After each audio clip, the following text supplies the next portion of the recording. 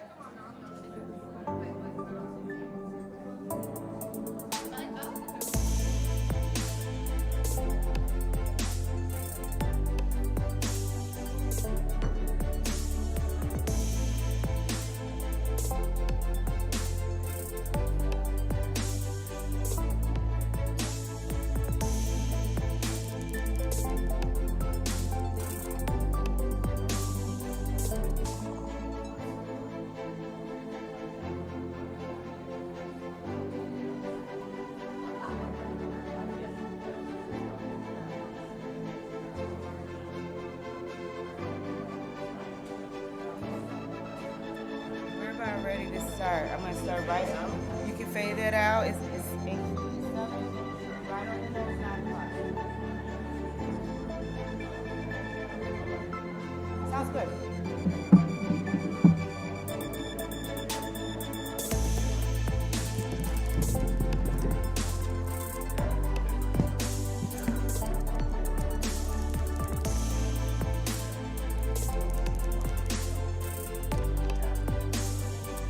You don't. Okay, here. I'm gonna come over here.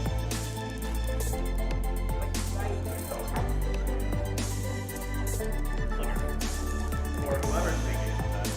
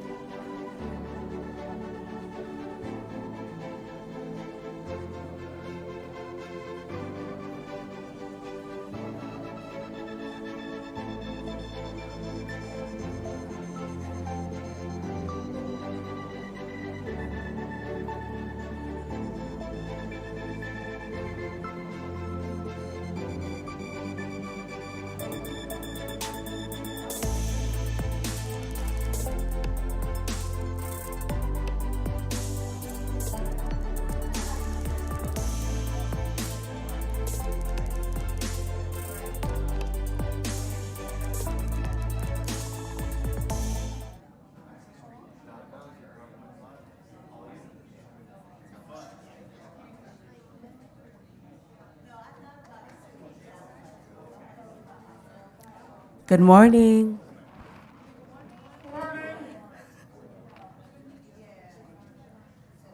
Good morning. My name is Anika Robbins.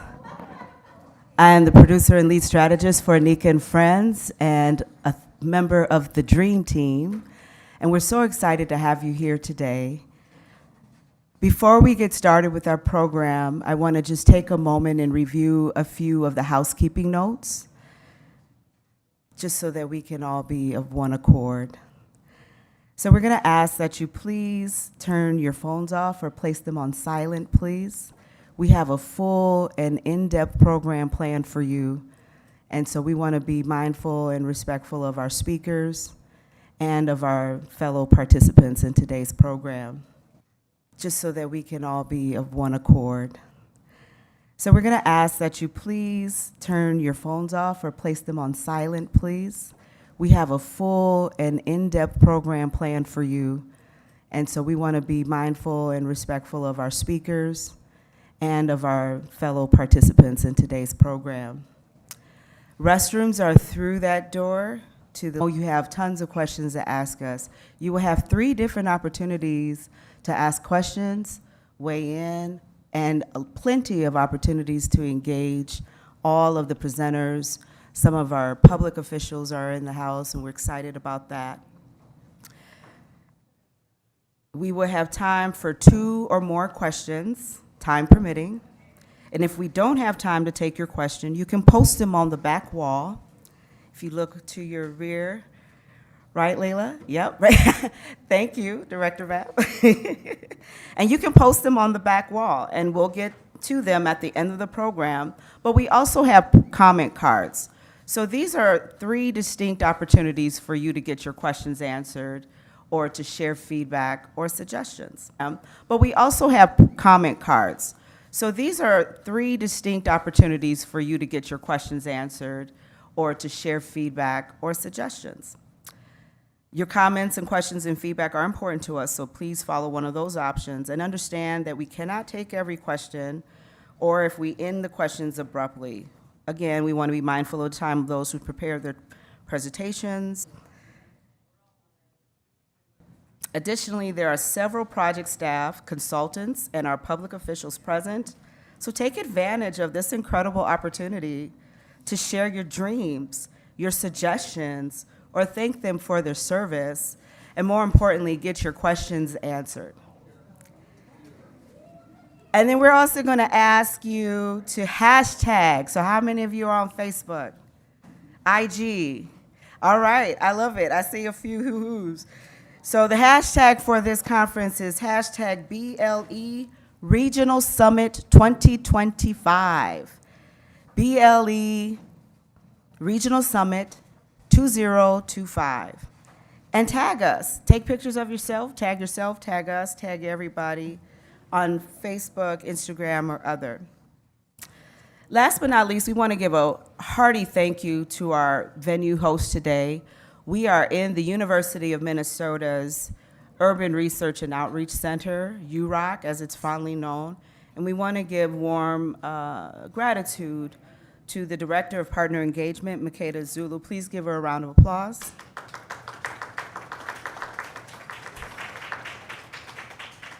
And we also want to encourage you to visit our cohorts. So this work would not be possible without collaboration and engagement, and we're really thankful. You may have seen several of their logos on the screen earlier, but we have ACER, African Career and Education Resources, NEON, the Northside Economic Opportunity Network, and Asia Media Access in the house. Please give them a round of applause. Woo-hoo! There's Ange in the back. And then we also have some of our Blue Line Extension project partners. So we have Metro Transit in the back. Give them a round of applause. Yes, yes. And of course, Hennepin County, and I see the commish is in the house. And then, of course, all of our Blue Line Extension project team folks. Also a shout out to Kimley Horn, who have given amazing support to this event.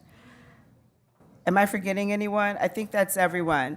And then we'll also have the Cultural Placekeeping Station, which is out in the lobby.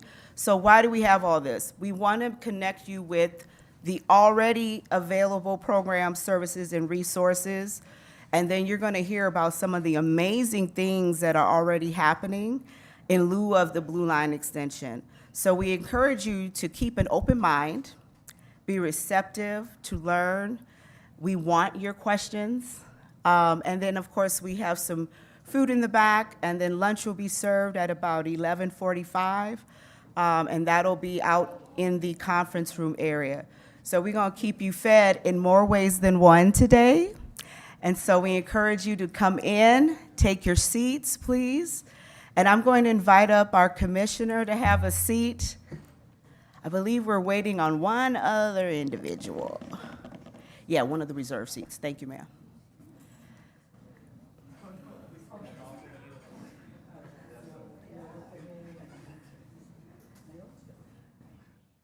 We'll be back in just a few moments.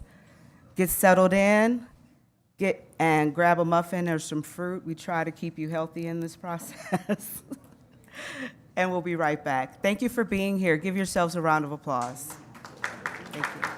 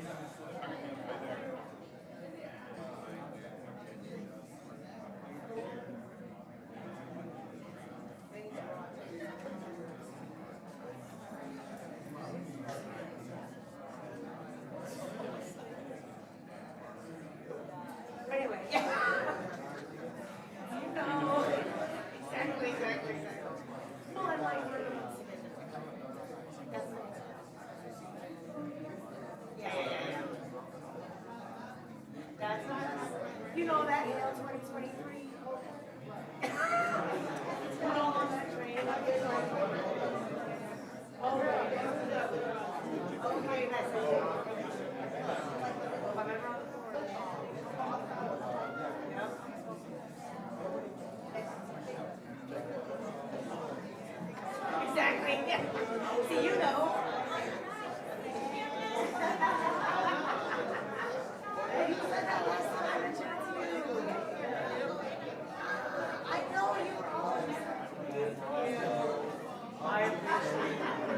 Thank you so much. Sometimes I need a reminder of myself, so I appreciate it. Exactly.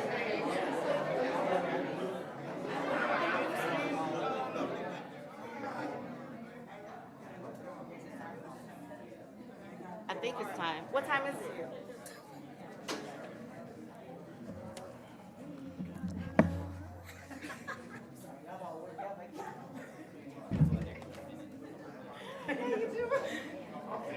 You looking good too. I'm trying, girl. Here, so he said, test it. Right, Bryce? Let me just do here. But it's you and Reva together. So I don't know how y'all gonna tag team. So that's why instead of having you try to share this, or do you wanna? Send it just here. But you're a co-chair, so I'm gonna invite you both up. Okay. Yeah. Reva, no, bring your nose back. But you're a co-chair, so I'm gonna invite you both up. Okay. Yeah. Reva, no, bring your nose back.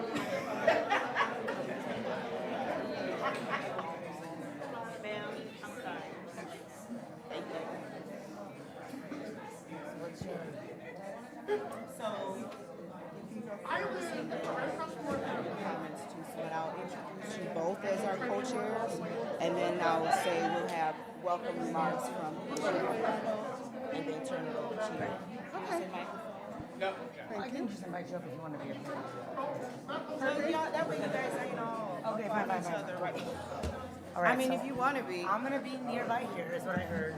Okay, yeah, you're good. And then if you want to move around, because I know how you roll.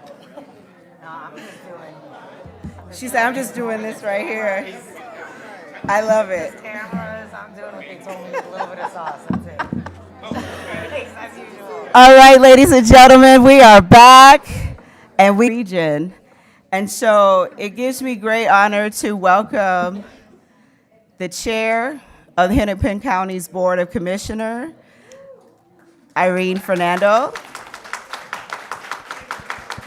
And we'll also hear welcome remarks from the Vice Chair of Met Council, Reva Chambliss. I give you our 2025 Blue Line Extension Dream Regional Summit co-chairs. Yes, yeah. Good morning, everyone. I am Commissioner Irene Fernando, but you can call me Commish. I use she, her pronouns, and it really is an honor to get to be here with you today. I'm the youngest woman to ever serve on the Hennepin County Board. I'm the first Filipino American elected in the state of Minnesota, and I'm Hennepin County's first board chair and Northsider to serve as chair in our 173-year history. And so it is an absolute privilege to get to represent a level of government that is uniquely mandated to care for the vulnerable, offer infrastructural and regional leadership, at the same time being connected mostly to constituents, to residents who don't have the opportunity to come and convene and advocate on behalf of themselves. I say this because we are obviously in a time of immense federal uncertainty and in a time where our shared humanity seems to be harder to access on the political level and among leaders. However, shared humanity predates any governance model. What we know to be true about community is far more important than what we are seeing in the news. And the dreams that we have on behalf of ourselves, on behalf of our neighbors, and on behalf of the littlest to be true about community is far more important than what we are seeing in the news.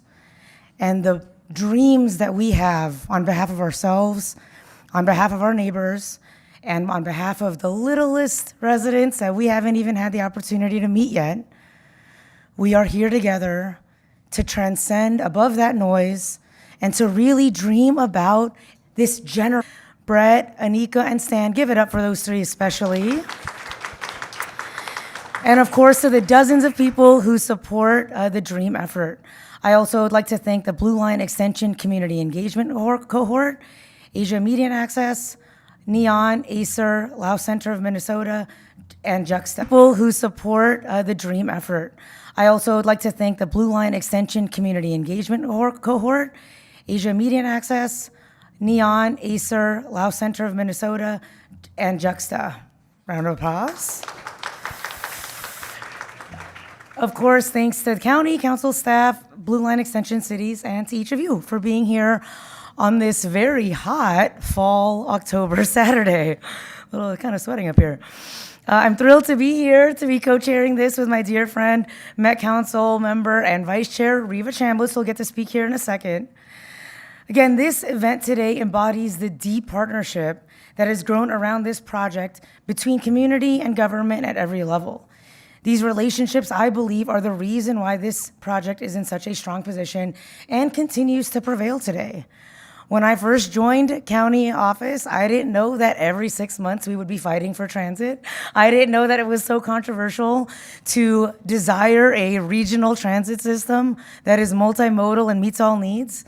And yet, every year the Lynx try to win a championship, and I support them in that too. So we'll just keep it up every single time, and we will keep that momentum going.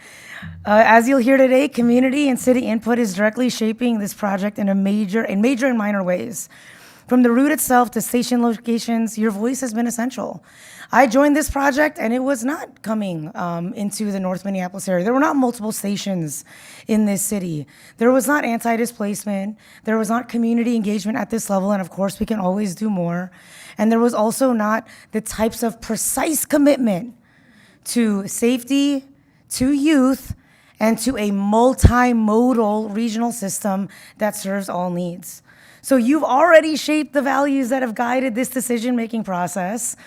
And with what I've learned in office is it takes a long time to build things. So there are a lot more opportunities for further shaping, including if you've met somebody today who's really passionate about transit, but maybe has never been involved. Please invite them into this process. I'm especially grateful for the role of community. That's not really the design all of the time of government. It's a regulatory function. It is a reactive or responsive function at times. And so it is difficult to dream.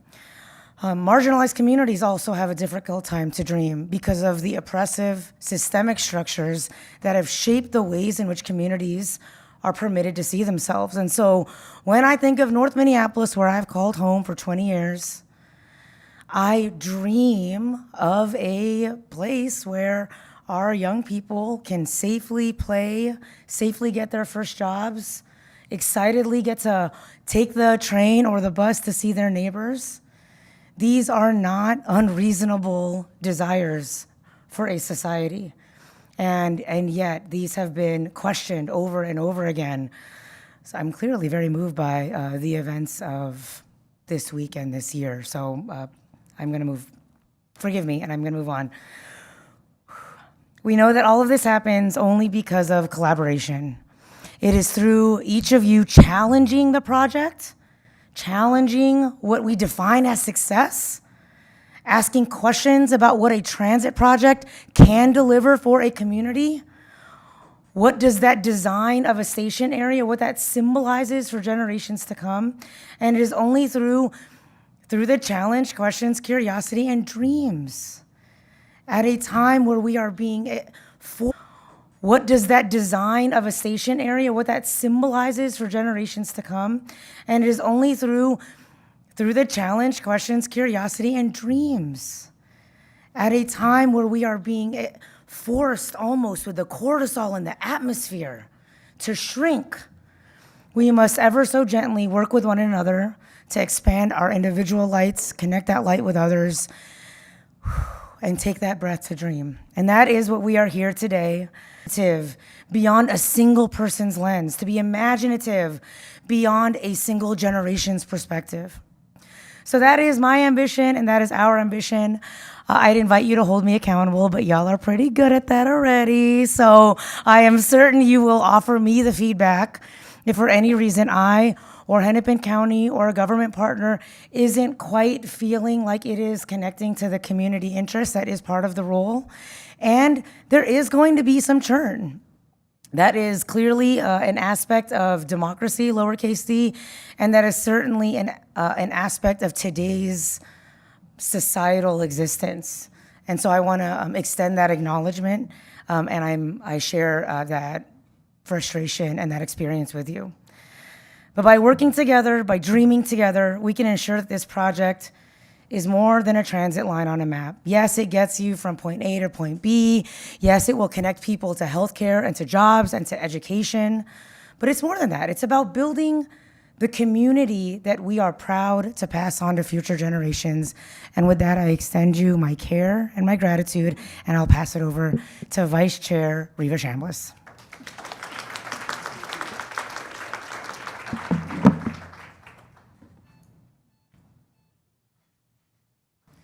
Good morning, everyone. Commissioner Fernando and I are so happy to have been asked to co-chair this summit. My name is Riva Chambliss, and I am Vice Chair of the Metropolitan Council, and I serve District 2, which includes Brooklyn Park, Osseo, Champlin, and the northwest suburbs, and I serve in 3 different counties, Ramsey, Hennepin, and Anoka. I am here because community is important to me. I've lived in North Minneapolis. My grandmother lived in North Minneapolis in the projects. I've lived in Anoka. I am here because community is important to me. I've lived in North Minneapolis. My grandmother lived in North Minneapolis in the projects. I've lived in Minneapolis and throughout the Twin Cities. I serve as Vice Chair of the Metropolitan Council Transit Committee, and I also serve on the Community Development Committee. The reason why I serve is because I know what communities struggle with, I know what communities need, and I want to work with residents and leaders to make sure that the corridor of the Blue Line extension is the best that it can be as we plan and develop this major, massive project that has the potential to change and improve lives. And Brooklyn Park. Speaking of Brooklyn Park, that's where I call home. I've been very active all of my life in many, many communities, and as I said, I've called Minneapolis my home when I was younger. I share this with you because I know the neighborhoods and the people that call this corridor home. You are my friends, you are my colleagues, you are the people that dream, that as I said, I've called Minneapolis my home when I was younger. I share this with you because I know the neighborhoods and the people that call this corridor home.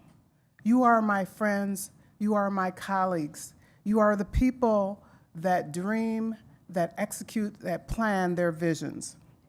I understand your excitement and some of your apprehensions and why this might be a little bit scary for you. Please know that you have my full attention to the issues that you're going to bring up today, as well as your ideas, and my commitment is here to ensure that your excitement and your energy is going to help us get the answers that we need to plan and grow in these wonderful communities. I'm looking forward to also listening and learning today and hearing what your ideas, thoughts, and visions are. And with that, I am not going to speak anymore. We've had a wonderful opening remarks, I would say keynote speech from our Commissioner Irene Fernando. And thank you for spending and coming, taking time out of your busy schedules to be here today.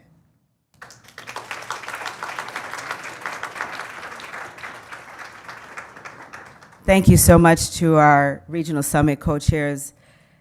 It's very affirming to hear from them and hear from their mouths, their passion and commitment for this project. In our work, in our community engagement work, we talk about how this is a once-in-a-lifetime project that has generational impact. And so we're really excited about it. And with that, I'm going to invite up the Dream Team. Maybe they're still dreaming. I don't know where they at. We have Brett Buckner with 1MN.org and Stan Allen with Allen, Matlock and Associates, and Anika Robbins with Anika and Friends. Together, we are the Dream Team. So I'll turn it over. We're going to keep this brief. We have a lot to do, but thank you. First of all, good morning, everybody. That's not bad, but we're going to try it again. Get that volume in there. Good morning, everybody. Good morning. That's a Northside welcome and a Blue Line region welcome. We're starting something new here, y'all. It's that simple. And yes, change is hard. Yes, it's going to be disruptive. Yes, it's going to be challenging, but it's ours.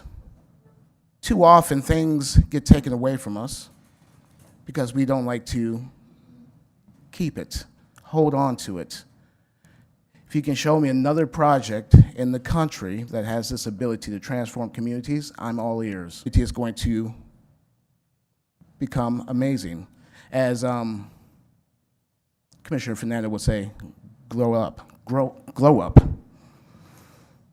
This is our time. We don't get many of these opportunities. So we need everybody. And yes, if you got some difference of opinions, that's okay too. But we're here together. We're here to build together. And it's not about us. It's about 5, 10, 15, 20 years out and how we build around the community from that standpoint. It's going to be give and take. But quite honestly, we're going to own this as well. Not just the line, but also the things that happen around it. So dream. Dream for yourself, but dream for your future. Dream for your grandchildren. We don't get this opportunity too many times. And yeah, there's some fun things going at the federal level. That's not our concern. We know what we're doing, and we're going to stay focused. So, without further ado, I'm just going to bring up a guy, Stan Allen. Come on up. Good morning, good morning. I don't know why he's introducing me. I'm going to be very brief. We have a lot of speakers. You guys have said it all already. Thank you for coming. Great crowd. This is just an opportunity to, for some of you to learn about this project, others to get an update on this project, others to ask questions about this project, and most importantly, all of you to share your voice about this project. I'm not going to talk about how it is. People have done an amazing job already talking about it, and a lot more people that know a lot more than me are going to talk. But I'm happy to be on this team. I'm happy to do everything I can to help move this along. And it's been fun working with Anika and Brett. They've been a great team, and also Kyle and the other folks that's on the team. So thank you for all that. Yep, thank you. Thank you. It's my road dogs. All right, we're going to get this party going, get this train, keep it on the track, so to speak. You like that? You like that? All right, now we're going to hear a Blue Line Extension project update. And at this time, I'd like to welcome Director Alicia Vapp and Ryan Kronzer to the stage. Thank you.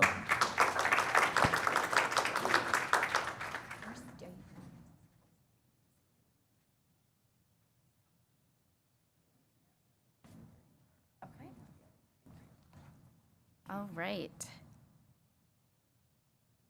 Sorry, this is a little awkward. I'm gonna maybe kind of stand over here so I can see. Good morning, everyone. Thank you so much for coming out on a I guess it will be hot Saturday, but lovely Saturday morning so far.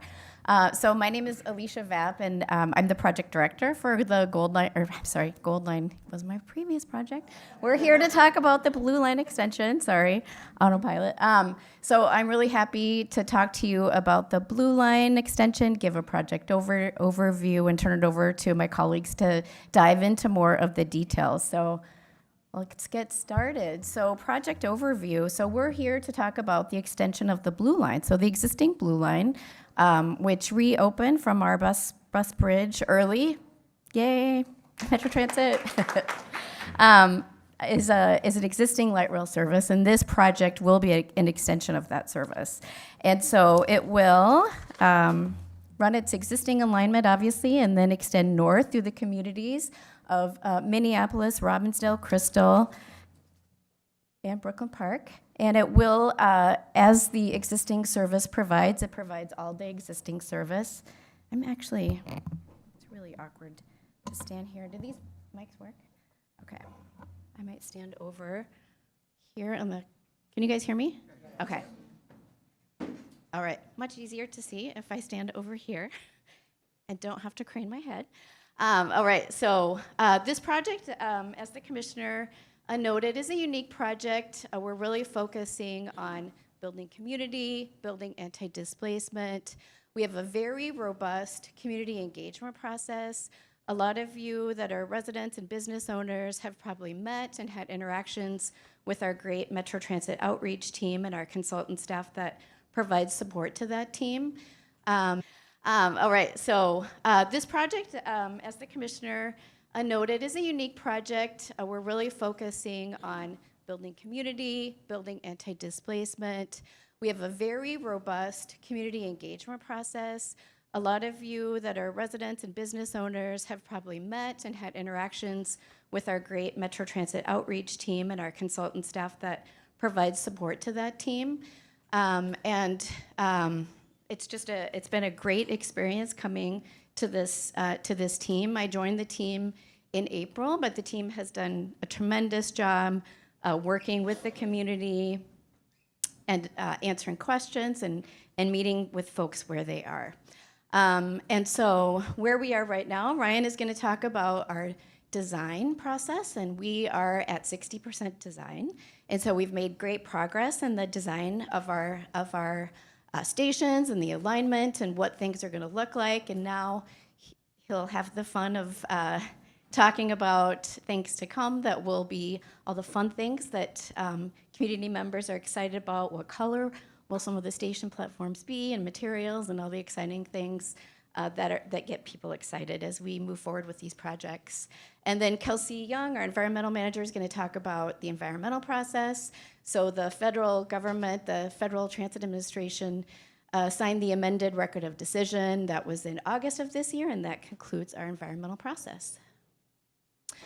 So we are right now working hard to get to construction. And so this slide talks through all the different steps and how we're going to get to construction starting later in 2027. So Kelsey will talk in more detail about the environmental process, but the environmental process doesn't stop just because we got our amended record of decision. So there'll be implementation and monitoring that happens, and she can talk a little bit more about that and different things and commitments that the project has made through the environmental documentation. Ryan will talk about design progression. We'll continue to progress the design and get all those details ironed out that we need to so that we can create really robust construction documents for a contractor to bid. In the meantime, our team is also working with the FTA, the Federal Transit Administration, to continue to secure our funding for a competitive grant program that they have, and we're continuing to work with them and making a lot of progress in that process. And so we're anticipating that construction will start later in 2027. But the work doesn't stop just because construction starts. So anti-displacement work, which has been happening and will continue to happen throughout the project, will continue. It will happen, and it will advance through design advancement, but also obviously through construction, and obviously Kelsey's going to talk about that too. But public engagement is another activity that does not stop during construction. You'll be amazed at some of the tools and the some of the items that our outreach staff will do during construction. They do a lot of work to provide really detailed information about access and provide really current timelines. And so these are things that we're all excited about as we move forward. So engagement. So our team, as I mentioned, they've really done an amazing job with reaching out to the community, reaching out to where the community is and where business owners are, and taking advantage of different public events. And so they've attended over 900 events.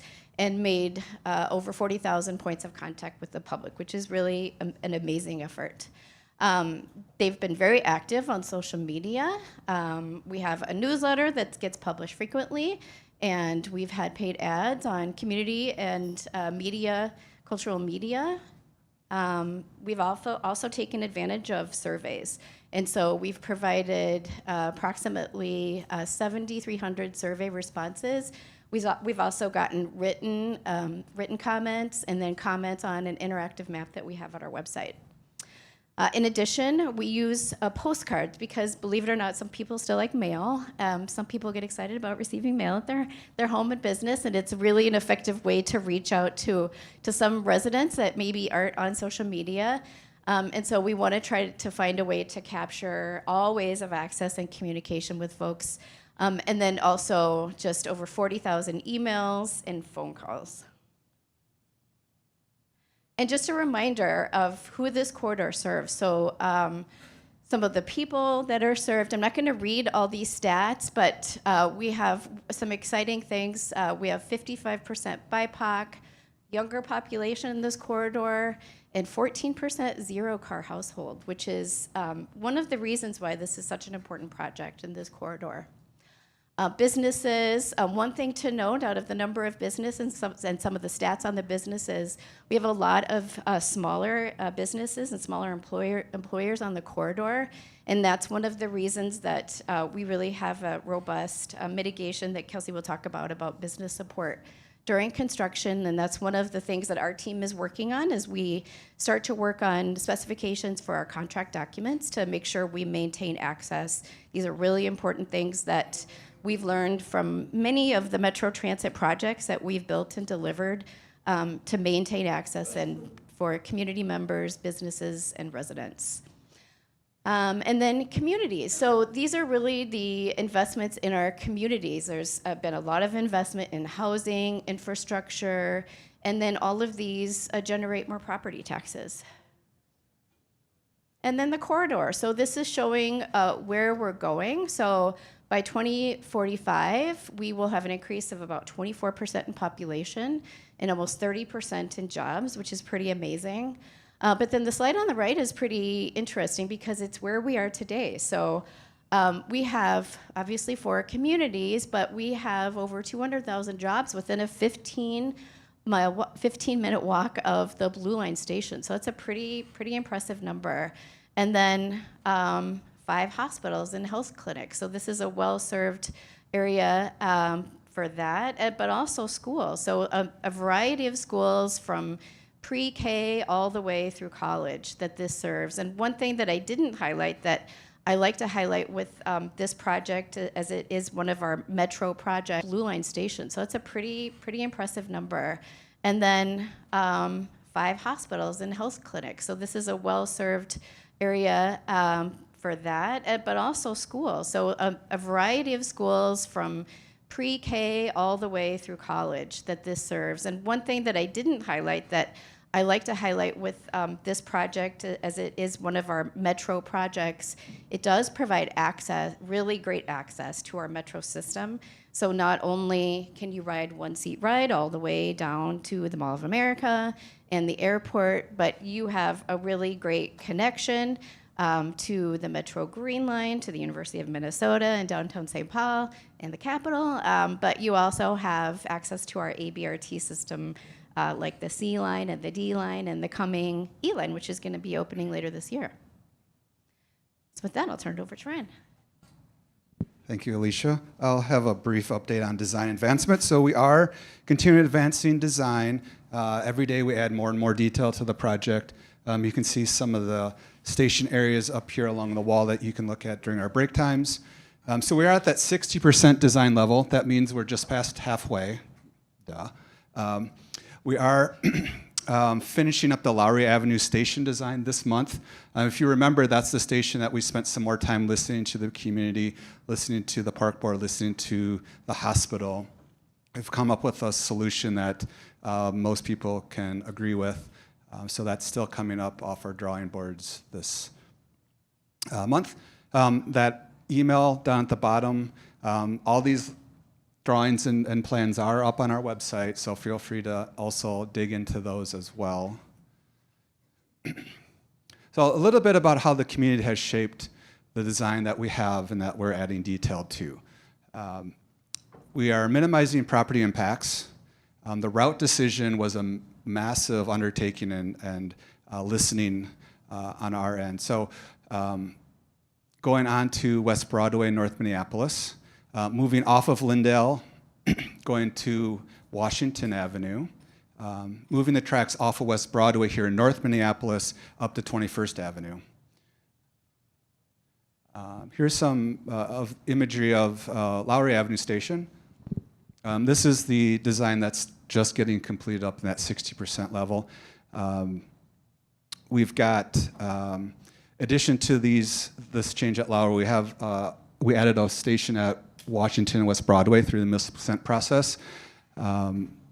We've done some relocation of a station in Robbinsdale, and we added an overpass at Bass Lake Road. On the right here, this is downtown Robbinsdale. You can see some here along anywhere we are having transit and pedestrian movements. We've also done some work in the North Loop connecting roadways together since we're taking out 10th Avenue as a transit way. We've got a police substation in the Robbinsdale Park and Ride, and working with the roadway sections in Brooklyn Park.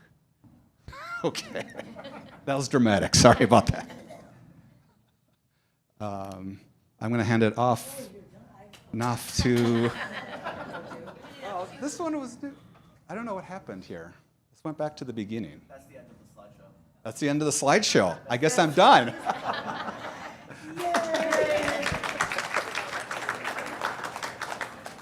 I'm not the closer. I don't close. Right? Wait, why are you laughing? Oh, oh no, we're all riotous up here. To Ryan Kronzer, ladies and gentlemen, please give them a warm applause. All right, we're going to choo-choo along. This is a very important topic that we keep hearing throughout the last couple of years of engaging our communities, and it's a topic of safety and security. And so we're very fortunate to have joining us today Nick Thompson and Chief Dotseth from Metro Transit Police.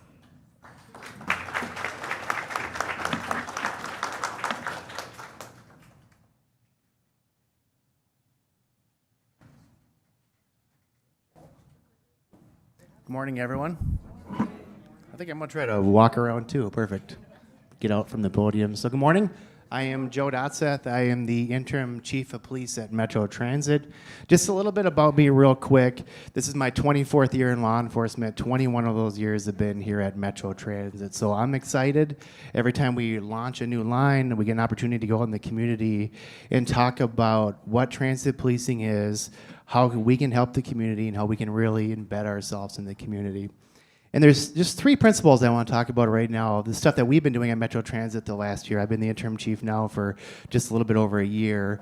And the first and the foremost thing that we're working on is what we call a whole community approach to public safety.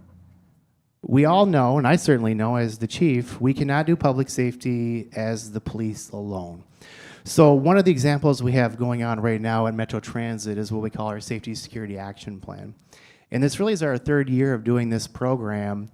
And what the Safety Security Action Plan was really a way for Met Council leadership, Metro Transit leadership, and the police department to work on new solutions on how to make the transit system safe.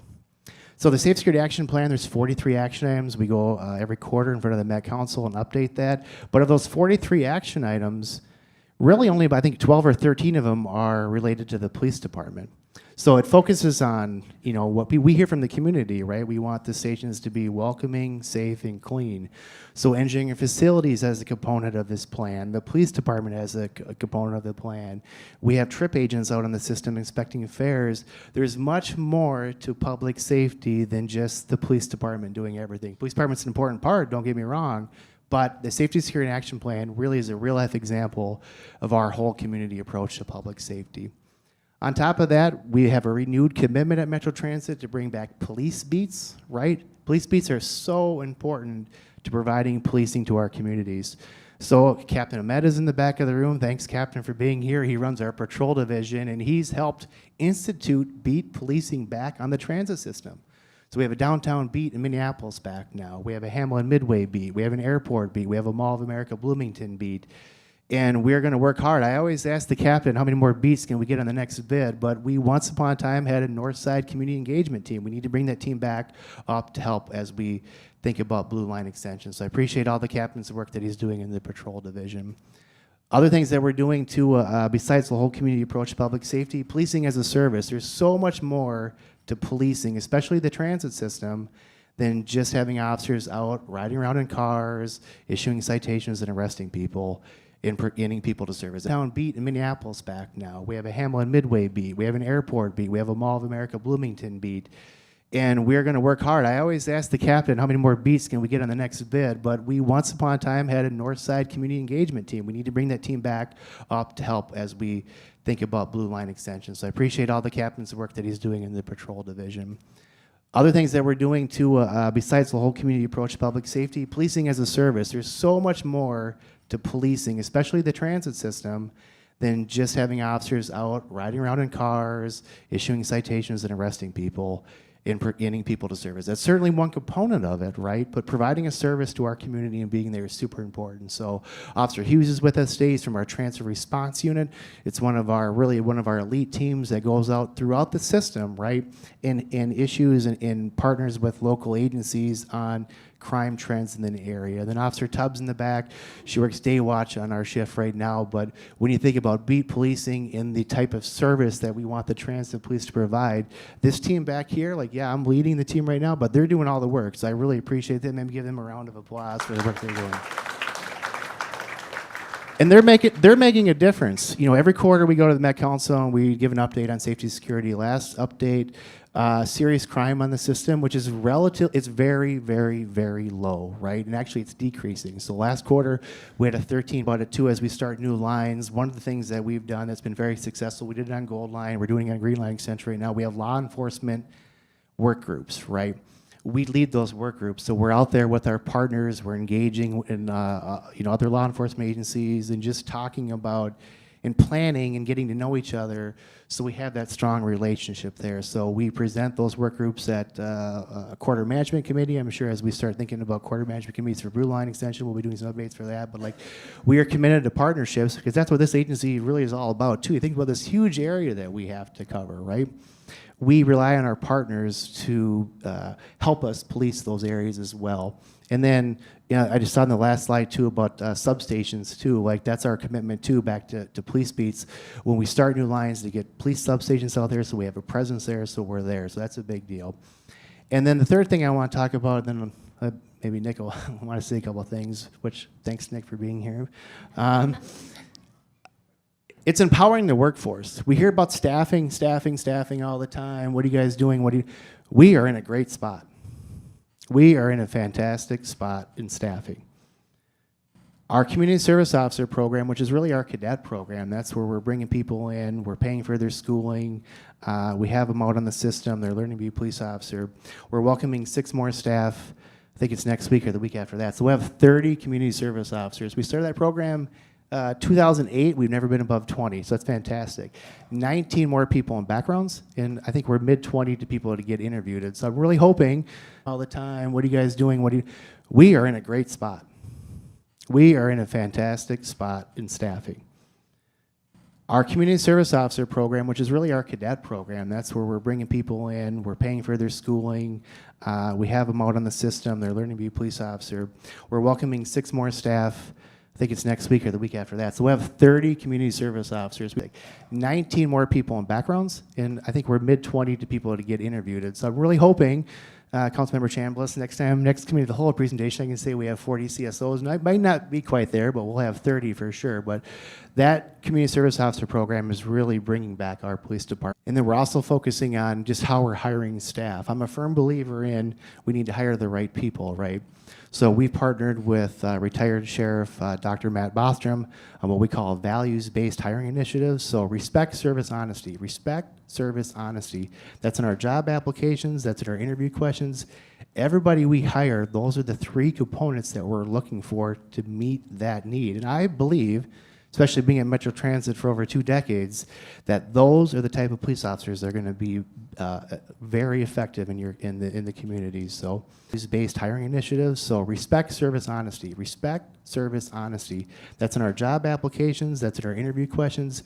Everybody we hire, those are the three components that we're looking for to meet that need. And I believe, especially being at Metro Transit for over 2 decades, that those are the type of police officers that are going to be very effective in the communities. So working on that. So just a couple quick updates there, 3 things. Happy to take questions. I don't know if Nick wants to say a couple things. Thanks, Chief. Again, Nick Thompson, Deputy General Manager at Metro Transit. Just a little building on what the Chief said in terms of safety and security. We have this action plan. A lot of that action plan is, what is safe and secure? What can we do on a day-to-day basis? But in a project like Blue Line Extension, this is our 4th light rail line that will open in the region as we built once we open this successfully in the corridor. And part of that is, learning about safety and security from what we already have. As Ryan mentioned, we're in that design phase.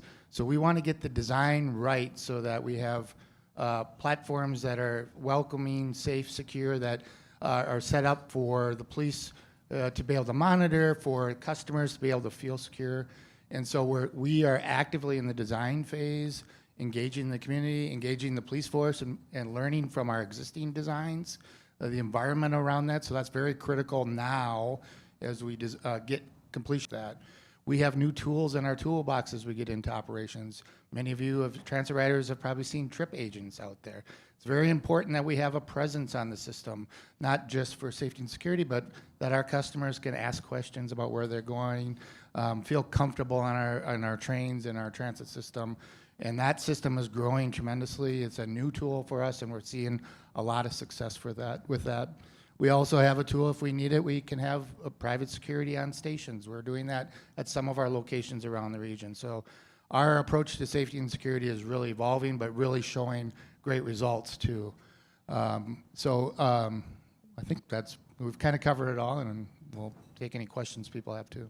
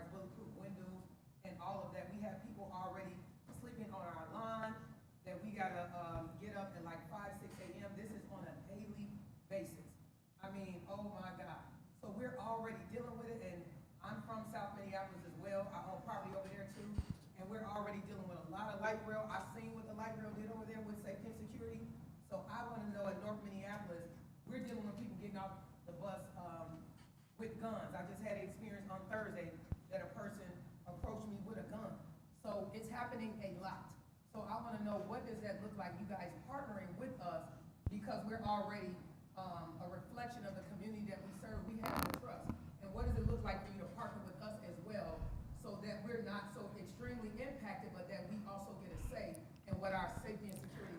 Thank you. We'll allow you to answer. Thank you.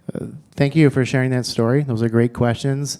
The first thing that we can do is we need to be around more. I totally acknowledge that. So we're here today. I know the captain's here today. I'm certainly happy when we take a break to have more conversations. We work very closely with Inspector Adams, whose office is right behind us, but we got to be around more. I understand that, right?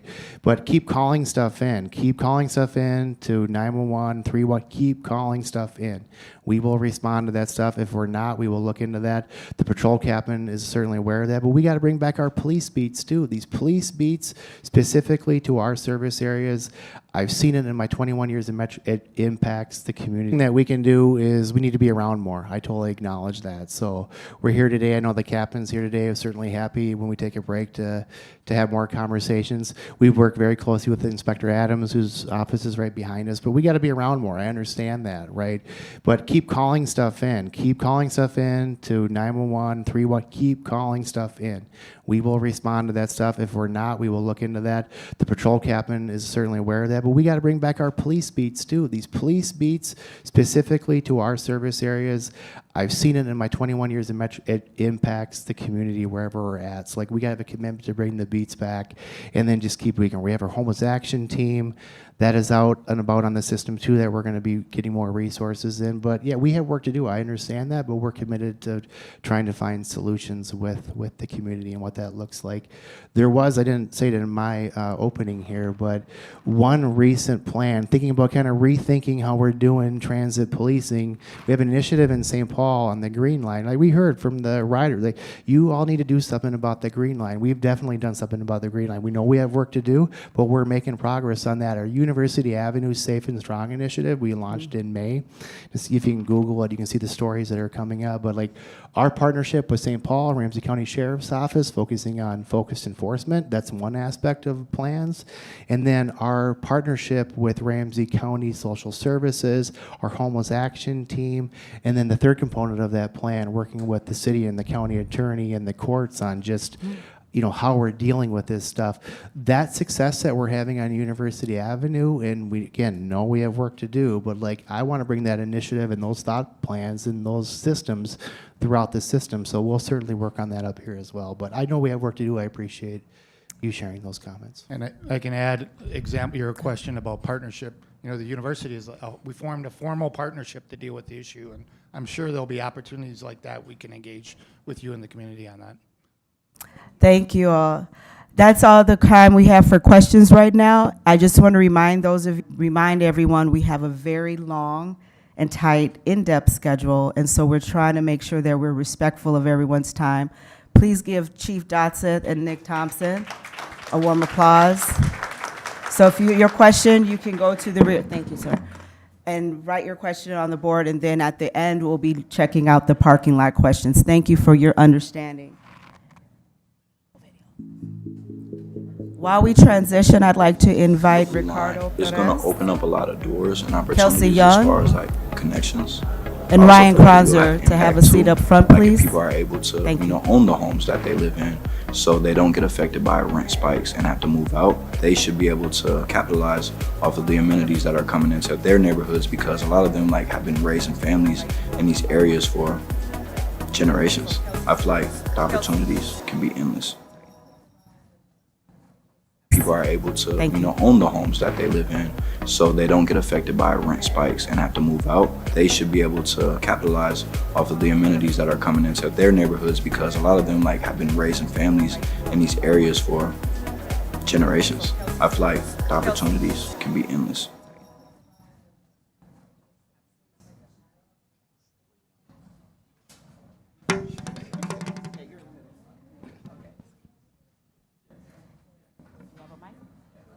It should be, right? Is this on?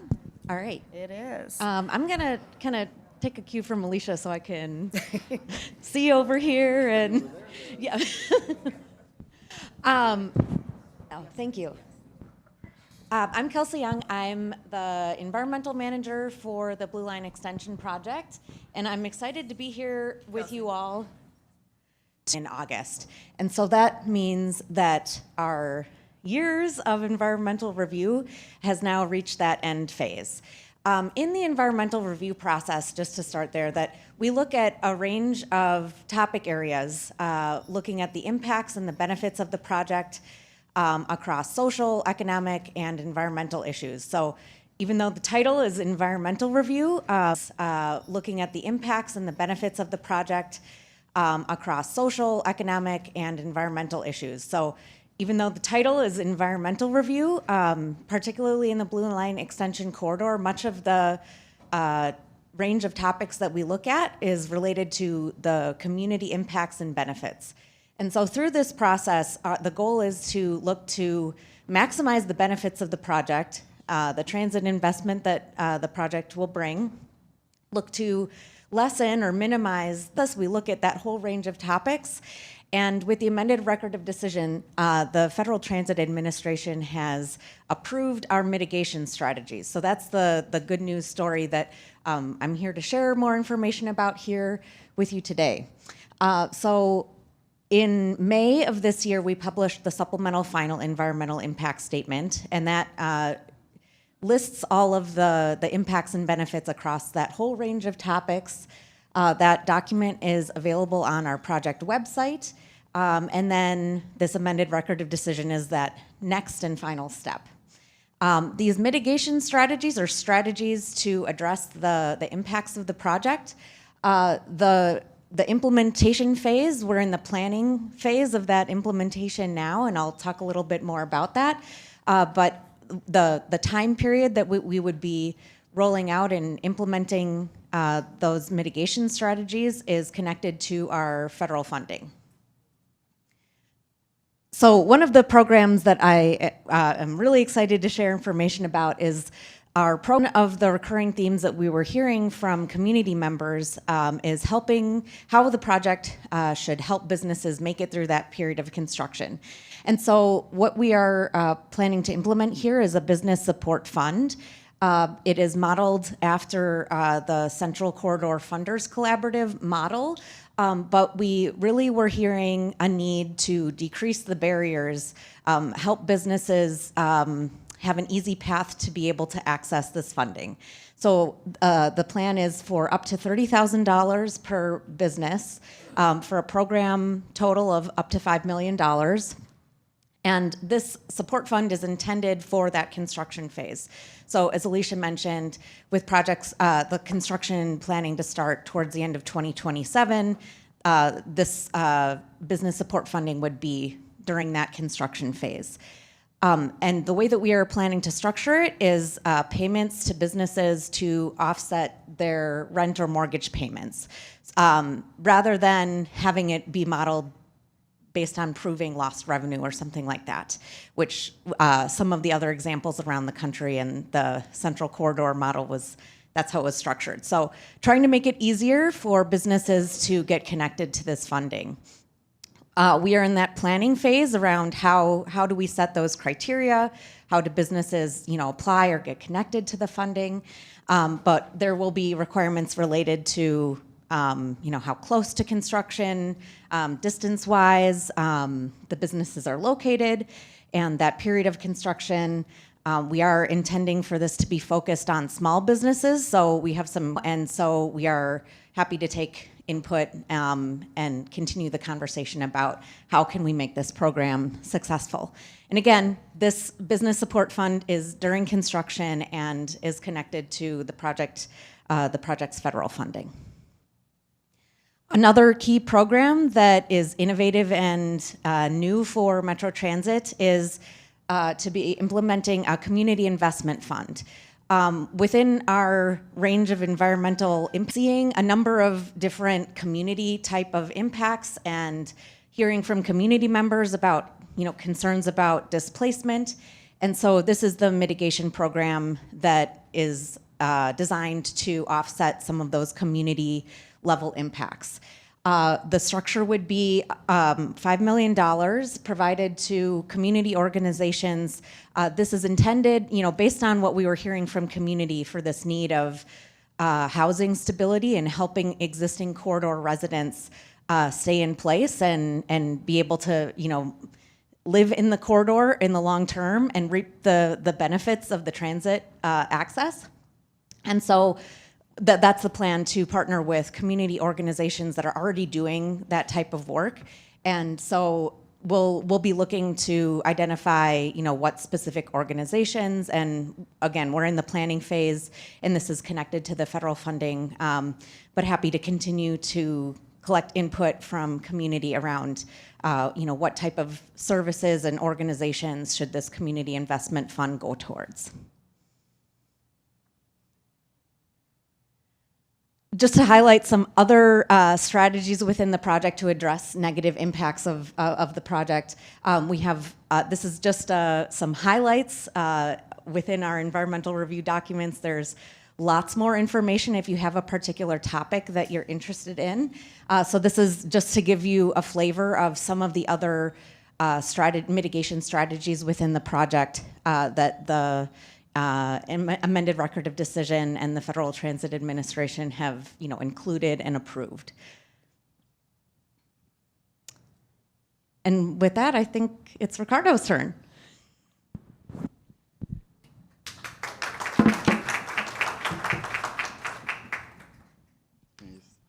Thank you. Hey, everyone. Good morning. Thank you for your time. I don't know if you have my slides.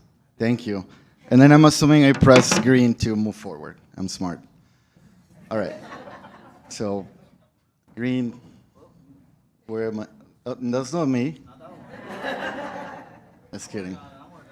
All right. So, maybe we can check the room. Like, could you raise your hand if you heard of anti-displacement? Let's see, maybe hands. All right, so a lot of you, most of you. Okay, that's great. Okay, so I work for the Alliance. We're a nonprofit organization who is a coalition composed of community-based organizations with the mission of eliminating systems of oppression, advance our collective liberation. Previous corridor, the new corridor, all the way to Brooklyn Park. We like to say that our work is not about a train, but it's about the people who live in these communities. And regardless of the project, the investments, the policies that we're fighting for are needed. And we also agree that given the need that we have for public transit, that we deserve the best mode of transportation that there is. So you might be seeing a lot of timelines today. For us, super important that you know that anti-displacement needs to be occurring before, during, and very importantly, after construction. So all of these activities and this initiative is looking at those three distinct moments. So currently, we're in the before construction moment, right? So anti-displacement initiative, where did it start? Where are we now? And where are we going? That's what I want to share with you today. So back in 21-20, before, during, and very importantly, after construction. So all of these activities and this initiative is looking at those three distinct moments. So currently, we're in the before construction moment, right? So anti-displacement initiative, where did it start? Where are we now? And where are we going? That's what I want to share with you today. So back in 21-22, the Center for Urban Regional Affairs, CURA, Hennepin County, the Corridor Cities, Med Council, community leaders, Blue Line Coalition, we all came together to meet on weekends and work hard to come together to create anti-displacement report and recommendations, which I believe is like a first of its kind report in our region. And it studies the impacts of light trains in our communities, and it also puts forward recommendations on how to address displacement. And again, this is where the base of a lot of the strategies check out, and I have a link for you at the end here. So what is displacement even, right? We understand displacement as when people who want to stay in their neighborhood can no longer stay due to increase in housing cost or other factors. And displacement can be direct or indirect, right? So if they destroy or remove your building, you have to move out, right? But if there's changes in the character, if rents continue to go up, then people won't be able to stay where they live. And there's also cultural displacement, which the slide is not showing it there, but it's about the character changes collectively. If I no longer feel at home, I'm being displaced due to these cultural changes.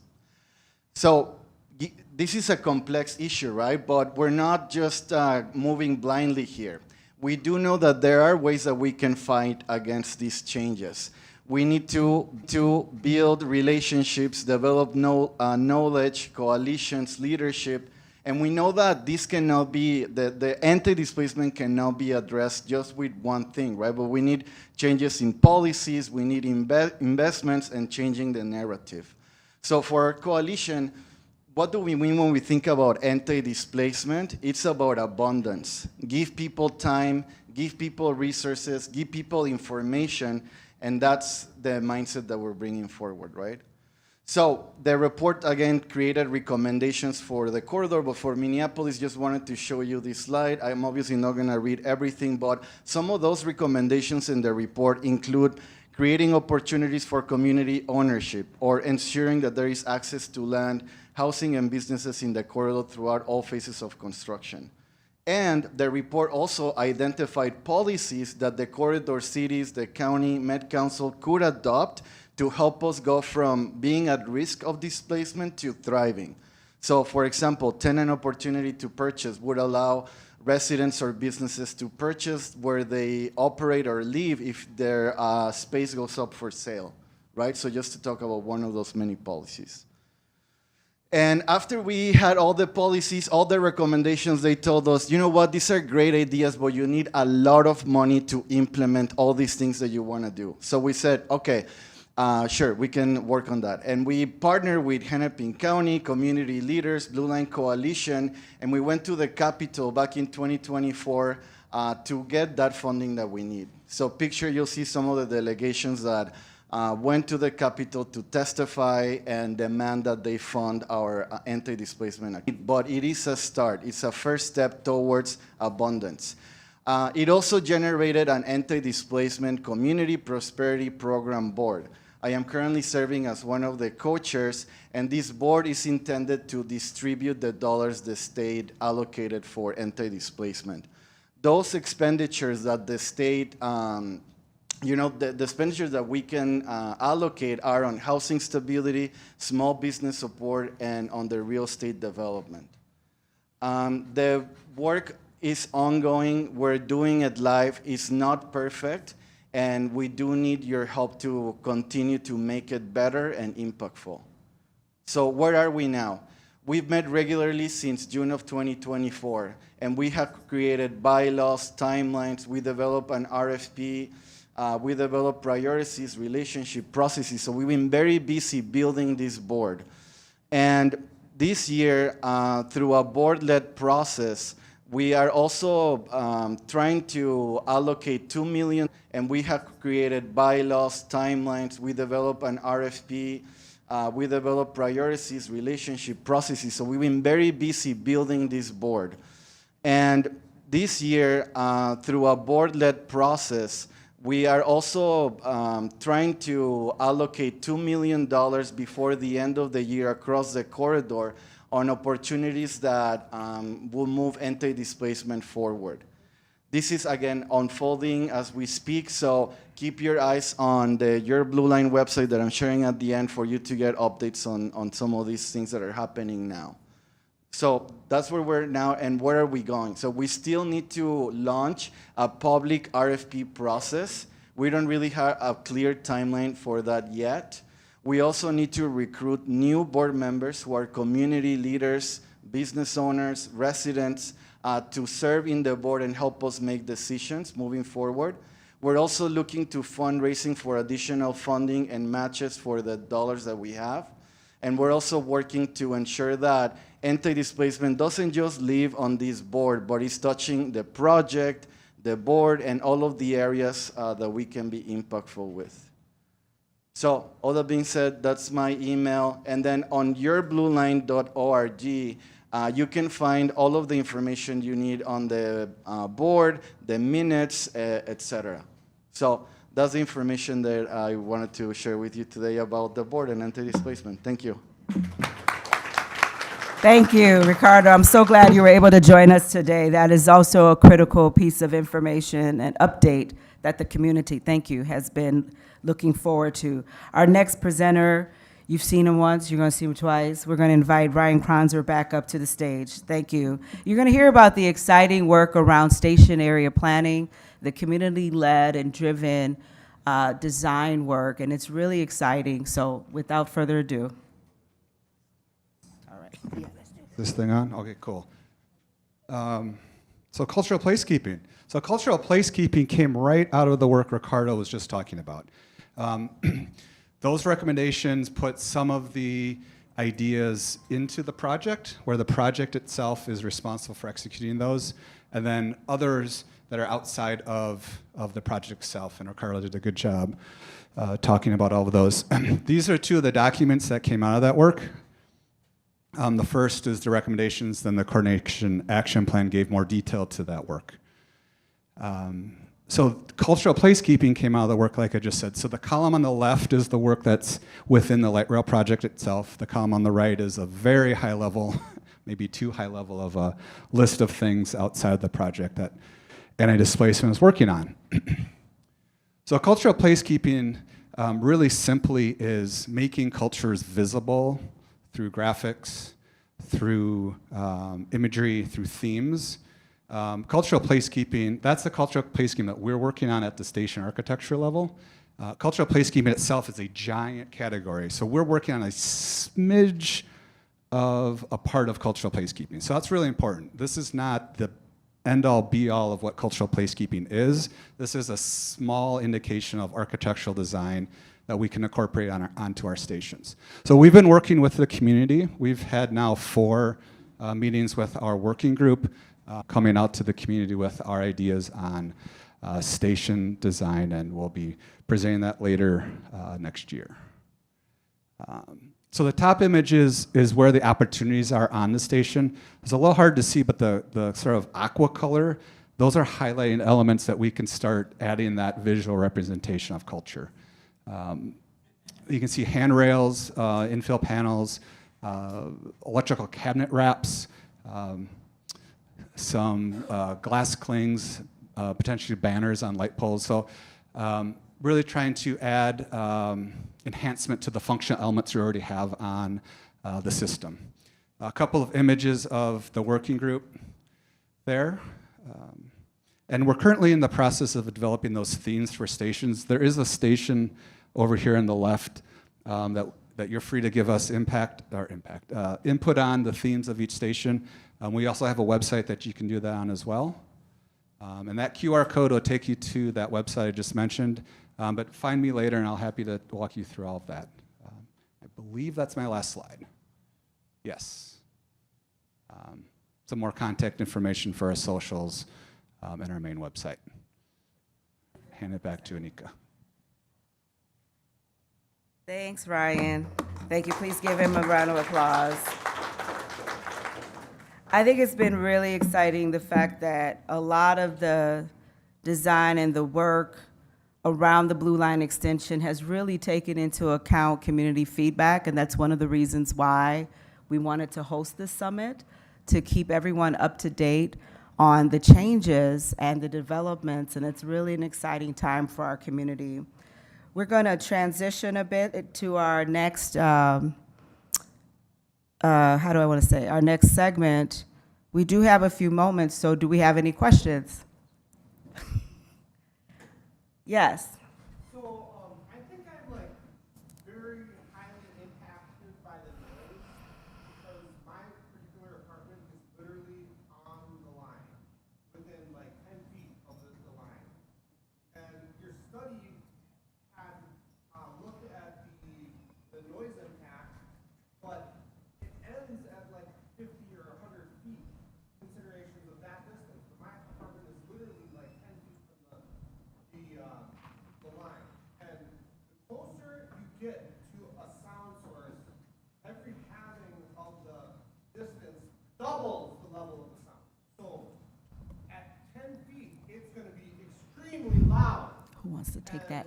You can take it. I just think that that's totally crazy, and I am not looking forward to the Blue Line because of the severe impact of the sound, because I'm so close.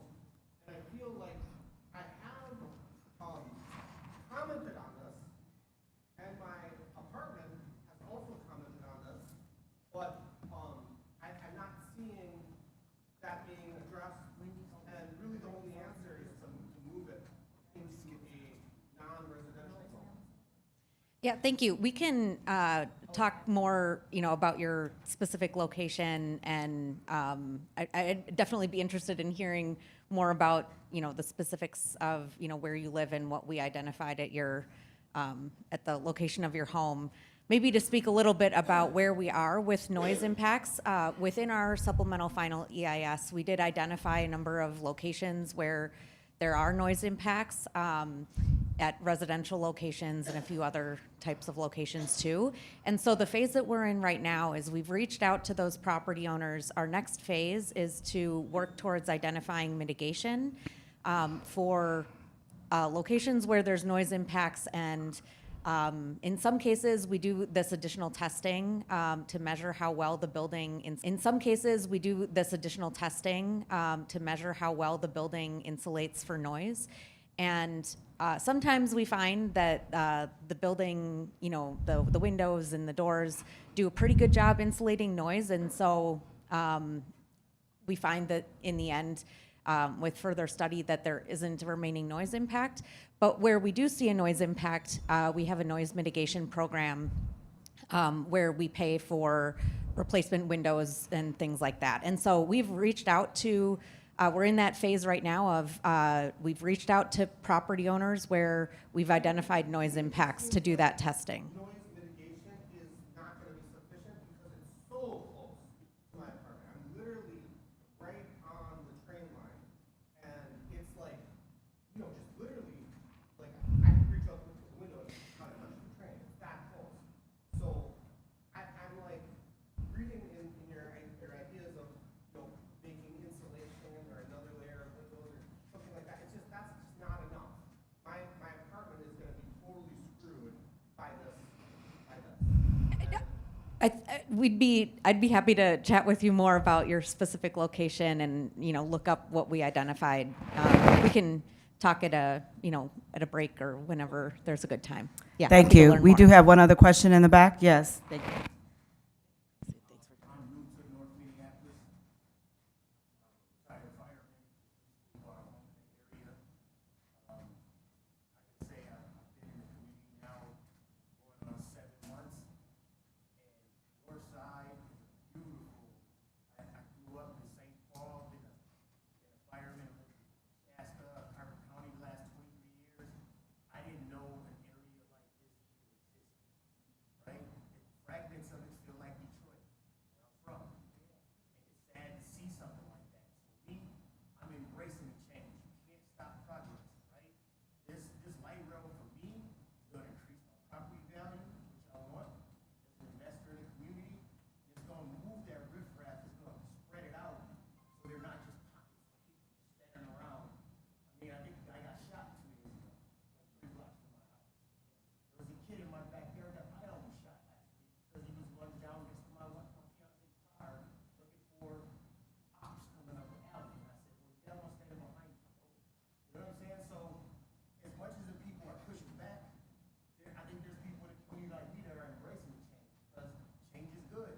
This is going to help the community substantially by getting people to employment that they can't get to right now, but just moving them around, getting them out of the way. So whatever it's going to be, you got to embrace the change. If you're directly affected by it, from what I'm seeing with all the abandoned buildings up and down Broadway, it's been time, it's been ample years for people to get these properties, invest them, and fix them up. You've done nothing, and now that this change is coming through, there's all this pushback on not happening. I think that's the wrong thing. You got to embrace this because this is going to do nothing but bring light, bring more development. Thank you. Thank you, sir. Appreciate that comment. Okay, is he here? Okay. At this time, we're going to, again, just a reminder to those who are new to the space, we have a time for a few questions at the end of each segment. You have an opportunity to write some comments, and right now that sheet looks pretty bare. So if you have questions, there you go. And then we also have the comment cards, and during lunch, you'll be able to engage with the policymakers and the project team. So we want to hear from you, but we got to keep this train going. At this time, we're going to invite up to talk about transit-oriented development, designing for growth and sustainability with Michael Krantz.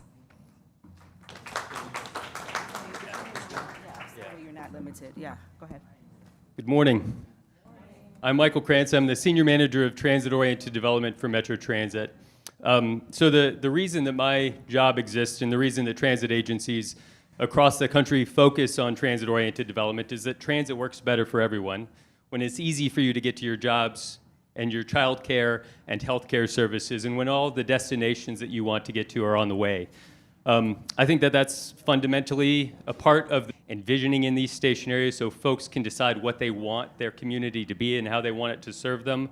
We focus on providing technical resources and telling the story about how transit-oriented communities can help that. And where we own sites near transit will help guide it through that development process. So that's just a little bit about the work that I do and how I come to this, this work. So for this presentation, I'm going to talk a little bit about what transit-oriented development is, what are the benefits of transit-oriented, both at the individual but also at the community level. And then I'm going to talk a little bit about a study that we pull together on an annual basis that looks at the development trends that we've seen along these corridors. So for this presentation, I'm going to talk a little bit about what transit-oriented development is, what are the benefits of transit-oriented, both at the individual but also at the community level. And then I'm going to talk a little bit about a study that we pull together on an annual basis that looks at the development trends that we've seen along these corridors. This is going to be the fourth LRT corridor. We're also working on a lot of BRT corridors, and we look at all of the development that we've seen along those. So I'll share some of what we've seen so far. So what is transit-oriented development? What are we talking about when we use the term TOD? So we define it as moderate to high-density development served by frequent transit and pedestrian-friendly streets in a neighborhood with a wide mix of uses. That's a pretty generic definition, and it can take a lot of different forms. And I think it's really important for the communities to decide what they want that to look like and what needs, what they want and need from those communities. So that's an important piece of this. And again, it can look a lot of different ways. But really the goal of this, why we talk about this, why we're trying to support it, is giving folks options around how they get around. So they don't just have to drive to get to their destinations. They have options of walking and biking and conveniently taking transit. So that's really at the heart of this. I think it's important to point out that no one project can do all of that. You really have to think about it at the neighborhood level. And it's also not just a transportation problem or a development problem where you really have to consider both of those if you want transit-oriented communities and walkable communities, and what are the benefits at a very high level. I'm going to skim over this. If you have any questions, because I'm talking about this at such a high level, you're welcome to catch me after the fact. I'm happy to talk more about it. So I think the main point of this slide is that a lot of people want to live in transit-oriented communities. This is actually a survey from the National Association of Realtors. They do this survey on an annual basis to ask people what kinds of communities they want to live in. And what they find over and over again is that over half of Americans want to live or would prefer smaller homes in walkable communities that are served by transit, where they have options of walking to places to shop or places to eat, and where they can easily get to their jobs. Communities. It's not the way our region is built today. But these sorts of transit investments are a helpful way for us to create opportunities for folks like that to have this. A lot with this slide, so I'm going to skim over this one quickly. So that was the kind of the demand for it, but there are also a lot of individual benefits, and one of those benefits is better health outcomes. And I think this really just comes down to having the option of walking, biking, and taking transit to your destinations. You're just naturally going to get more exercise as part of that. And transit is an important piece of this. I think there have been some studies that show that folks who are taking transit on a regular basis are over 3 times as likely to get recommended levels of exercise just because they are walking to or from the bus or to or from the train station on a weekly basis. So some good natural outcomes there. There are improved safety outcomes. Part of this comes down to the way we were talking about some of the speed benefits or the safety enhancements that come with these projects. That's part of the reason it's safer to live in transit-oriented communities. Part of it's when you have a lot of people walking and biking and taking transit in an area, people who are driving are more likely to look out for those folks. So they're going to drive more carefully. And part of that just comes down to the inherent safety of different travel modes. But I think the research that we've seen is that people living in transit-oriented communities are 5 times less likely to experience some sort of severe crash over their lifespan. So there are pretty significant benefits from having options of walking and biking and taking transit. There are important economic development benefits. We talked a little bit about this at the beginning, and I'll circle back to this when we talk about the development trends. I think what you're looking at there is the property tax revenue for parcels throughout the region. I think the main point I'll make right now is that about 20% of the property tax revenue that's generated in the region is generated on the 2 to 3% of land within our transit areas. So these transit-oriented communities are really workhorses from a property tax base perspective for our region. There are really important climate benefits. This is some research that came out of Berkeley, and what they find here is that urban infill, which I'll just note if you dig into the definition of that, is really transit-oriented communities. It's new housing or jobs in neighborhoods with existing access to transit infrastructure. That's the single most effective thing that we can do to reduce emissions at a regional level. And a lot of that comes down to the fact that people now have the option of walking, biking, and taking transit, and they don't have to drive. So they take shorter trips or fewer car trips. Lots of other things that we can do on this, but this is a really important part of the equation. And then it also has important equity benefits. Again, I'm just kind of scratching the surface here, but I think one of the really important equity benefits is that it's easier to get to your destinations. I was just looking at all of the jobs near our rapidly expanding high-frequency network, and once the Blue Line and some of the currently planned lines are operating, folks living along the Blue Line are going to have access to 1 in 3 jobs in the region with 1 transfer to a frequent transit line, which is really remarkable. And there was also a study along the Green Line extension that after that corridor opened, folks were far less likely to miss or be late for healthcare appointments because they had access to reliable transportation. And then there are also important housing and transportation affordability benefits. When we look at both housing costs and transportation costs combined, we find that it's far more affordable to live in these transit-oriented communities than communities where you have to drive everywhere, and most of that comes down to savings from transportation, having cheaper alternatives to get around. So that was some of the benefits. Again, just kind of scratch that at the very high level, but now I'm going to shift over to some of the development trends that we've seen in the region. We get a lot of questions about how much development we're seeing near our transit corridors, so we started pulling together a report back in 2017 looking at those trends. Again, I'm going to touch this at a very high level. We also have actually a web application, so if you want to dig into these numbers for yourselves or look at specific corridors, you can do that at metrotransit.org/TOD. Feel free to grab me after the fact if you want to track that down.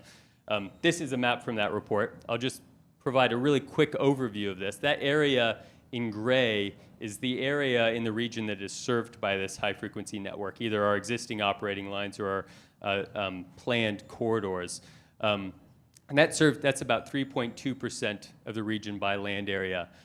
Since 2009, over 38% of the development in the region, that's multifamily, commercial, public, educational, institutional, industrial, all of those categories has been permitted. And that's about 3.2% of the region by land area. Since 2009, over 38% of the development in the region, that's multifamily, commercial, public, educational, institutional, industrial, all of those categories has been permitted and built within walking distance of this system.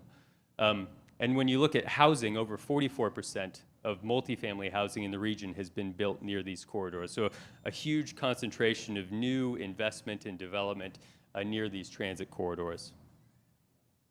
And I'll also mention that we do track the affordable housing. We've broken that out, and we've seen thousands of new affordable housing. I think over half of new affordable housing units are within walking distance, and over 80% of affordable housing units, there are affordable households making 30% of area median. That's roughly the number of households in the city of Bloomington today. That's 26% of regional development on 1% of the land area near our light rail corridors, including the Green Line extension. So we also take a look at this at the corridor level. So this is the Metro Green Line, which entered project development back in 2006. So I think it's a good way to see how these corridors can develop over time. What we've seen is about 26,000 new homes. So I'll just quickly describe this. These are all of the permits that have happened along that corridor since 2009. Yellow is new multifamily development. Purple development back in 2006. So I think it's a good way to see how these corridors can develop over time. What we've seen is about 26,000 new homes. So I'll just quickly describe this. These are all of the permits that have happened along that corridor since 2009. Yellow is new multifamily development. Purple is industrial, blue is public and institutional, and red is commercial development. We just kind of lump it into those categories to make it easier to read.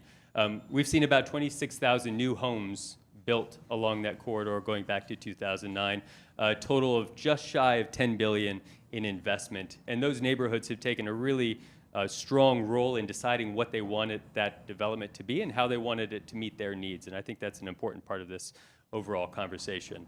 And then there's a lot more that's planned along this corridor too. So this doesn't happen overnight. I think that's an important part of the story. It happens gradually, and it needs to be driven by the visions for development in these areas. So yeah, that's all of the development along the Metro Green Line going back to 2009.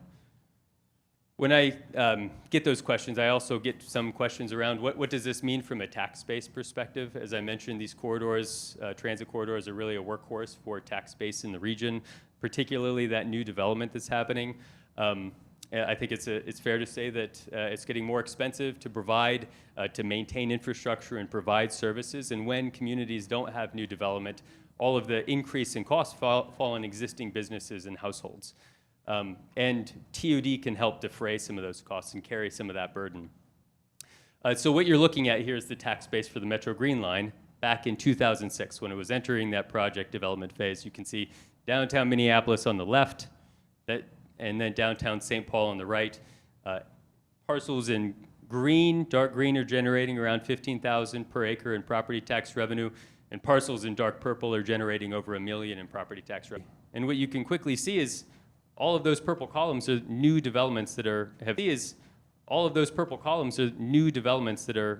popped up along that corridor, and they're generating a lot of revenue for those communities, and again, shouldering some of the burden of maintaining infrastructure and providing and paying for those services that everybody along that corridor wants. So we took a quick look at this, and I mean, you're probably familiar with the fact that commercial values in downtowns have gone down significantly. Despite that, all of the new investment that's happened in that corridor. And then it's also just a lot more job opportunities, more child care opportunities, more grocery stores that everybody can access. Is that true? And so I can wait till questions. Sure. Yeah, this is, I don't know how we are on time. I think that was the end of my presentation, and if we have time for questions, I'm happy to answer that now. Otherwise, yeah. Sorry, what was your question? Yeah, my question is you just said and more grocery stores? Yes. And when I look along the Green Line in St. Paul, what I see is actually the loss of grocery stores and limited access to food for folks who live and work along the corridor. Sure. So I'm not trying to refute the data, I'm Yeah. just trying to understand that particular comment. Sure, yeah, so I was thinking, I mean, when we look at the system as a whole, we can pull up the Green Line as a specific example. One of the new grocery stores is the Fresh Time, and you see folks getting on the station there near the university. It's not going to be even across the board, and I think that's a really important point. I think the loss of businesses along the corridor is Yeah. there's a cautionary tale inside of this that I think the Blue Line wants to learn from. Sure. What happened in the Green Line, no more, we lost Cub, we lost Walmart, even in downtown St. Paul, Lund's is gone. Mhm. So the major, larger grocery stores along the Green Line, Fresh Time is great, but it's small and anchored near the university. So just a cautionary tale for us to Absolutely, yeah. consider for the Blue Line. This is not my presentation, but I am jumping up at this portion because I feel very passionate about this because we've, of course, lost grocery stores along this corridor already. both in District 1 and District 2 for the county. So from a tax-based perspective, this is favorable in District 1 and District 2 for the county. So from a tax-based perspective, this is favorable in that there are more funds from property taxes that can be, right, that's the taxes, the government word for revenue. So it's for our schools, for our parks, for our roads. The cautionary tale is absolutely why anti-displacement and a real criticality of the presentations that are here, because there's always more data that is needed. The fact that we this project, and so this is not my project. I just wanted to, not my presentation, but I did want to make some connections around there are favorable aspects with an asterisk on it. Only if it works for everyone. And there are many creative tools where revenue can be generated and directed towards specific uses. Since I happen to be on the mic and I don't intend to be on the mic again, I do want to shout out Representative Freiberg, who's here, who represents Golden Valley, Crystal, Robbinsdale, and Plymouth. So we're not on that portion of the Blue Line corridor now, and I'm looking to see if there's any other electeds. Thank you. Thank you, Commissioner Fernando. And thank you, Michael Krantz. Thank you all. Please give them a round of applause. And again, the wall, we have a few questions and comments on the back. The gentleman's blocking them, but, but good. So please just feel comfortable at any time throughout today's program to go to the rear of the room and list your questions and comments there, and we will get back with you or we will address them during this program, all right? All right, we have a short video to show some testimonials from the region. My name is Wendy Sullivan, and I am a commercial property owner in the North Minneapolis, North Loop area. I'm a serial entrepreneur. I own quite a few businesses that have evolved over the time, most of them surrounding real estate and construction. In elementary and middle school, I actually lived in North Minneapolis. I rode the buses in North Minneapolis for transportation. I could probably still tell the bus routes riding through and how to get to one place to another in the city of Minneapolis. Now I've been fortunate enough to own my first 2 commercial buildings, which are also housed in the North Minneapolis area. One of the things that attracted me to this property in particular, it was one of the only property zoned I-2, which is industrial, so it was perfect for my yard. It's a triangular lot, which makes it just amazing architecturally. This is the last little sliver of North Minneapolis. Because of 94 coming through the middle, it has a really rich history. It was a hotel and then apartments, and the building that I purchased is the remainder of that hotel. I had no idea that there were plans for the light rail. I found out after the purchase, found out that I was going to have to either renovate the building or take it down because the zoning was going to change. It was a blessing, actually. I feel very fortunate because I think the light rail will add a lot to the development of this triangular lot in the city. I believe that the light rail can have so much impact with our city. I think it will help bring people back to the city, which we desperately need. And I love Minneapolis. I think it's a fabulous city. I think the light rail is a key component of that. I think having businesses and venues that people can enjoy as our city grows and the population grows and people start to come back downtown, a variety of venues that people can take advantage of. My only caveat is they need stops in order for them to get on and off, to enjoy all the different businesses and opportunities to enjoy the city. Enjoy all the different businesses and opportunities to enjoy the city.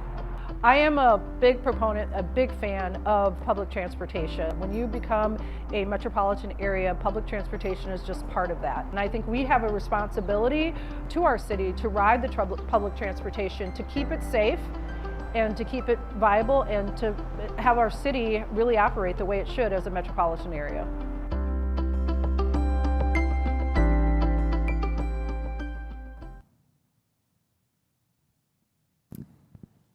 Thank you. And so Wendy Sullivan is a business owner developer within the region along the corridor.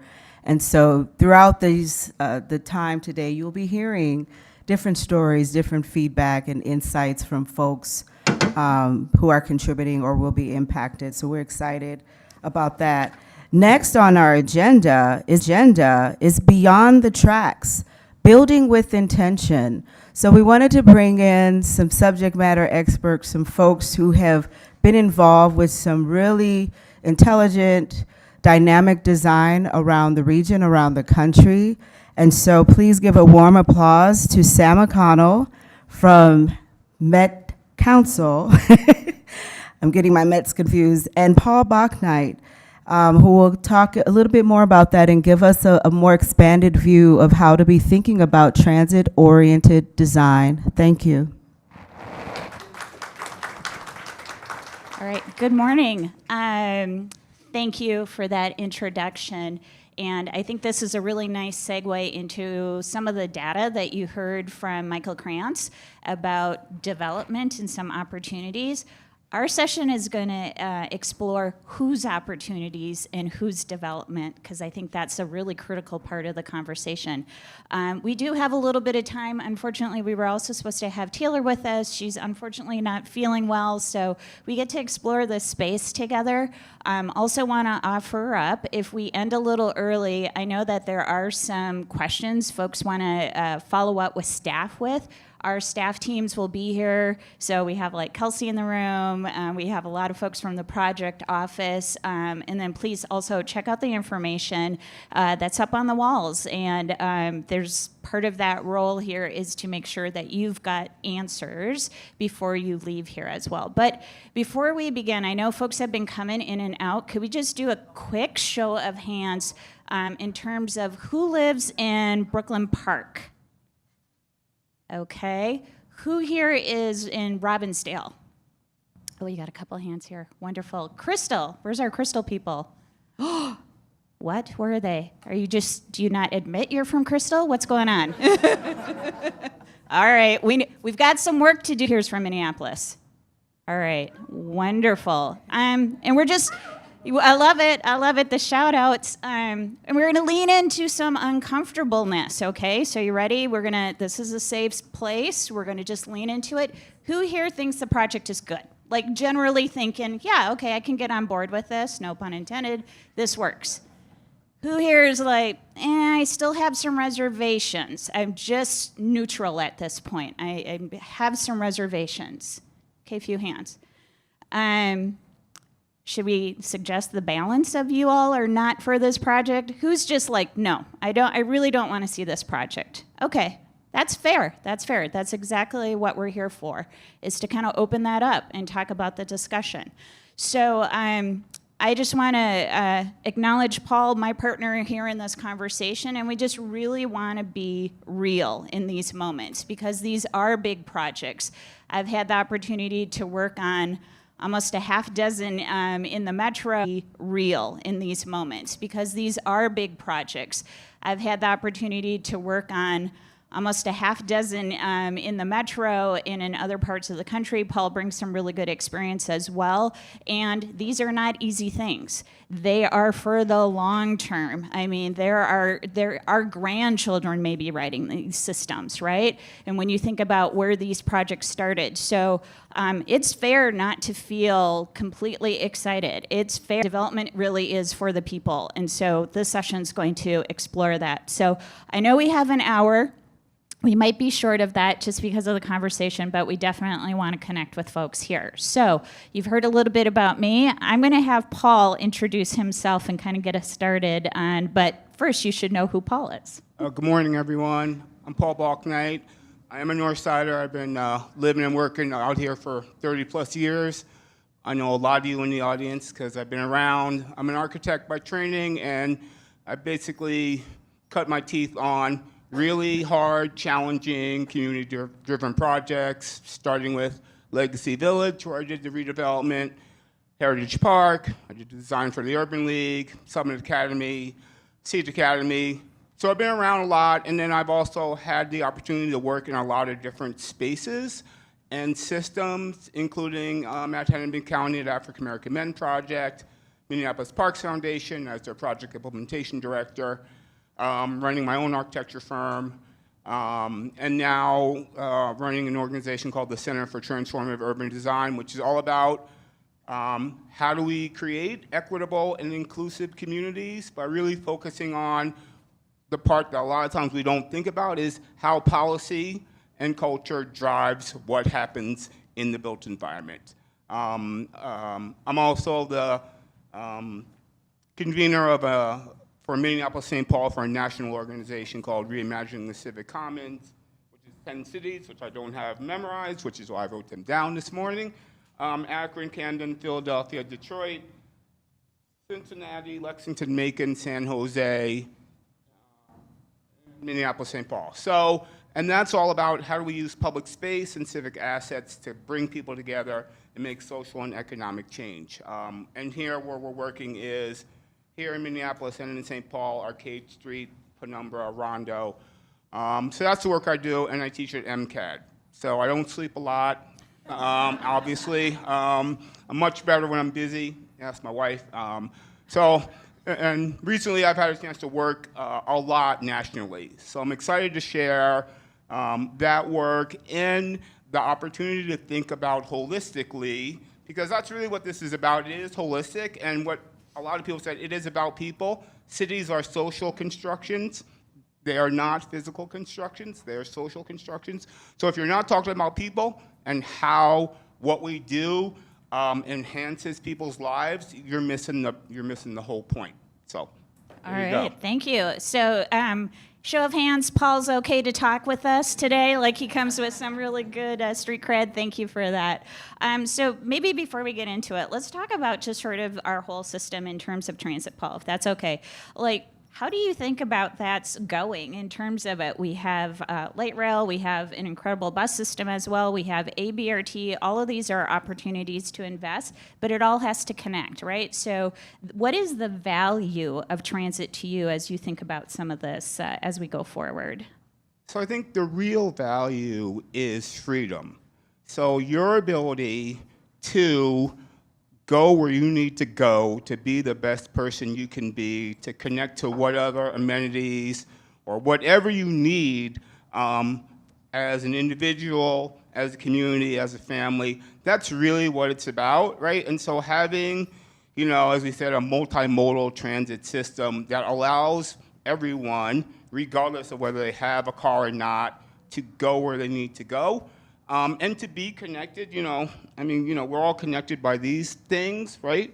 But really, the real connection is this kind of connection and being able to get to those other places, right? Mm-hmm. So I think that's really where what the point really needs to be, and how we're obviously struggling to overcome, you know, a 60-year legacy of the car is the only way to get to where you need to go. Yeah. Yeah, freedom.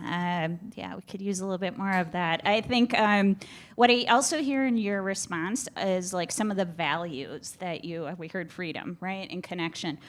How do you bring that into your work? Are there other values that you really kind of have as your North Star and principles? Sure. So obviously, as I said, you know, for me, my work is all about how do I make people's lives better, right? Early, and I'm very aware that the building is like at the end of the process, right? The building's at the end of the process. The beginning of the process is why should you do that and how does it help people, right? And so, you know, I also read a lot, and I'm pretty wonky, but in Andre Perry's first book, Know Your Price, he says, build people, not buildings, because he's really telling us that if we do the hard work on the social, economic front, right, change these oppressive systems, then people will prosper and they'll be able to make a difference in their community. So I work there, and I also work really hard on getting people to understand how these systems work, building knowledge. Work really hard on how we diversify who does the work, which I think is so important, which is still very male and very white. So that space, and then really getting all of us to think more about space and place, which are things we kind of take for granted. We just operate in it without really thinking about how it really affects us. So, you know, space can be really liberating, like being in here right now with all of you and having a conversation, or it can be really oppressive, like how highways have blown through communities and separated things.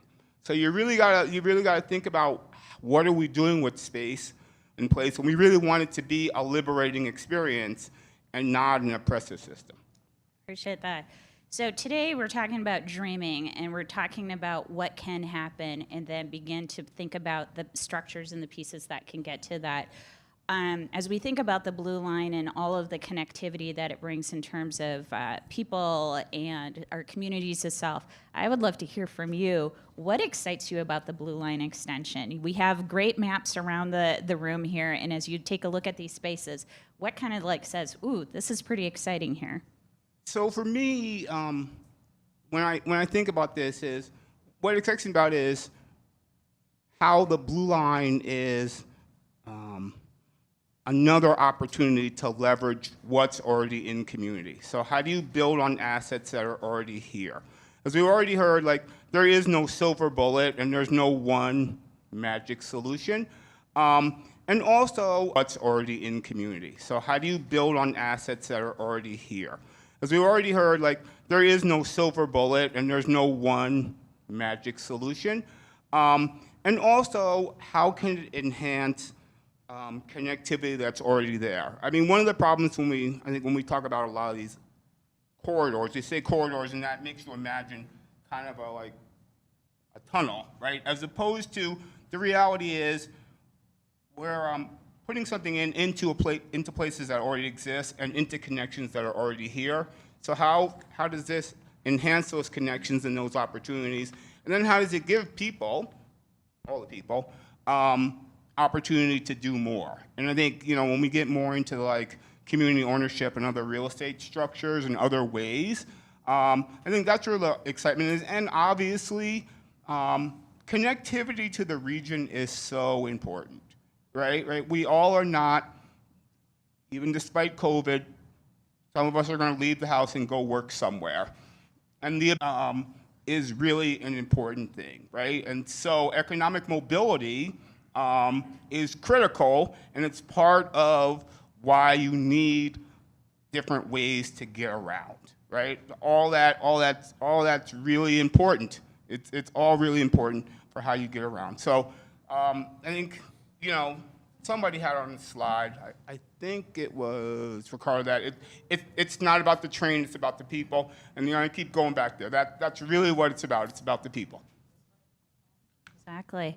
Getting some confirmation and nodding our heads on that as well. Kind of going back to one of the slides, and I heard the gasp, right, when they showed the 2006 pre-development of the Green Line, and then what happened afterwards, right? That was pretty powerful to see some of those purple lines in particular really kind of like almost reach the sky, it seems like. So we know development will occur, and part of our purpose here is to explore whose development and what are those strategies. So Paul, could you hit for us some really good examples of how community has been leading in that area and kind of what has happened? So take all the time you want. Okay, so I think this is a really important topic, because we know that development is a market activity, and we know that the market is not fair or equitable. And we have to be honest about that. And we also know that, when we talk about building wealth and prosperity and we talk about home ownership, that's a market activity too. So we have tension between, as the gentleman here earlier talked about, he bought a house and his property value is going up. We have tension between, we want people to own a home, we want them to stay there. We don't talk about he bought a house and his property value is going up. We have tension between, we want people to own a home, we want them to stay there. We don't want them to be pushed out if their value goes up. But we also shouldn't, and this is a conversation I have all the time, we also shouldn't be, particularly for black communities and other communities of color, say, if you live here, your property values can't go up. So we can't tell people the American dream is to own a home and build prosperity for your children and then tell them cooperative structures, all of those things, right? But when we get to the commercial real estate side too, which like along corridors, we have a lot of commercial development and mixed use development. We also know that on the commercial side, people of color own like 1% of commercial real estate development, right? The other secret of how to build wealth is to own commercial real estate development, all right? So, but we don't own a whole lot of commercial real estate. So the places and the tools that I think that, and places that are out there doing really great work around that is a project called Buy Back the Block, a guy named Lanier Richardson, who's pioneered this work to go into communities where particularly retail and commercial strips aren't working, acquire them, working with communities so that you have the kind of services and amenities that we were all just talking about. Like, okay, like why did Cub leave, University Avenue? So that's one. There's some really good work going on in Detroit, the services and amenities that we were all just talking about. Like, okay, like why did Cub leave, University Avenue? So that's one. There's some really good work going on in Detroit around that all those structures. As we all know, Detroit went through a bankruptcy. It's struggling with really great redevelopment in its downtown, but still in neighborhoods. Still that development not happening in neighborhoods. So there's a lot of work around food sovereignty and development there with community ownership. One of my favorite projects is in San Diego, California, called Market Creek Plaza, which is a community-owned commercial strip center that has a grocery store, all the things you think about. What's exciting about Market Creek is a couple things. First of all, it was an abandoned, almost Superfund site, right? That's number one. So we all know, and I know Commissioner Fernando, you particularly know how hard it is to redevelop environmentally degraded sites. The community is extremely diverse, Black, Asian, Pacific Islanders, right? And with that diversity comes conflict, because we all culturally don't see this the same way.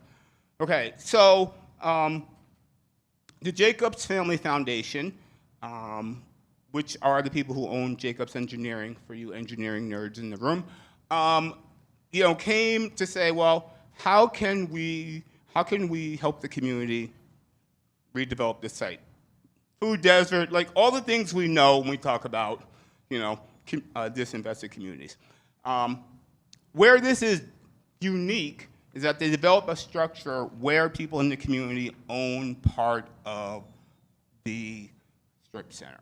And I think that's where, for me, where the excitement starts to come is where I, as a resident, get to be part of making change, and I also get to be part of the financial upside, hopefully, of the development. So Market Creek is, and you can go look up Market Creek, is one of these projects where and it's early, it's before crowdfunding, it's before we changed the rules about accredited investors, all that kind of fun stuff. So it's really a pioneer in how do you engage communities and get them to be investors in a project. So, and a lot of this work is like, no one's gonna get rich. I'm not saying, a lot of community ownership, you're gonna get rich, but you do now have a financial share, and that also means you do have a say in what happens, and you do have power in what goes on or doesn't go on, right? And for us and for community, I think that's so critical, because so many times we're going like, well, why did that leave? Or why did that change? Or who gets to decide why that happens, right? So being able to be part of these structures, right, that do that work and having a say is really important. So there's that. There's some work in Portland, Oregon around kind of the same thing around commercial. There's obviously right here, Rondo Community Land Trust, and they have their commercial part of Land Trust too. There's Land Trust here. And I think it takes all of those kinds of systems and to working together to make it right, because sometimes a land trust is better for affordability and to hold land, right, and to keep it affordable.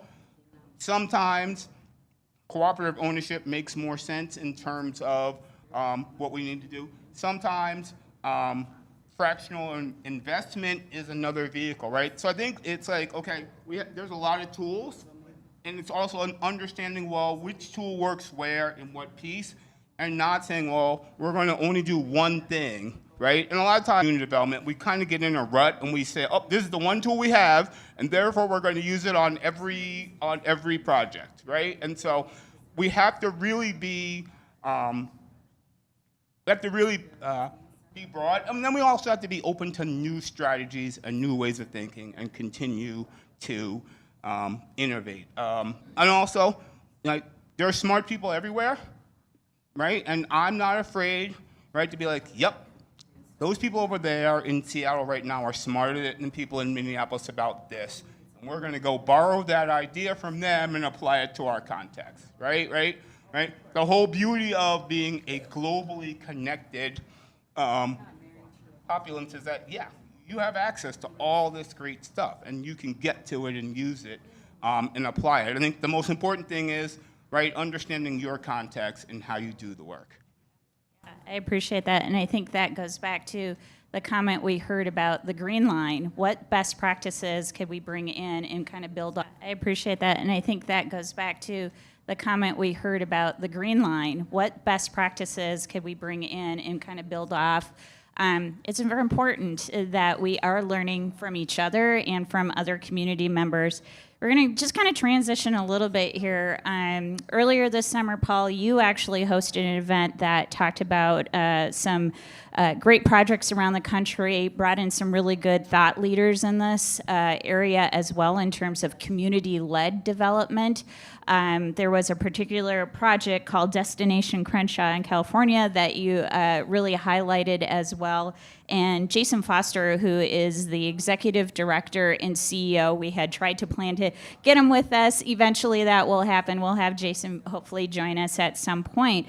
But the work that he's been doing and the work that the community is doing for Destination Crenshaw is really held up as a model for community wealth building, and I'm just going to let that community wealth building. It's a destination focused on Black excellence, and it really brings in that piece of whose development are we doing this for. It's centered around an LRT project as well, coincidentally. So could you talk to us a little bit about why Destination Crenshaw could be something that we take a look at, not copy, because I just heard your comment about what tools kind of work, and we may have to pivot and expand the toolbox, but what excites you about Destination Crenshaw and what they've done in Blue Line Extension? Sure. So Destination Crenshaw is one of my favorites, as you know, since I've been talking to you about it for 3 years. And the reason it's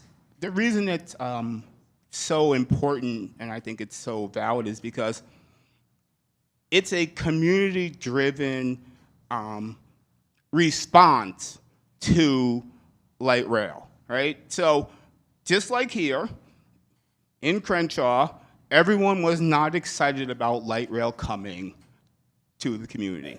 And there was a lot of concern about the train going right down Crenshaw Boulevard, which is the heart of Crenshaw, and what was going to happen, and how was that going to impact community, and it was going to be, negative. There was an earlier push for the train to be underground, which I remember for the Green Line. There was a lot of discussion about should the train be underground too. I assume there, like here, was a cost factor that put the train at the surface. So one thing is that it's like, yes, Destination Crenshaw did not grow out of a collective, yes, this is wonderful moment. Destination Crenshaw grew out of a decision has now been made about where the train's going to go. Even a struggle for stops in Crenshaw, which is a decision has now been made about where the train's going to go. Even a struggle for stops in Crenshaw, which is the first stop coming from the airport, right? So if you can imagine how many people are going to pass through there, and what as Jason describes it, a authentically black cultural experience that unites community, builds economic impact, and shares the history and strength of black people with the rest of Los Angeles and the world, right? So, and we're going to see a little video towards the end here, but what you'll see is that the video is not focused, and I think this is really important. The video is not, you're not going to see a whole lot of pictures of the train going by, but you're going to see a whole lot of pictures of what the community is doing, right? And the other important part here is that the transit, whatever their transit organization is called, it wasn't their idea to do Destination Crenshaw.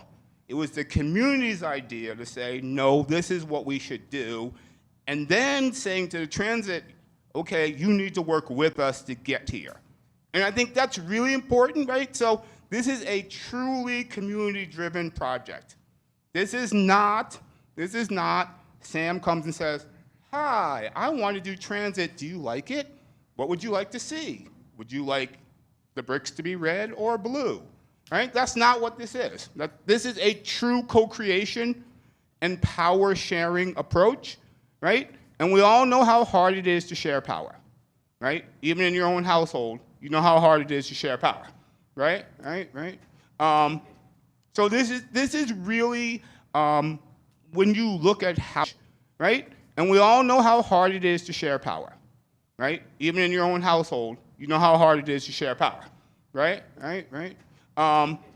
So this is really, when you look at how work in community gets done, this is kind of incredible because it's how it's driven. And that also means that any community can drive this kind of change if you decide we're going to do this work, and if you're honest too about, because when Jason was here virtually talking about the project, he was real honest too that there are people who still are not happy about the direction, right? So the other thing that I've learned in my 30 years being out here working is that you're never going to get everybody to be in total agreement, right? There's going to be some, I'm not happy, I don't agree with that, right? And that's, right? But it's going forward, and I'm like, okay, right? So I think it's also important to know that there's no kumbaya. There's no kumbaya in community development. There's no kumbaya. None, right? There's no kumbaya, right? And healthy debate and tension is important, and it is part of any project undertaking that you're going to do. And you got to be able to embrace it, right? And we here have a hard time sometimes saying, yeah, we're going to embrace, right, tension, right? We want to be like, no, everybody's going to be okay. No, there's going to be tension, right? Respectful tension is perfect. Tension breeds innovation, right? If there aren't people asking hard questions or saying, hey, no, I think you should do it a different way, you don't get any change. So Destination Crenshaw will say to you, yeah. And so their bigger pieces are, it's not just about the culture and the art, the park they're developing, like all of that. It's about, they have 70% participation, minority participation in the workforce for the LRT, right? Which is huge, right? Yeah. I never got to 70%. I'm gonna tell you that. I worked on a lot of projects. I've never seen 70%. Have you? Okay. I've never seen 70%. So there's 70. There's that. There's business development that they're working on with the business owners along the boulevard. There's the hard work about gentrification and displacement, right? And that dynamic. And Jason has a phrase where he says, like, don't sell grandmama's house, because a lot of times displacement is also about other people benefiting from communities as they begin to change, and communities that have struggled and their property values haven't risen, whatever, you know, at times feel like, okay, I'm just done, I'm gonna go. Like someone shows, already paying attention and going, okay, I know like this is gonna like go up, so I'm gonna try to get here.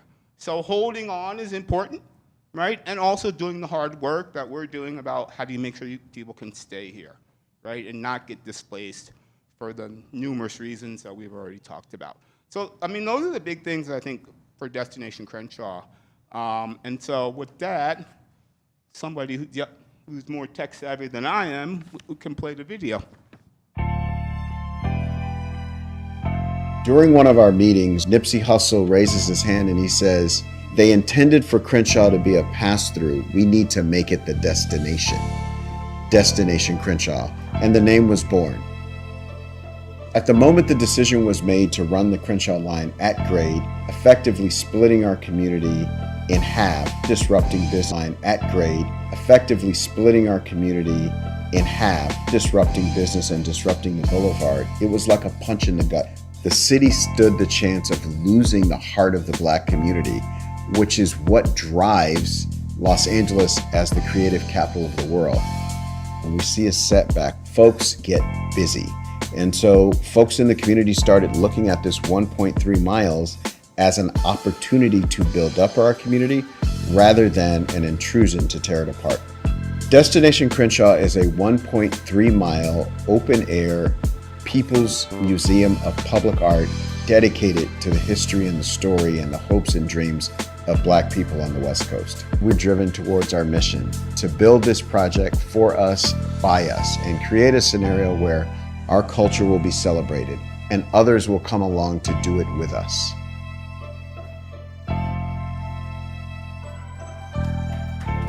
Yeah, absolutely. That is so exciting to see that kind of come to fruition in implementation for a community.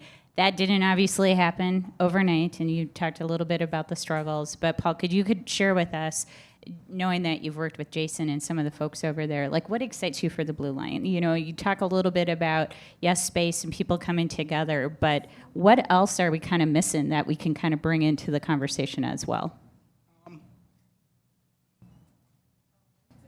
Not yet. Yeah. Not We yet. we will take some questions. Oh, yeah. Oh, Let's We're let's holding questions and comments until after the end of their presentation. Thank you. Thank you. We can come back to that. I appreciate We will that. definitely come back to the video. Yep. Don't worry. Yep. Okay. Yeah, a little bit about Crenshaw and Blue Line Extension. So I think the strength of Destination Crenshaw is, like I said, what you saw was all the stuff not about the train, right? In that video, like you didn't see the train go by, really. You saw some shots of construction, but you saw all the other things. And I think for Blue Line, the opportunities, you know, as we talk about cultural placemaking, is how is art more than just at the stations? How is culture more than just at the stations, right? I think this is about like their total culture environment, not just like, yeah, what we're going to do at the actual stations. And we tend to focus, I think, too, on a lot of times TOD, right, the station stops are really important for what happens around them. But I really think we have to think about the whole thing, right? And what's the connectivity, right? Because the line on the map that says, okay, now I've left, you know, Minneapolis and I'm in Robinson or wherever, right? Okay, fine, but in terms of how things happen and physicality, that really doesn't matter that much. So that's also about too, how do all the communities think about what we need individually and together so you can actually get more than you can by yourself. So I think that's that. I'm really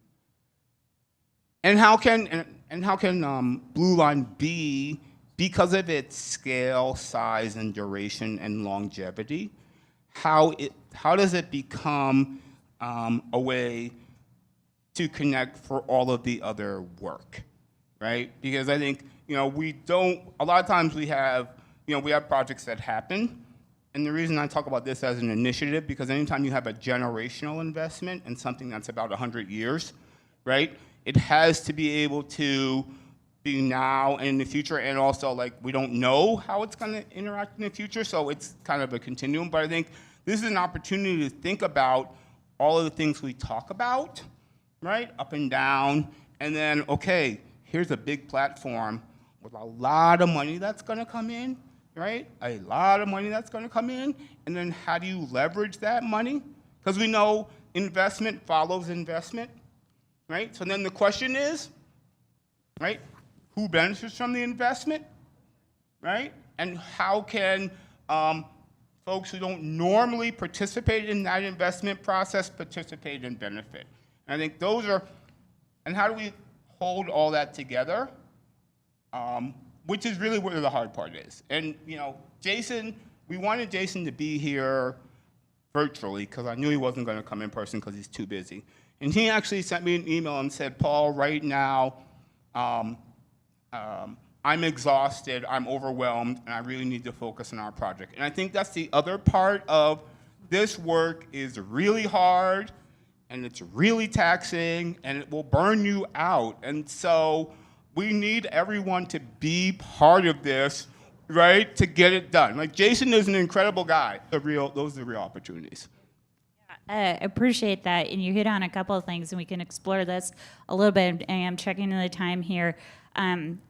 Durability, sustainability, people around the table. How does that happen? Because I think also what happens, some of these projects can be decades long, right? Some of the folks that are here today might not be here in the future, and the folks that are going to be in the corridor in the future are not here today.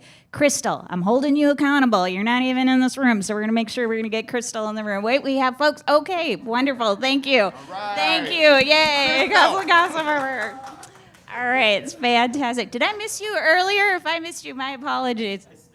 Okay, all right. Crystal in the house. Okay, I love it. So, you know, we're talking about how many communities here, neighborhoods, and probably everybody here, and of what this should be.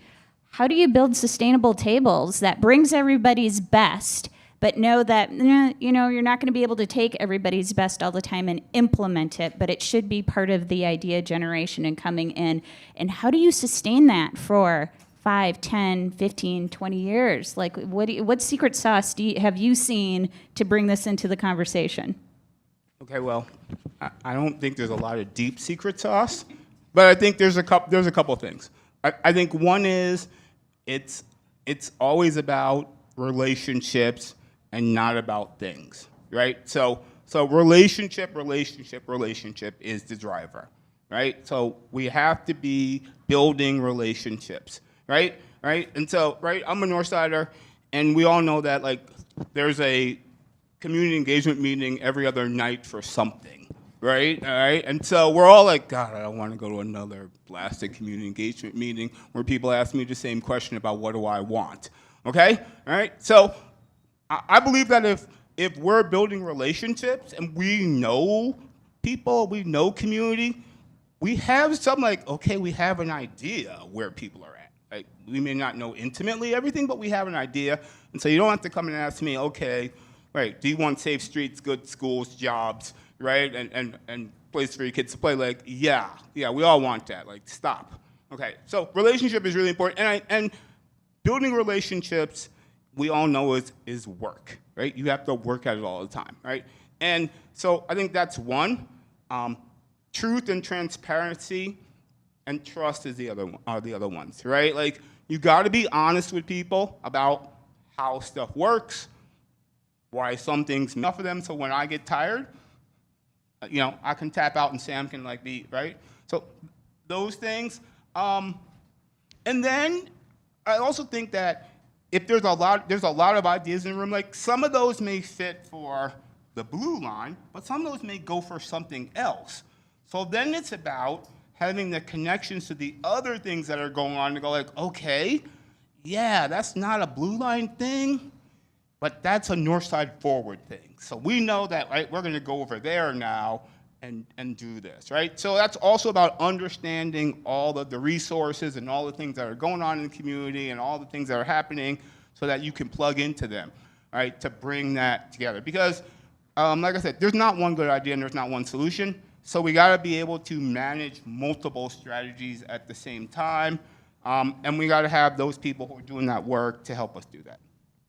Love it. I'm just going to take some questions, if that's okay. I'm going to be looking at our coach here, who's keeping us on time and moving, but we do have a little bit of time. And I do want to get back to the wonderful person who had asked a little bit about the video on I just want to Destination comment something. Crenshaw. Yes, thank you, thank you. I just want to remind of the housekeeping rules. I know some folks came in a little late. So we are taking a few questions now. We will take 3 questions in this segment. If you missed an opportunity to get a question asked, we have a board on the back with our beautiful motto, Vada Amada. So if you have questions, you can write them and paste them on the board. And we also have comment cards, okay?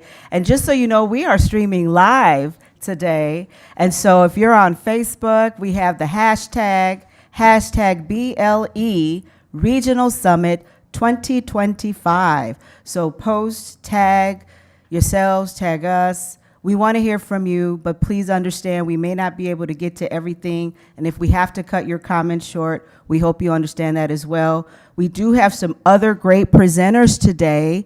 We will please understand we may not be able to get to everything, and if we have to cut your comments short, we hope you understand that as well. We do have some other great presenters today. We will be hearing from Ms. Presley, the retired, living her best life, former executive director of Asandisi over in St. Paul. I know some folks brought up some things around the Green Line. And then we will be hearing city-by-city reports. So we have representatives from Crystal, hey, Crystal's in the house, Robbinsdale, Brooklyn Park, and City of Minneapolis. So there's a lot of information that we're trying to cover, and then we will go to lunch soon. We have a nice hot meal ready for you all. And so I just wanted to kind of do that level set real quick, be mindful and respectful of everyone's time and essence that they have come into the space with today. And so now, Sam, yes. Hey, Angela.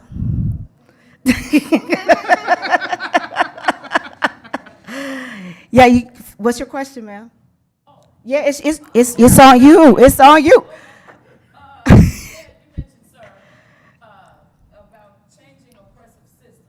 Okay, and then when I look on page 13 where it says renters, that's not what the renters that I talk to every day want.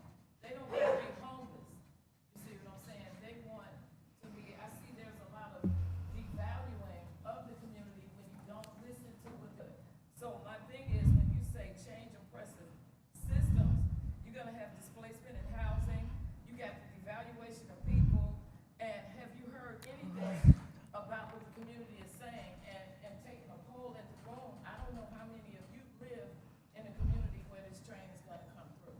So I just wanted to kind of have a conversation with you, because there was really no debate and there was no kumbaya, just like we said, because I wanted to kind of have a conversation with you, because there was really no debate and there was no kumbaya, just like we said, because especially when you're not listening to the community, you're not going to get a kumbaya.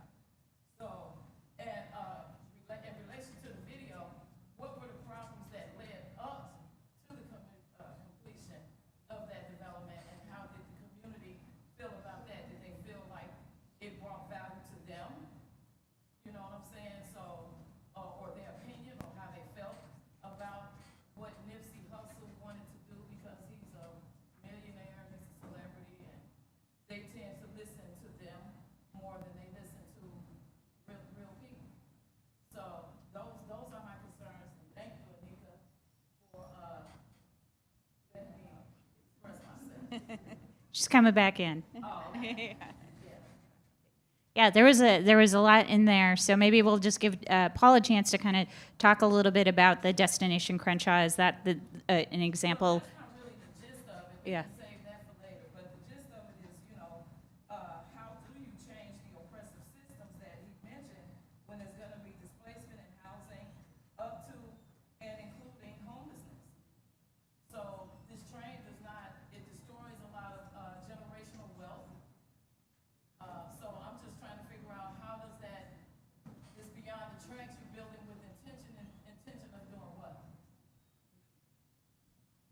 So I'm going to, first I'm going to say thank you, and I'm going to say that one of the ways we do that work is to make sure that people like you come and express where you're at, what you believe, and be part of the process. So I think that's the critical piece. I do believe that in this process, there has been, and I think some people will say not, but I think there has been community connection and work to not displace people. I mean, we have, Ricardo right here, who just, not that long ago talked about the work for anti-displacement, gentrification, right? I'm not gonna say that, and I know this, and I've said, the train is not a silver bullet. It will not fix oppressive systems that are baked into our society and how it operates, right? So I'm not going to sit up here and say that because I know it's not true. I will say that, though, asking those hard questions and working on these struggles as part of this kind of project is really important, and it's how you get there, right? Why renter? Why? And that working on displacement, homelessness, and all those, the social and cultural and economic issues are critical to the success of this. And if we don't work on those, you're right, the train will be a problem. So I'm going to say that we have to do all of those at the same time, right? And the train is not a representation of those problems. It's that those societal problems show up on the train, right? But I also will be honest with you that the proof is in the pudding, right? And I've been out here long enough to know that, right? And until we see what happens, all we can do is keep working to make this initiative work better, right? And that's all we can all do, and hold people accountable, our elected officials, the Met Council, et cetera, et cetera, et cetera, to do this work differently to get a different result.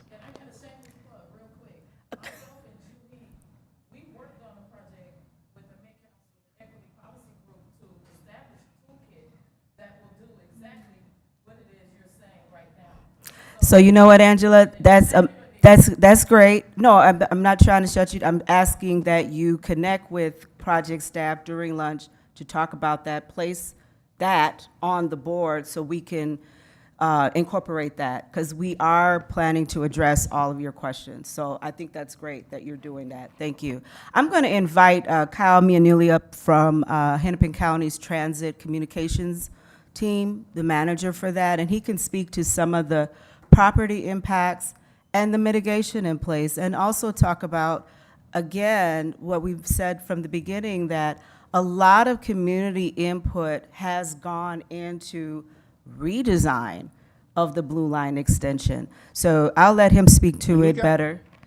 One quick, sorry, Kyle, but quick. Nation Crenshaw's website, and I want to respond to that the work at Destination Crenshaw is 100% community-driven and not driven by millionaires, and is continuing to involve community for where that project goes. I just want to put that out there, that this is not something that was just dreamed up off of like one name, right? So I think it's really, really important to say that. And if Jason were here, he would echo that, how hard they work all the time to make sure that this is a community-driven approach. And so I just want to put that out there, because I don't want to misrepresent or have people think their work is misrepresented. Thank you, Paul. I appreciate that. We're going to, Kyle. Sure, yeah. Hi, everyone. Kyle Mianulli. I'm with Hennepin County. I manage project communications for the Blue Line Extension. So I didn't hear your full question, Angela. Is Angela still here? I was out of the room. Okay. I will still kind of address property impacts too. This is something that we just sent out a newsletter on. It's got a post on our website. But so with this 60% design milestone that we've been talking about and the finalization of the environmental review period, we do have a pretty good idea for which properties and how many properties are going to be impacted and what those property impacts look like. So the current estimate is that there are 36 buildings throughout the entire alignment that will be purchased by the project. Now, one thing I do want to say about that is that we have gone to great lengths to minimize those types of acquisition impacts whenever we can. I mean, that's something that we're really proud of as a project team, is that we've worked very closely with community, with property owners to minimize those types of we're purchasing a building impact. Now, that being said, it's not possible for us to build a project like the light rail in a way that truly benefits the communities that are here today and the generations that will follow with zero property impacts, right? So it is a balancing act that we always have to find. But that commitment has really shaped a lot of the design decisions that have been made on this project. From relocating from Lyndale, relocating off of West Broadway to 21st Avenue. It's something that has been prioritized at every phase of design, and we feel good about the number of impacts that we've been community and through really intentional design and engineering work. Important to note that every single property owner who is potentially going to have their property purchased has been contacted by the project, and we're in active conversation with them. We have not begun making offers yet. What that process looks like, though, is that we will come and meet with the property owner. There will be an initial offer, and then there's a negotiation, right? Just like any and just like any property acquisition. There are really strong protections in place from both state law and federal law that ensure that anyone that does have to relocate because of a property acquisition is well supported throughout that transition. So we pay for the relocation assistance. Property owners are fairly compensated for their properties. And that's something that we're absolutely committed to and bound by law to provide.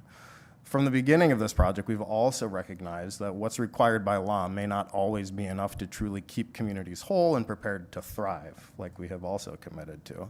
And so that's where a lot of these other measures that Kelsey talked about earlier through the environmental mitigation have come in. That's where the work of the ACPP that Ricardo spoke to earlier has come in. And that's where partners are continuing to work together at every single level to figure out what are the resources we can bring to communities to not just prevent displacement so that things remain as they are today, but to prevent displacement so that the people in the community today are the ones that experience the transformational benefits that light rail can bring. Catherine. Your reputation precedes you. We see you.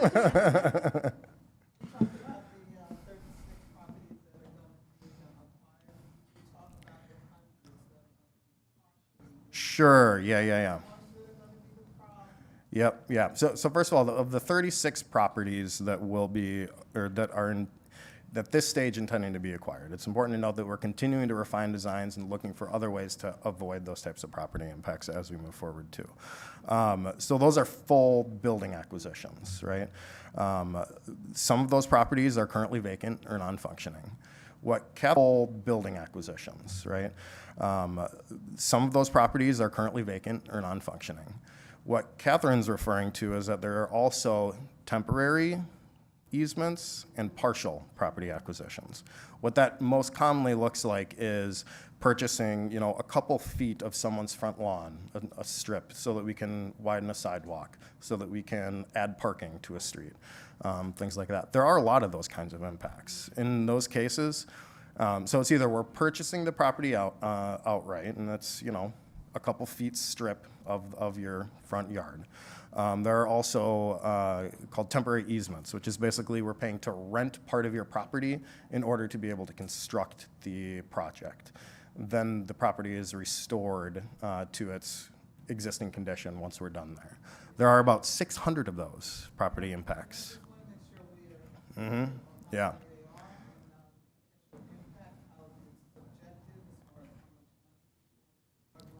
Sure.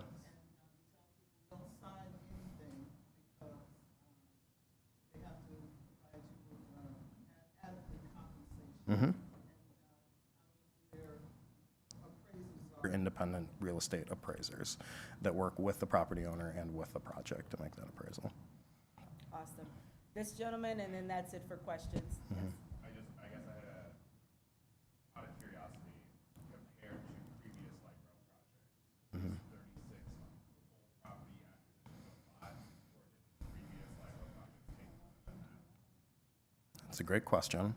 I don't know the answer off the top of my head. I'm looking at some of the folks in the back, maybe they do. Yeah. So compared to other light rail projects, is 36 building acquisitions a lot? Can I maybe add a little I'm bit getting to that blank as a stares. team? Can I maybe add a little I'm bit getting to that blank as the stares. team's thinking? I know, like on Green Line Extension, it's a couple hundred. Sometimes it's not just the impact to one property; it's like whose property and what's on that property, right? So you might have a impact to 6 properties, but it might be multifamily housing. So so there's a way to kind of talk about it. So it's not necessarily the number of impacts; it's like who's being impacted on this. And I think that's the conversation. Yeah. Yep. And that's something that we took into account throughout the design process too. I mentioned that some of the buildings are currently vacant or non-functioning properties. Like those were intentional choices to impact those properties instead of other properties that were, currently being lived in or have a business in. We are getting into some nice detailed questions, and so we'll save some of that for the break. I know there was a gentleman, I believe, that had one last question, and then Paul has some closing thoughts with us as well. So one last question. He was the last. Oh, sorry. Yeah. Since you called him out, who was the person back here?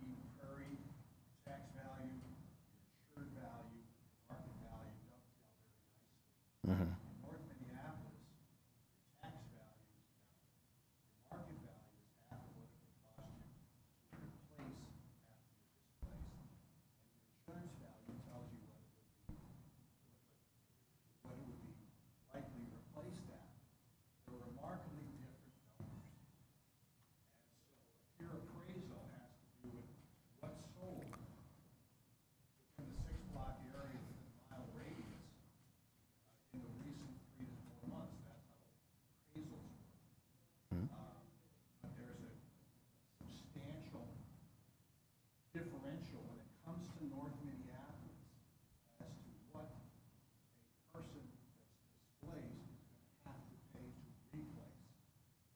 And that's Mhm. the discussion for off the table.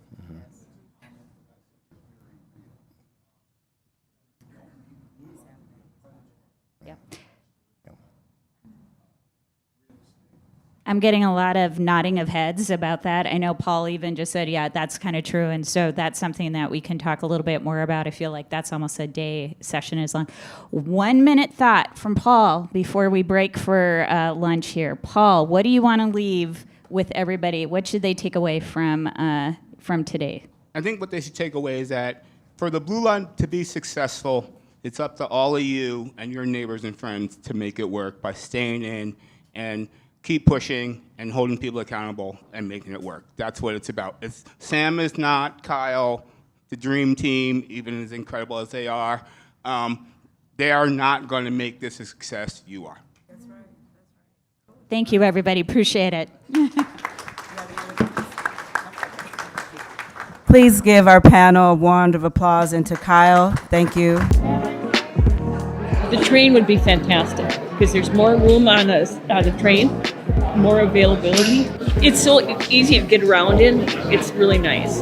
I'm excited. I'm hoping that we get that through here. Accessibility is so important to us. Not everybody can take the city bus because of the steps or they can't get up a ramp. So anybody can take the train. Our community, particularly Asian American and Pacific Islander communities, we are having a larger number of us live in North Minneapolis, Brooklyn Center. So the extension of the Blue Line is really going to be the lifeblood for our community because we have so many of us depending on the transit. It's going to be important. Many times when Liberians come to the States, driving becomes an issue. So the train coming here will give people the opportunity to find better jobs, be able to move around easily, and will cut down some of the costs that we incur on ourselves. Some of the older people, we got people who have to go for them and bring them to buy their groceries. Now, they can do it on their own. The Blue Line coming to Brooklyn Park, especially where we are concentrated, will be a blessing to most of us. You can see all the wonderful houses, all of the parks, but we don't have a grocery store. We don't have, Especially where we are concentrated, will be a blessing to most of us. you can see all the wonderful houses, all of the parks, but we don't have a grocery store. We don't have any place to eat within Heritage Park. We're so close to downtown, but we don't have those basic resources. With the businesses that are usually brought in with Blue Line and light rail development, we'll hopefully have some stores here. We have a very high transit dependence in our neighborhood, and it feels like something that we really need here.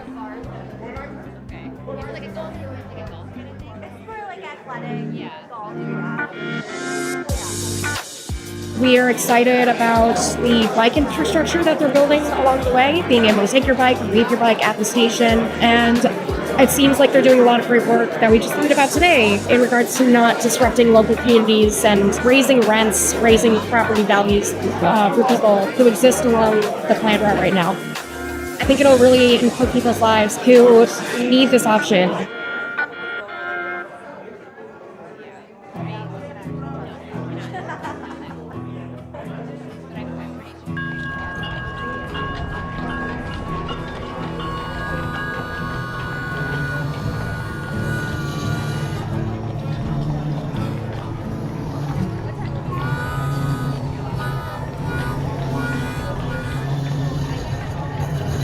It's not about me, and it's not about the people that are here right now. This is a long-term project.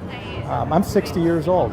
You know, if the best case scenario, I got 20 years left, but this light rail is going to last 100 years. Think long-term for people we don't know. Kids that are not even born yet will be enjoying this. So that's what you have to look for is the future. The North Loop was industrial, and now it's, you know, one building transformed for people living in it.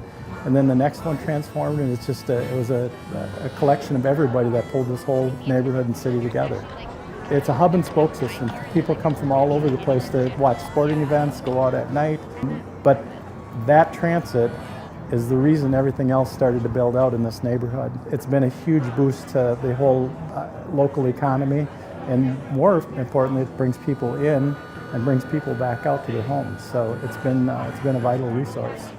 The sun comes up and it goes down every day and change happens. This might affect you in the short term, but if you're here for the long term, it's going to be a good thing for all of us.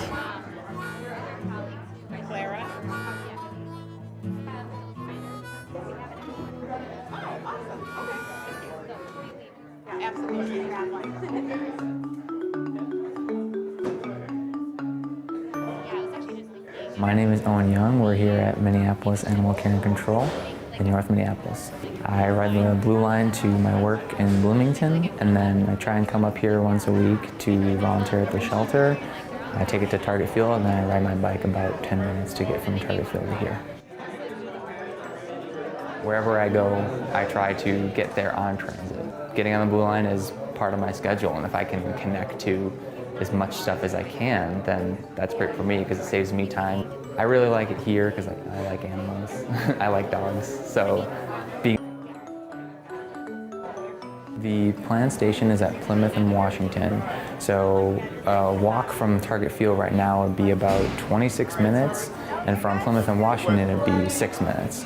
So in terms of walking, which would be pretty good for winter and for summer too. And it's just easier for people who maybe might have mobility challenges or just don't want to take their bike on the train. It's a lot easier for them to get here and elsewhere in the north side. I think that it's going to be a good thing to have this in the community to, as an asset. I think that, creating more of a network allows better connections between people.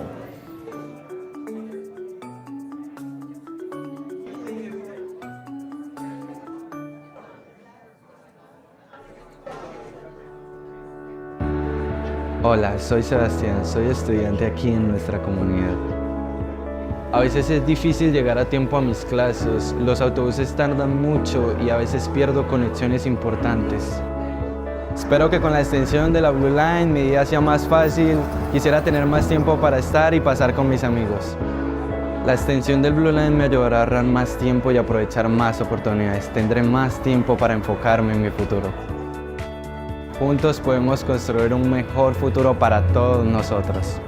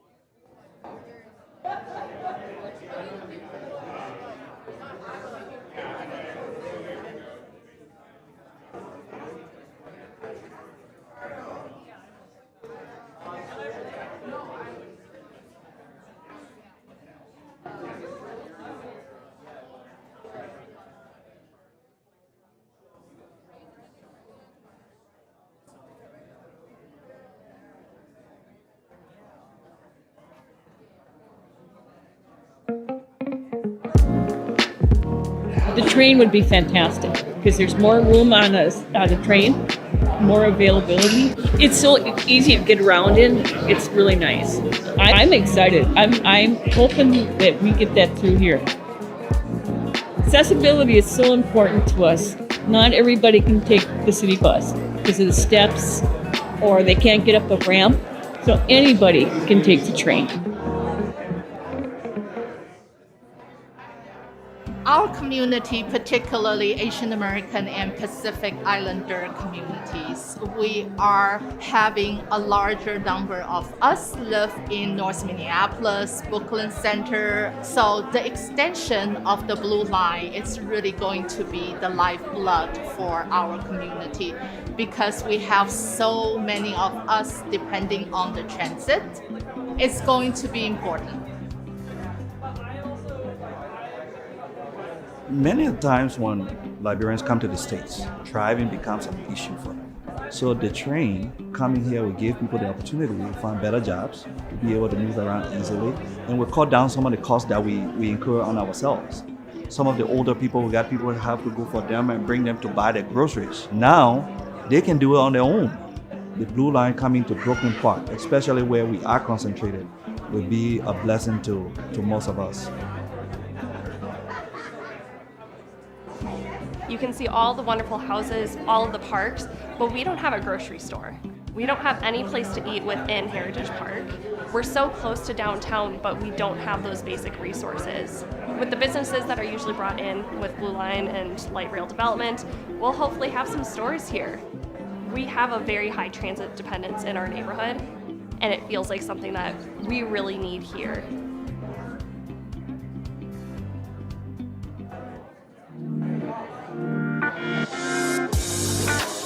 We are excited about the bike infrastructure that they're building along the way, being able to take your bike and leave your bike at the station. And it seems like they're doing a lot of great work that we just learned about today in regards to not disrupting local communities and raising rents, raising property values for people who exist along the planned route right now. I think it'll really improve people's lives who need this option.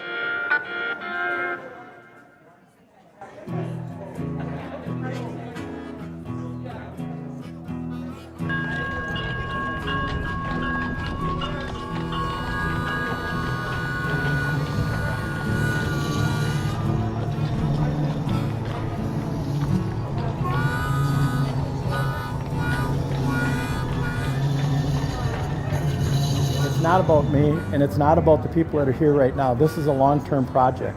I'm 60 years old. If the best case scenario, I got 20 years left, but this light rail is going to last 100 years. Think long term for people that we don't know. Kids that are not even born yet will be enjoying this. So that's what you have to look for as the future. The North Loop was industrial, and now it's one building transformed for people living in it, and then the next one transformed, and it's just it was a collection of everybody that pulled this whole neighborhood and city together. It's a hub and spoke system. People come from all over the place to watch sporting events, go out at night, but that transit is the reason everything else started to build out in this neighborhood. It's been a huge boost to the whole local economy, and more importantly, it brings people in and brings people back out to their homes. So it's been a vital resource. The sun comes up and it goes down every day, and change happens. This might affect you in the short term, but if you're here for the long term, it's going to be a good thing for all of us.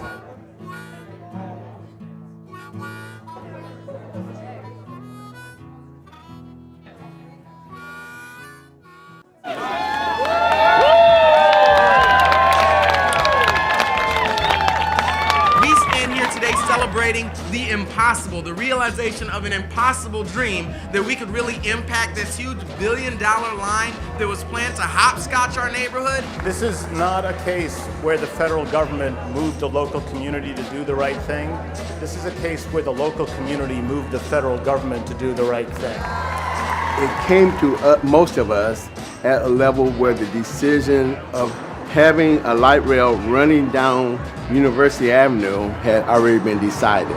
The first time I heard about the Central Corridor, I didn't know what it was. What's a Central Corridor, right? Central Corridor is the name that they kind of gave for this light rail project, which went over the heads of most of us who lived on University Avenue. As I became more involved with the planning process, there were a number of issues that I was really concerned about. We saw the inequity of how the stations were parceled out along the alignment, and there being mile-long gaps in our community, whereas in other communities, they were about a half a mile. Folks were like, well, is this something that's just going to fly through our community and we won't even be able to use it? 3 stations were missing. That's Western, Victoria, and Hamlin. When you do the mapping, you can see that these were some of the most racially diverse and transit-dependent communities in the region, and they were being left behind. Our organization was acutely aware of what the current transportation project could mean to people that had to live through I-94.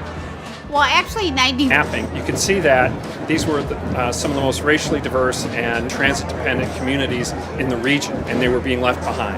Our organization was acutely aware of what the current transportation project could mean to people that had to live through I-94. Well, actually, 94 really devastated a predominantly economically viable, predominantly African-American community along Rondo. And our politicians and our officials didn't want to repeat a Rondo. I mean, I believe in my heart of hearts they did not want to do that, but they also weren't willing to push that envelope. The motivation behind the Stop For Us campaign were basically 2 priorities. One was about greater access to transit for people who depend on transit. And then 2 was the fact that if you don't have these stations at Western, Victoria, and Hamlin, economic development was not going to happen at those areas. The Stops For Us coalition was all about making that voice loud and clear to local elected officials, state elected officials, and federal elected officials, as well as the Met Council. We worked various strategies. It really wasn't one silver bullet.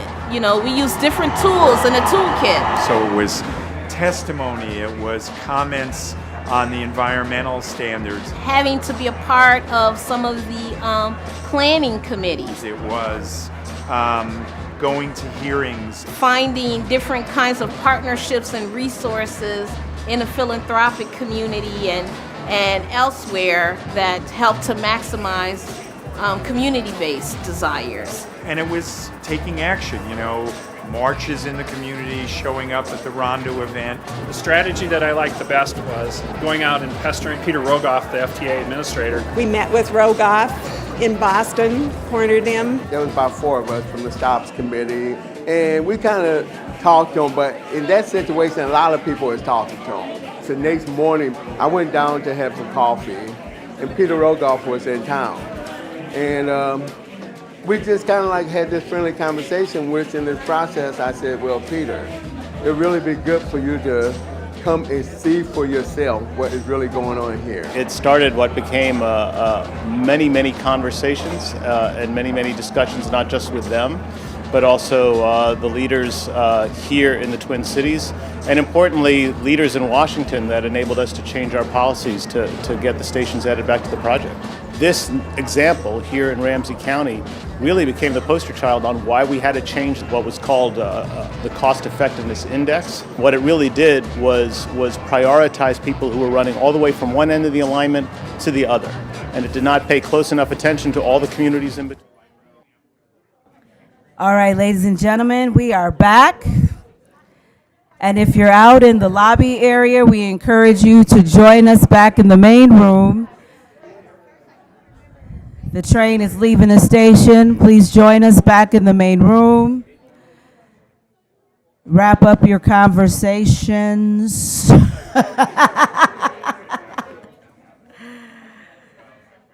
And we're about to hear from our esteemed guest this afternoon.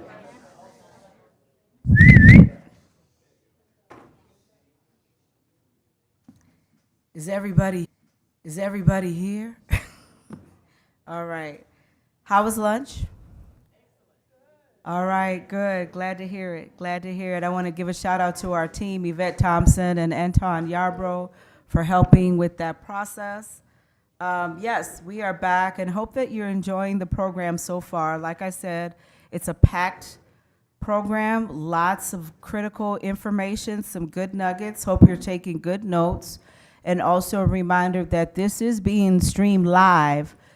So if you are not already, we invite you to join the Dream BLE Project Updates page on Facebook. You'll find the live stream there, or the Metro Blue Line Project Facebook page, and also the Hennepin County page. So there are several opportunities for you to tap in. If you know folks who wanted to be here but were unable to, we encourage you to share that link with them.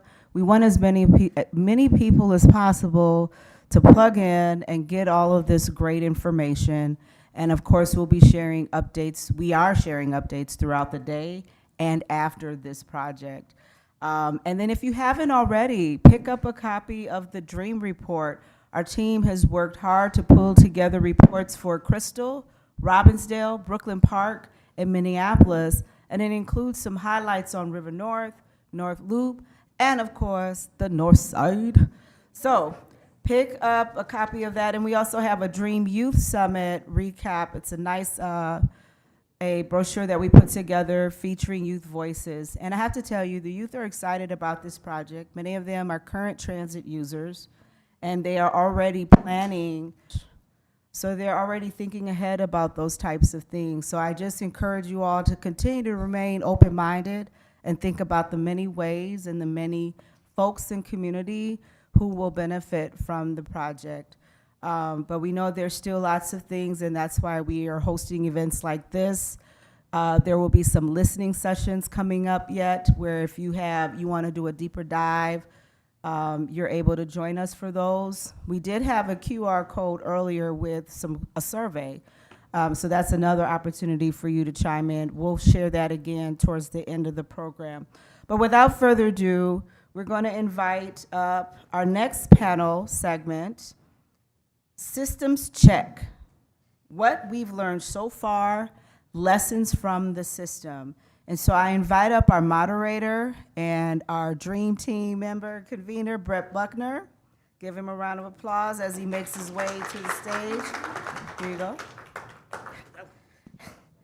And we'd also like to invite up someone I love dearly, much respect for her, the former executive director of the Aurora St. Anthony Community Development? Neighborhood, I always get Community Neighborhood Development Corporation, yes ma'am. And someone who is very a keen voice and leader during the Green Line and some development around that. And I know we keep referencing Rondo and Green Line and St. Paul, so we about to hear it from the right one. So without further ado, please invite and give a warm welcome to Miss Naida Presley. And a member of St. Paul NAACP. I'm sorry. Last but not least, there he is. Are you hiding, Dad? You're not hiding. Yeah. Our project, extension project, and also extensive history on many of the transit projects throughout our region. Please give a warm welcome to Dan Solar. Take it away. The video. Cue it.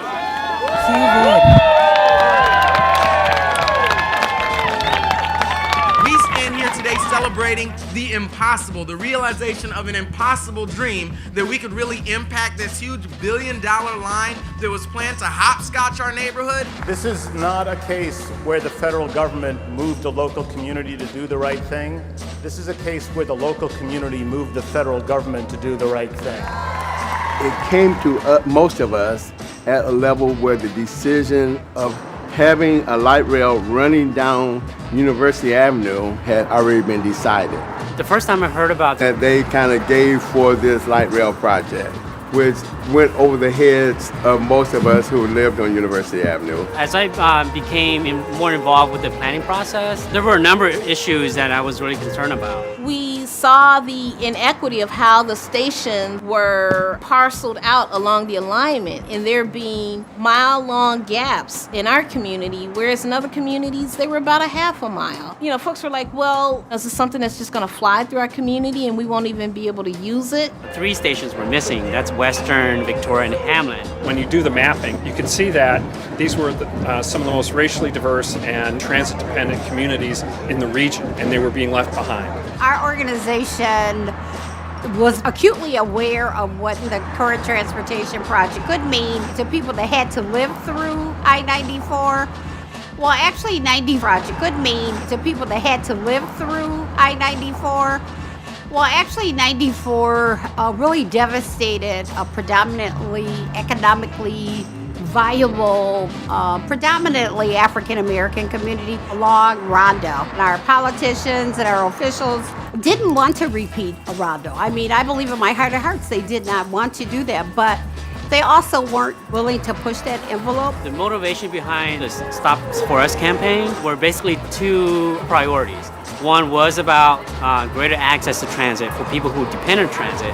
And then 2 was the fact that if you don't have these stations at Western, Victoria, and Hamlin, economic development was not going to happen at those areas. The Stops For Us coalition was all about making that voice loud and clear to local elected officials, state elected officials, and federal elected officials, as well as the Met Council. We worked various strategies. It really wasn't one silver bullet.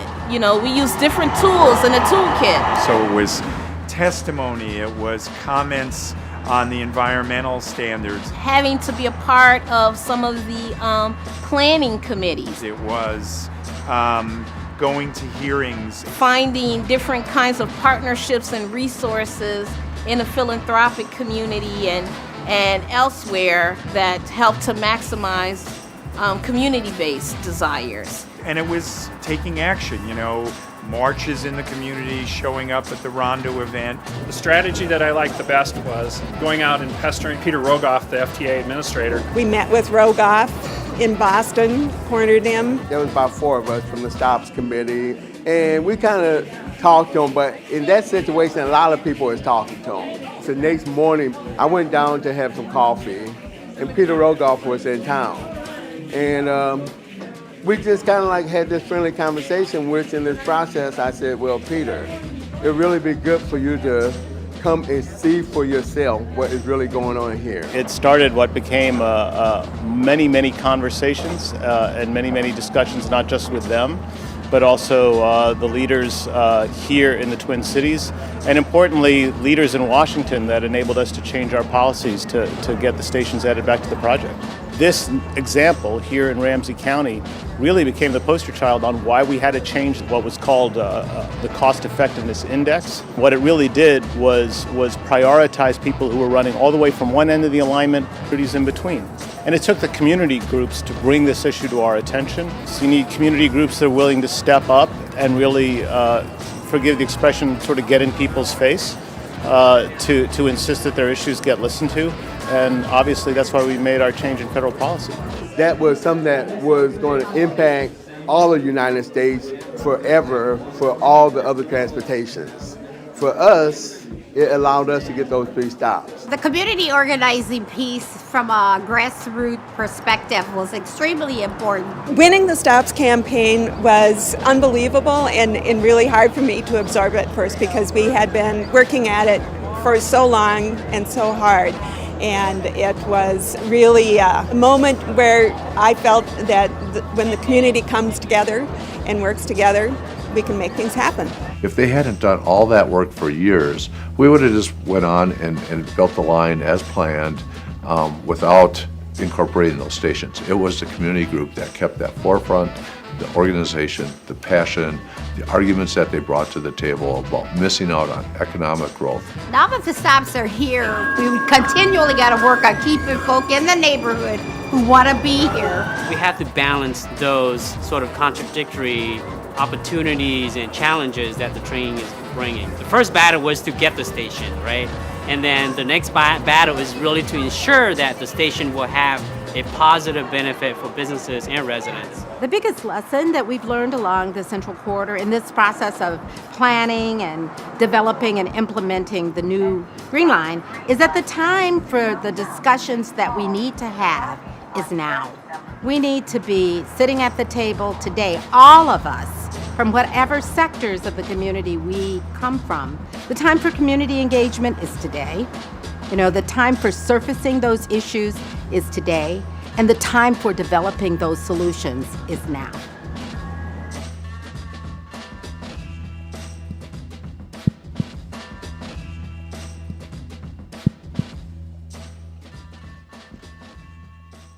The power of community engagement. It changed federal policy. Of course, we're Minnesotans, that's what we do. But we find ways to make it better for everybody. That's the whole point. And one of the things that we also do here in Minnesota is we learn a lot from what we've done. Yes, we miss some things. Yes, things do happen. But if you look around the room even about what's going on today, powerful. People from all parts of the line, even beyond the line, from all parts of government. And I will also say, hello, Representative Abaje. Our rep here in this district, but also a homegirl for the Seeds of Harvest Network and 1MN crew. But we come together to come up with better solutions to move things along. So we're going to learn from 2 amazing leaders of this field. I'm going to first start with Naida Presley, who, again, as you saw, star of the show in this last segment, about bringing the question to the table, how is this going to be better for all of us? And again, Chief, for our whole process with transit, Dan Solar, who was right there making things happen along that Green Line as well. So we're going to learn a lot from him, and as we are surprisingly on time and on task, everybody. Just want to point that out too, so give yourself a round of applause on that. That we're surprisingly on time and on task, everybody. Just want to point that out too, so give yourself a round of applause on that. That we're going to go to the Wayback Machine for a couple minutes, and let's learn from this group. So, Naida, Dan, please join in on this one. Looking back, we've had some big challenges. You had some big challenges that you face of the past project. Talk about that experience first. What you started to identify, again, the stops and everything else, but it was more than that. Talk about those big challenges, and then starting to come with the ideas of how can we better improve this process. So now to start with you, and Dan will go from there, and then, keep going. Thank you, Brett. And I want to say thank you to the Dream Team. I think that's an awesome name, and your other partners as well. And I want to give kudos to Juhi, who's here. She is the Alliance who actually commissioned this video. So they gave us a lot of support, community support, to put this together. And I thought this would be a great part of this segment to bring it forth. And just to add to the audience, who's from St. Paul out here? Okay. Sam Yay. didn't call them out. Yay, St. Paul. Yay, St. Paul. So St. Paul's in the house. Speaking about not just, you know, the stops and in this impending light rail, about encroaching in our community, especially for the African American community that had already in Rondo experienced a transportation project that just decimated that neighborhood and destroyed its economic vitality, its social connectedness, stripped its prosperity, its generational wealth. So for that community to be right near proposing other transportation project coming through, and they were extremely afraid of what's a Central Corridor? I mean, they changed University Avenue to Central Corridor. He said, well, what's a Central Corridor? So people were afraid of, okay, what's going on? We were again afraid of the fact that, okay, transportation was done to us and not with us. And so is that going to happen again? Is there going to be eminent domain, or is there going to be properties, as you just heard, taken and destroyed against our will? How are people going to survive this light rail? You think about construction when maybe they're repairing pipes or laying down medians to control traffic. What's that done to businesses and homes and moving around one's community? So thinking about those things and just imagining, how is this going to happen? Where's the money coming from? Who's it going to fall? The responsibility for resources? Whose shoulders is that going to fall upon? And then just thinking about back in 1984, there was, and in that study, we talked about the stops that weren't in our neighborhood. They were in our neighborhood when they were thinking about that particular light rail project. And then when the new one was being proposed, those stops were gone. And the major piece of worries was, well, again, like we're all talking about, all of you in this room, who is this project for? How is it going to benefit our community? And just hearing the planning, and from a neighborhood perspective, it really wasn't. We were transit-dependent folk that lived in this neighborhood. We had already suffered from another light rail project. And here are economically challenged, racially diverse in this community. What's going to happen to our small businesses? What's going to happen to the people that live in this neighborhood who are already suffering, where disinvestment has not happened in eons? So people, again, had the worries, too, about being displaced. What does that mean to me being able to stay in my, where for decades it's been people like you and me, you and I, who have invested in the neighborhood when no one else would. So those are some of the major worries that we had even before this light rail was going to happen. And of course, the major one was transportation, equity, and benefits to the community, and worried about displacement as well. Dan, go ahead and elaborate from there. But you came from the construction side of that, but you took great care, and the team took great care to figure those things out. But hit those challenges that you were dealing with from your perspective. Thanks, Naida, and thanks, Brett. I mean, for me, when I got involved with the Central Corridor project, Green Line project in 2007, I'd already been working at Ramsey County Public Works, building roads, building street projects, building highway projects for probably 20 some years. And each one of those came with their own challenges, but we were talking about projects that were maybe a mile or mile and a half long.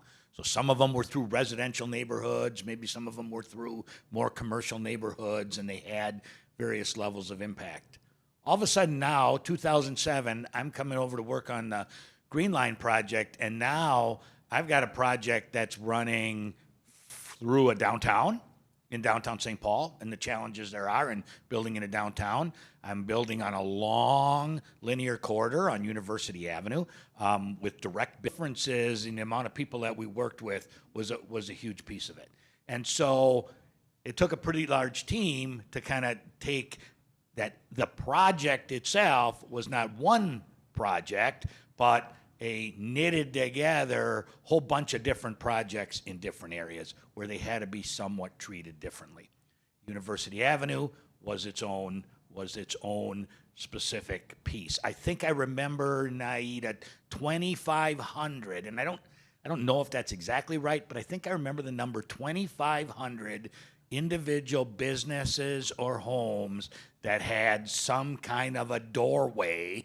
Because, right, there's not a lot, University Avenue has a lot of places that doesn't have driveways or parking lots in front, but individual doorways came out, and there was like 2,500 of those businesses, all the way from a very small grocery store to a residential property to Walmart. And so a big variety and a differentiation in those. So again, the challenge, there isn't a one-size-fits-all solution for anything, especially even along that length. I also remember on the university piece that it absolutely was essential, at least when I came on to the project, that the issue of University Avenue was that building this light rail project could not and should not and couldn't be a division of the community. The true and full harms from I-94, were still there, of course, are still there today, right? Significant change. And while this wasn't going to dig a big giant trench across, even the smallest interpretation of how the community was no longer connected was not going to be good. So the last challenge I want to bring up is there are always, and this, by the way, loved watching the video. It brought back a lot of really good and not so good memories, but a lot of mostly really good memories of working with every single person on that video. I could tell long stories because I worked with so many of them. But one of the other problems becomes when you're doing a large capital project, you're using various kinds of funding sources, and funding sources generally come with rules, right? I mean, and so the problem we were facing was, in order to use federal capital investment grant funds, Peter Rogoff on the term mentioned CEI or cost effectiveness index. That was a big measuring stick. And this is true. This community group did not change the Central Corridor project. This community focus group changed the federal government's analysis of how projects in the capital investment grants program are scored. CEI was not a pass-fail anymore. I mean, this is, for somebody who's worked in transportation now for 40 years, it is not a simple thing to say, well, yeah, they changed that. No, it is a big change that had to be made because those 3 stations were not going to be built. I went back, I want to say 10 years ago, and I took a look at the projected ridership at those 3 stations, and then the actual ridership, and I say 10 years ago, something like that, because pre-COVID and all those kind of things. But the ridership was there. The actual ridership was realized as it was projected at those 3 spots, and there was some combination of businesses still in place that I remember from when we built it, and new development at each of those 3 spots. So again, the challenges are following and understanding where and what rules and pieces we have to do and which ones were able. And I'll be able to talk a little bit about how we've changed some things later. Well, actually, you're going to talk about now. How are those lessons that you've learned? How do we carry those forward to actually say, you know what, we've been there, we've done that. How do we take those lessons, and as we're at 60% right now, really start to prepare this generation, this line, for the great opportunities that are here, understanding that we have new challenges that are before us, federal government, that we are also dealing with. So, Dan, take it from there. Well, I'll say a couple things. We really learned that I'll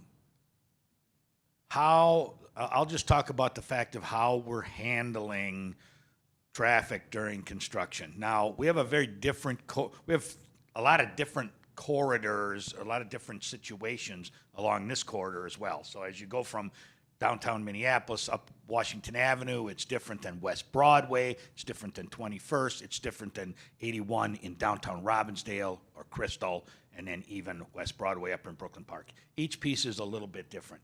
The piece that most closely resembles University Avenue as kind of a commercial corridor is, the piece on West Broadway through Minneapolis. And in that particular case, we had 120 feet of right-of-way from building face to building face on that piece of University Avenue, so we could do some things.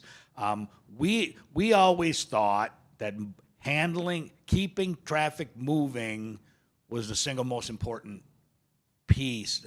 As a traffic engineer, maybe that's partly my problem, but keeping traffic moving was always the most important piece. And one of the things I've found is that for most businesses, and then I can't speak for everyone, but partly my problem, but keeping traffic moving was always the most important piece. And one of the things I've found is that for most businesses, and then I can't speak for everyone, but minimizing the overall time of construction is the single most important piece. And so we did an experiment, our goal along University Avenue was that the roadway would be open at all times, one lane in each direction on University Avenue, and all the cross streets across University Avenue would always be open at all times.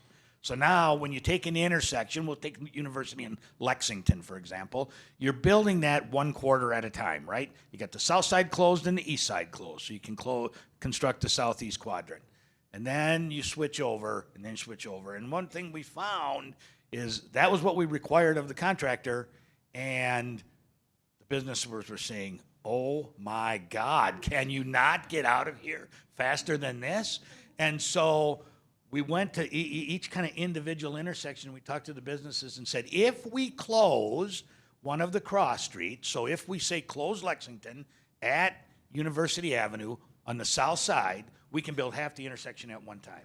That'll half the time that piece is impacted. Now, it's going to be more difficult. I mean, traffic isn't going to be able to go through, and so it'll be able to come up, but we may have to find better ways to move. We may have to find better ways to move people around to get to the doors, to get to the parking lots, to get in the businesses, but we can take that time down. Do it. And so we changed to that. So we'll want to, as we set up the specifications for this Blue Line Extension project, we're going to want to look at each individual part of it. How does downtown Robbinsdale differ from West Broadway and Penn, and then how might we do construction different in those areas? Construction's hard, man. I mean, there's a lot of impact. It's not easy, but how do we minimize the time that we're there so that we can keep businesses flowing? And we'll hit some finer points a little later on towards the end, but now you have a different perspective, lessons learned, carry forward. What would you make recommendations for this community, and also serving as an advisor?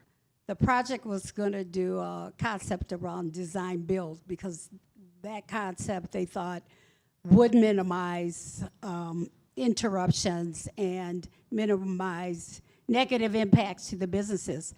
But in our section, it was quite interesting because those businesses and properties had been there, for a long time. And when they dug up the streets, they found some interesting things.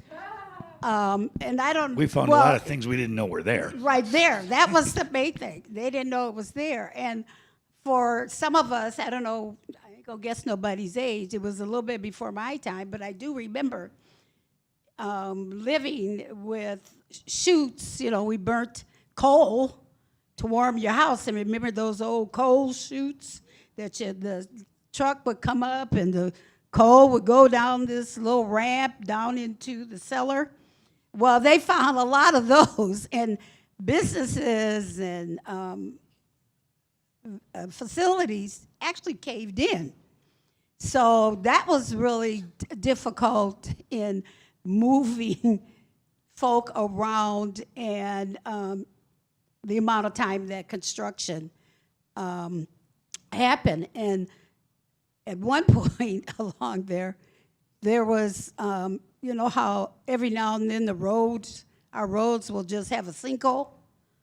That was happening a lot along University as well. It was all, you be there walking, there's, you know, dirt road, all of a sudden, big old hole, big sinkhole. So there was a lot of unknowns that really, that our communities experience. But I like the fact, so from the lessons that we learned, one of the things that's going unknowns that really that our communities experience. But I like the fact, so from the lessons that we learned, one of the things that's going on right now is that you're all out there ahead, as I coined, ahead of the train. Not behind the train, but you're ahead of the train, and that you're really doing all of this deep community engagement, and that you're working in partnership with all levels of government and all levels of stakeholders being at the table, because that's what really helped us in our planning and answering as policy, as was talked about. A lot of times the first answer out of our policy people or the engineers or the Met Council, MnDOT, is that, well, we can't do that because it says, the federal policy says, and so we just didn't take no for an answer. So my advice to all of you in the room and working in partnership, don't take no for the first answer. In fact, just let that be a slow yes. It may be no right now, but look at it as a slow yes. And what I mean by that slow yes, if you keep talking, and I think our gentleman, what was his name, Paul, earlier, he talked to, Paul, there he is back there, how he talked about being transparent, being honest, and stop telling you can't do something when, if you work together, you figure it out. That's number one. And number two, if you know what's going on, what made a difference with us, because as Metric talked, you saw him in the field, he said they were constantly telling what's going to happen. And we didn't want to know what's happened. We want to be a part of influencing what happens. And so the important piece about that is being at the table and being honest. Maybe what I want, or some of you may want, really can't happen. But let's hear the clarification and let's be educated about the, why. Tell me why. Just don't tell me you're going to do it. So hold your for transparency and being honest. And what, from our experience, what we found by all of us being at the table, some of those no's and things they said that couldn't be done between the community and our different levels of government and community and funders, we actually found ways to do some things differently. The engineers or the traffic folk, instead of just being in that silo of, well, what you say, Dan, I just do traffic. Or I just, engineer, that's my role. Instead of that, people worked together and came out of those silos and found out, yeah, I'm human and I do live somewhere, so I can imagine my work and what I'm supposed to do is impacting people that live in these neighborhoods. So there was that human piece that got added to this whole planning. And fortunate for us, the mayor formed a body, a task force called the Central Corridor Development Strategy Task Force. And that, again, was levels of the government, business people, community people, agencies, our district councils came together and actually looked at the whole corridor and dreamed of what could happen doing redevelopment of this area. We identified vacant lots, buildings that maybe we wanted to keep because they may have a historical significance. And that's part of planning too that you should be aware of. I believe there should be a 106 process, a NEPA process. So, you know to be on top of that. And if they don't identify potential buildings, tell them that, hey, my mama's mama grew up in that house. And I really don't want it to be torn down. I want it to be considered to put on the historic registry. So make sure that you're a part of identifying, structures that should go, should not go. So my best answer to that is be involved. Never take no. We never took no, as you could see. We never took no for an answer. And if you have answer to that is be involved. Never take no. We never took no, as you could see. We never took no for an answer. And if you have to go to DC and go into those offices and have those personal conversations, that might be what you have to do. But building those relationships and really working together. In order to move this process forward, I mean, again, this has been a robust process with the Blue Line. As you learn from Green Line, in order to build from there, talk about the power of partnerships in order to make sure that the line stays on task and on time.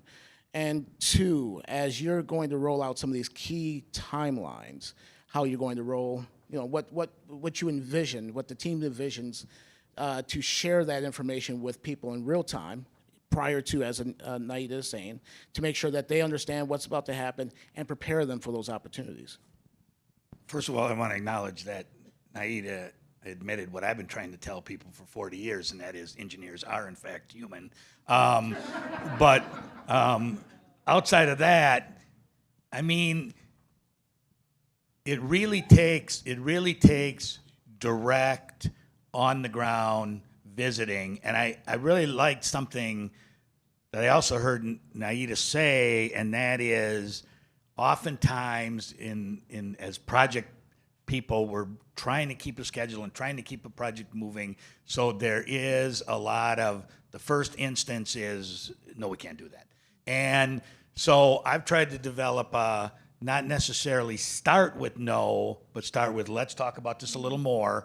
And so that holds for community meetings all the way down to individual businesses. I must have walked up and down University Avenue hundreds of times throughout the years that I worked on it. I knew, it's funny, I give tours now, or if I'm riding with people and I say, well, I could have a story for most of the buildings along there because I had a bit of a personal relationship. And I'm not always talking about, as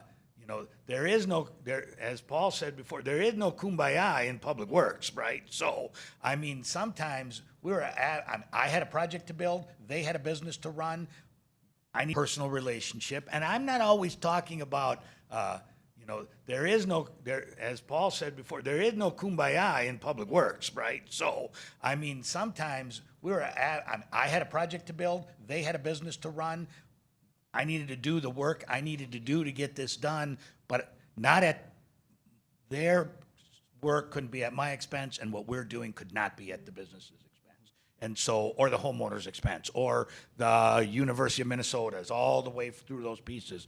So partnerships on listening, understanding the concerns, understanding that one size doesn't fit all. So in some places, doing construction in the morning was the best thing to do because those businesses were maybe it's a restaurant or a bar and grill, and their business was mostly at night. Sometimes the weekends were absolute. You think, well, maybe if we work on Saturday, it'll be easier. Well, maybe for traffic, yes, but some businesses, most of their work can be done on a weekend, so that's the best time to avoid that. So knowing those things, creating those partnerships, knowing those things about each part of the corridor, and then building those into the specifications is something you have to have a partnership on, so that when you write construction specifications, give directions to contractors on how to work, you've got an understanding that it's not just what gets the project done the best, it's how we get the project done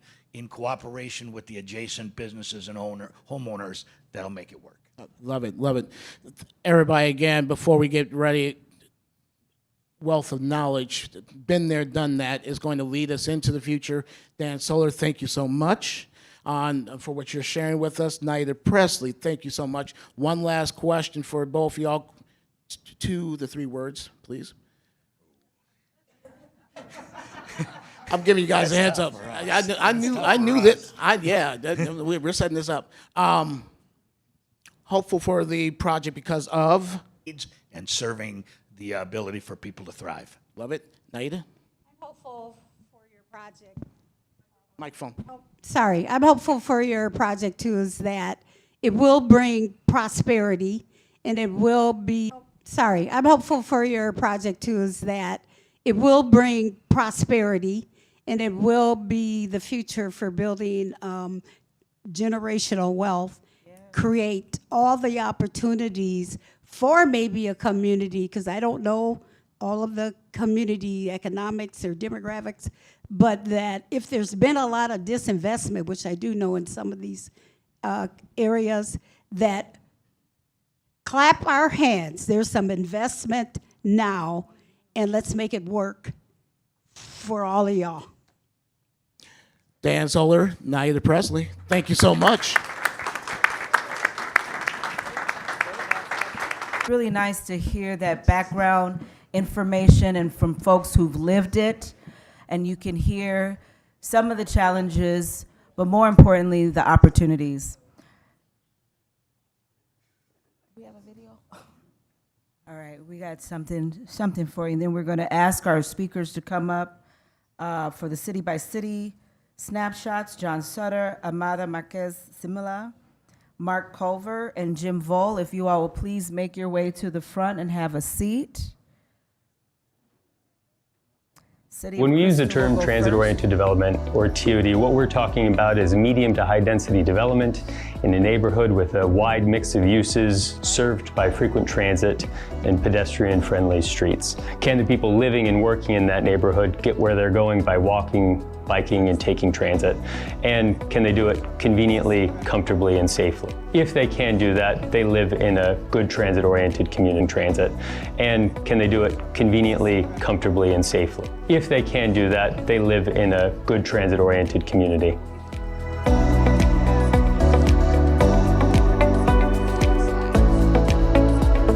Have long been historic neighborhoods with strong community ties. Before the Green Line, much of the surrounding land was underutilized. Rail yards, surface parking lots, light industrial uses.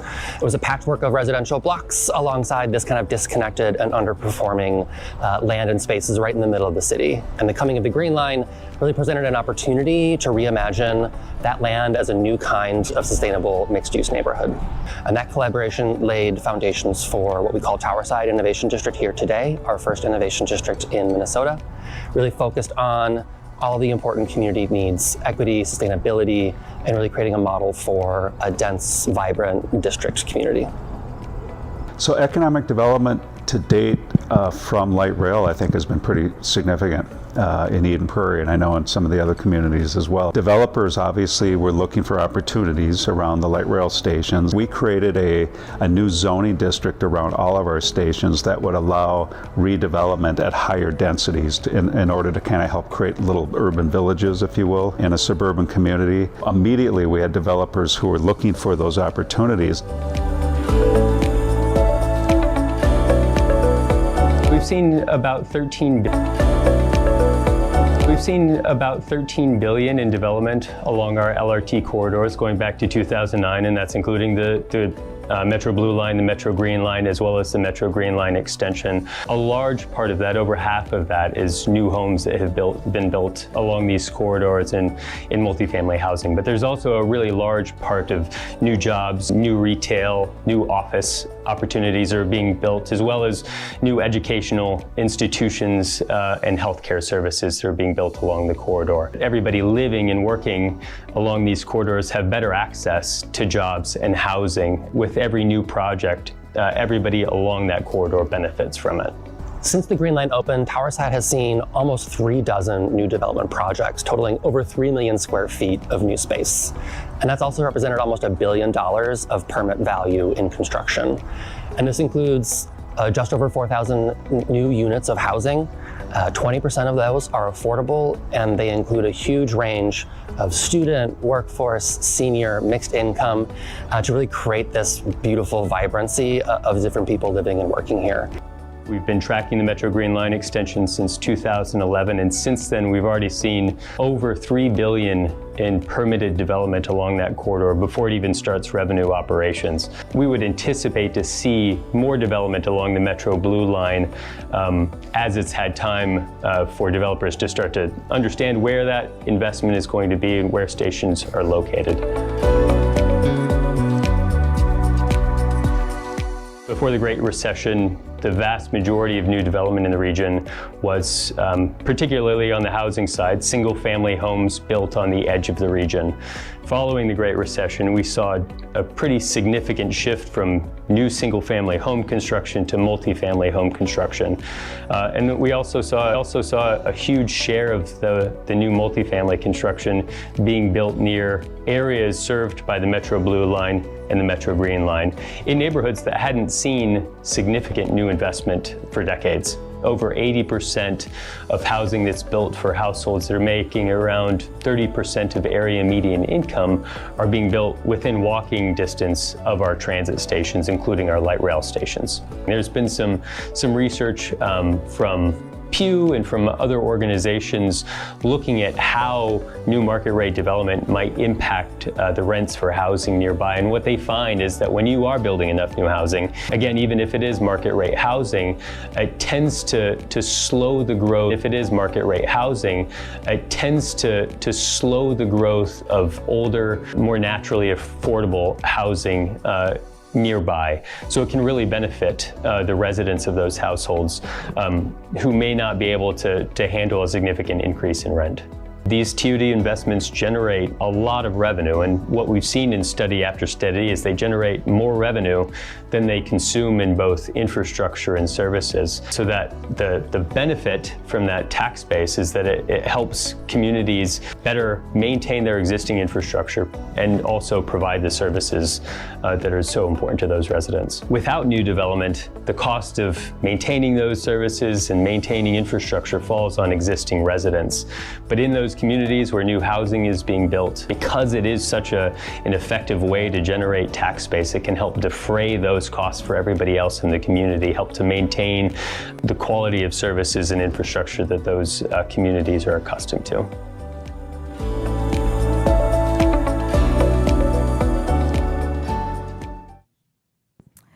Thank you for that. And now, without further ado, I invite Mr. John Sutter, who will be delivering his report for the City of Crystal. Thank you. Thank you. Thanks everyone for being here today on this beautiful July day I think we've got going on here. So let's see. I have the clicker. So I am John Sutter. I'm the Community Development Director with the City of Crystal, and all right, I have the power. I have the clicker. So on the left is just a small map kind of showing where the Bass Lake Road Station is in relation to some of the other stops on the line north and south of Crystal. And on the right are a couple of renderings of what the Bass Lake Road Station would look like if the project is built. So the project, as you know, has been planned for quite some time. And in 2015, we had a station area planning process community-based station area planning process. And while that was based on the previous location of the station in the BNSF rail corridor, just slightly different from the new proposed location, a lot of the things that came out of that are still very valid today. And so beginning the next year in 2016, we started working on implementation of that station area plan. So we modified our comprehensive plan to create a 220-acre mixed-use district in that area, centered on Bass Lake Road and West Broadway, which is our main commercial area. We have about 1 million square feet of commercial space in that area. We also reconstructed the streetscape on the north side of Bass Lake Road, across from Becker Park. Can I get a show of hands? How many of you have been down Bass Lake Road in Crystal, west of Bottineau Boulevard? So are you familiar with that strip of small businesses on the north side of Bass Lake Road? So that was where we did the streetscape. What was happening there before is the old streetscape from the 1980s was failing, literally falling apart. And it was actually harming the businesses. And so one of our strategy was basically to help those small businesses rather than provide any kind of direct assistance was, let's get the public realm right. Let's fix our stuff, the stuff that's our responsibility, the city's responsibility. So we rebuilt the streetscape, and thanks to some open minds at Hennepin County's Transportation Department, they let us put in an on-street parallel parking bay, which completely changed kind of the psychology of that strip of small businesses. Since all the businesses that were there in 2018 are still there today, and some of them have actually expanded in that space. So one of the strategies to deal with inevitably higher rents in transit-oriented districts is to take steps so the businesses can become more profitable, they can get more sales, and then they can afford the inevitably higher rents. And that's kind of what we did, and so far it seems to be working in that area. The other thing we did is we adopted some new zoning districts, and we are wide open to high-density residential development in that 220 mixed-use area. And then finally, in 2019 to 2020, we reconstructed Becker Park. Hope some of you have had a chance like today. It's very popular, draws people from all over the region.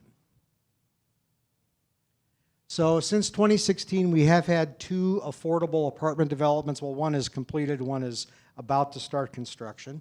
And they represent 58 units opened last year, and we expect another 44-unit building to open next year. The exciting thing about that 44-unit building, Lotus Point, is it is kitty corner from the new Bass Lake Road station. People will be able to live in that building and walk about 200 feet to get to the light rail platform. That provides amazing access to jobs up and down the corridor throughout the region that few residential buildings can. That provides amazing access to jobs up and down the corridor throughout the region that few residential buildings can offer.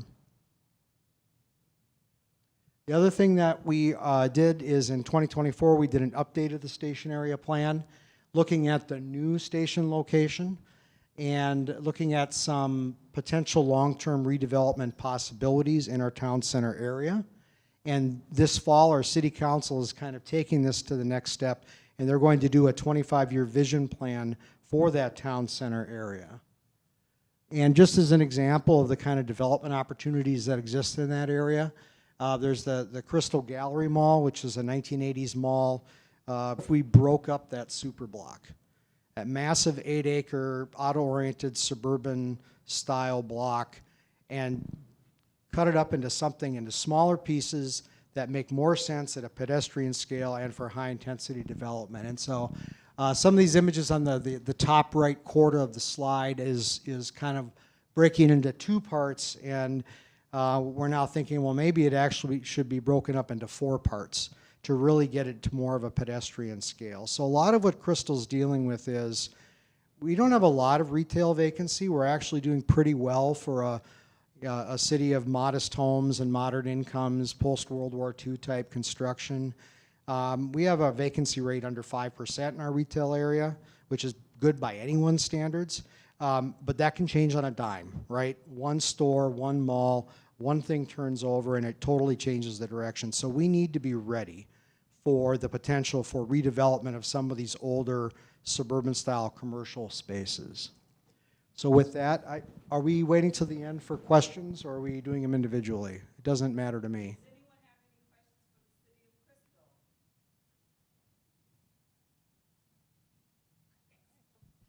Thank you, everybody. Please give Mr. Sutter a round of applause. Thank you for your presentation. We're going to keep the train moving down the tracks. We have the City of Robbinsdale here to present on their behalf is Amada Marquez Simula, who's actually the mayor of the City of St. Anthony. So we're going to hear from her representing the City of Robbinsdale. We got that up? All right. You've got next. All right, Robbinsdale. So I do work for Metro Transit. I'm the community outreach coordinator for Robbinsdale and Crystal. And Robbinsdale was not able to have a staff member here, so I am doing their part to share their update. So, reading some notes. But the background, 2023, the City of Robbinsdale, along with Hennepin County, worked with Bolton and Menk to update city plans in preparation for the Blue Line. This photo really shows downtown Robbinsdale, where the proposed station would be located. And the second proposed station is at Lowry in Minneapolis. That really isn't a redevelopment focus for the city. That's already kind of limited by land, and it's next to the hospital as well. So they're really focusing their energy and on downtown. So yeah, this is showing that this diagonal direction for the Blue Line. You can see some of the landmarks. The Crystal Lake is on the north side, Bottineau Boulevard running diagonally, and then the Old Water Tower, which is a very fond space in Robbinsdale. You can see that on there as well.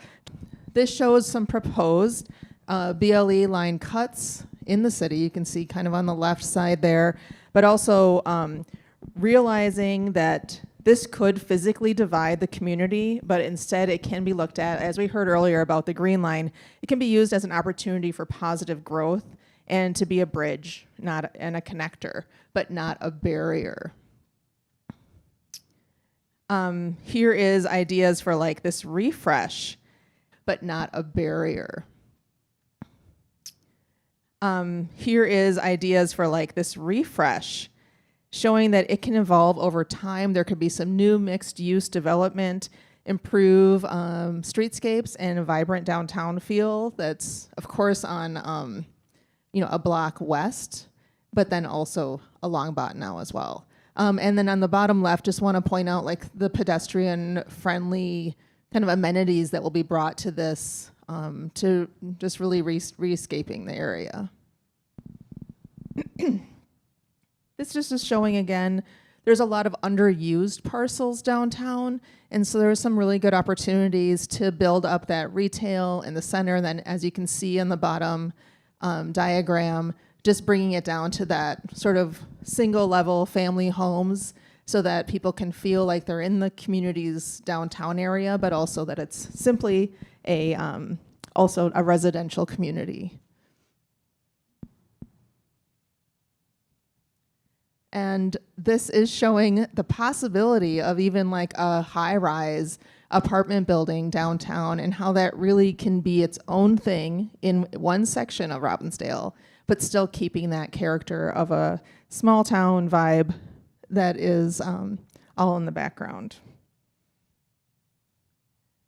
But this one really showing how much it can be connected. So we saw earlier on the Crystal diagram how transit can be this the transit-oriented design, how the pelvic realm can just be ready to meet this growing demand. And they really want to take it to that southwestern corner of the city, which also could be developed. A lot more housing could be on there, and a lot of ways to make more tax revenue available to the community. But in short, this plan just really is to look and turn the BLE from a dividing line into a catalyst for thoughtful growth, stronger connections, and a more vibrant downtown. And so thank you for listening.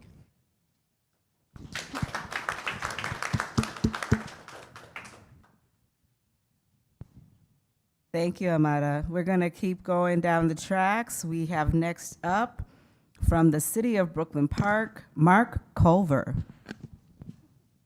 Thank you. Hi, I'm Mark Culver, and he is our planning director, but you get me. So I am an engineer. I'll jump on Dan's message of engineers are human, but we also do have a heart as well. And yes, thank you, Josh.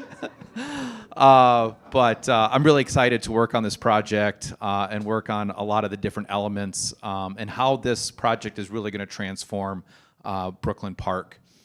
Yeah, so just as a highlight here, we're going to get 5.4 miles of light rail track. As my mayor would say, the line starts in Brooklyn Park at the Oak Grove Parkway station, and we have 5 stations in Brooklyn Park. Each one of these stations has really got its own character around the station, really different development types and challenges, and a lot of hard work that each station area is going to take for us to really maximize and realize the dream of this really critical investment. At the beginning here, this area is primarily still remnants of potato fields. And that is kind of the history. If you didn't know that, Brooklyn Park is, I was actually surprised to hear this, like we were like the #1 producer of potatoes in the country. For a very long period of time. So now all of those fields they're not being farmed, or very few of them are being farmed now, and they're ready to develop, and they've been ready to develop for a while. And this line, if you've heard us talk about 2.0 versus 1.0 on the design of the line, I would say this is like 3.0, 4.0 for a land use vision for Brooklyn Park in this area. If you didn't know, Target, and one of the reasons the Oak Grove station was so attractive here was because Target made a large investment in Brooklyn Park here, and they had a huge vision for a third downtown. And that's changed, and there are economic reasons for that change. And so now we have to revision how this area is going to be. And we've been spending a lot of time over the last year on what is that actually going to do. And in the purple here you see a desire and an expectation for very strong transit-oriented development, mixed use, high levels of residential and retail and that. And then in the blue areas down here, we've designated this as a biotech area. We're really looking to attract med tech type of uses, research laboratories, maybe some light manufacturing, office spaces, but also mix in some residential in that as well. And then as we get over on the west side of 169 and north of there, very strong focus on residential, a wide variety of densities of residential. But you see these yellow dots, the yellow dotted lines, we want to make sure that we have strong bike and pedestrian connections from those areas. The yellow dotted lines, we want to make sure that we have strong bike and pedestrian connections from those areas, ultimately to this blue dot here. To really connect all these areas to that Oak Grove Station Parkway. This is really going to be a catalyst for the development of this whole area, and we're really looking forward to taking advantage of that. And then this is, some of the things that we have been working on south of 610 and in the areas that are going to be more redevelopment areas versus development areas is making sure that we are aware of the existing residents and the impacts to them along West Broadway where the line is going to go. We'll be working with the project team, installing a privacy fence along West Broadway to create, I don't want to say a barrier, but to create some separation between what we see as a really vibrant corridor of transit, traffic, and people from the residential uses that are already there, the backyards of homes of people. And we really want to turn that into an amenity for those people. Also, focusing some really strong streetscape elements on our core intersections and station areas through the corridor. And one thing that we're being very, very intentional about and trying to be as proactive as much as possible is anti-displacement as well. We're creating some anti-displacement policies and efforts, working with communities. We are very fortunate to have a very strong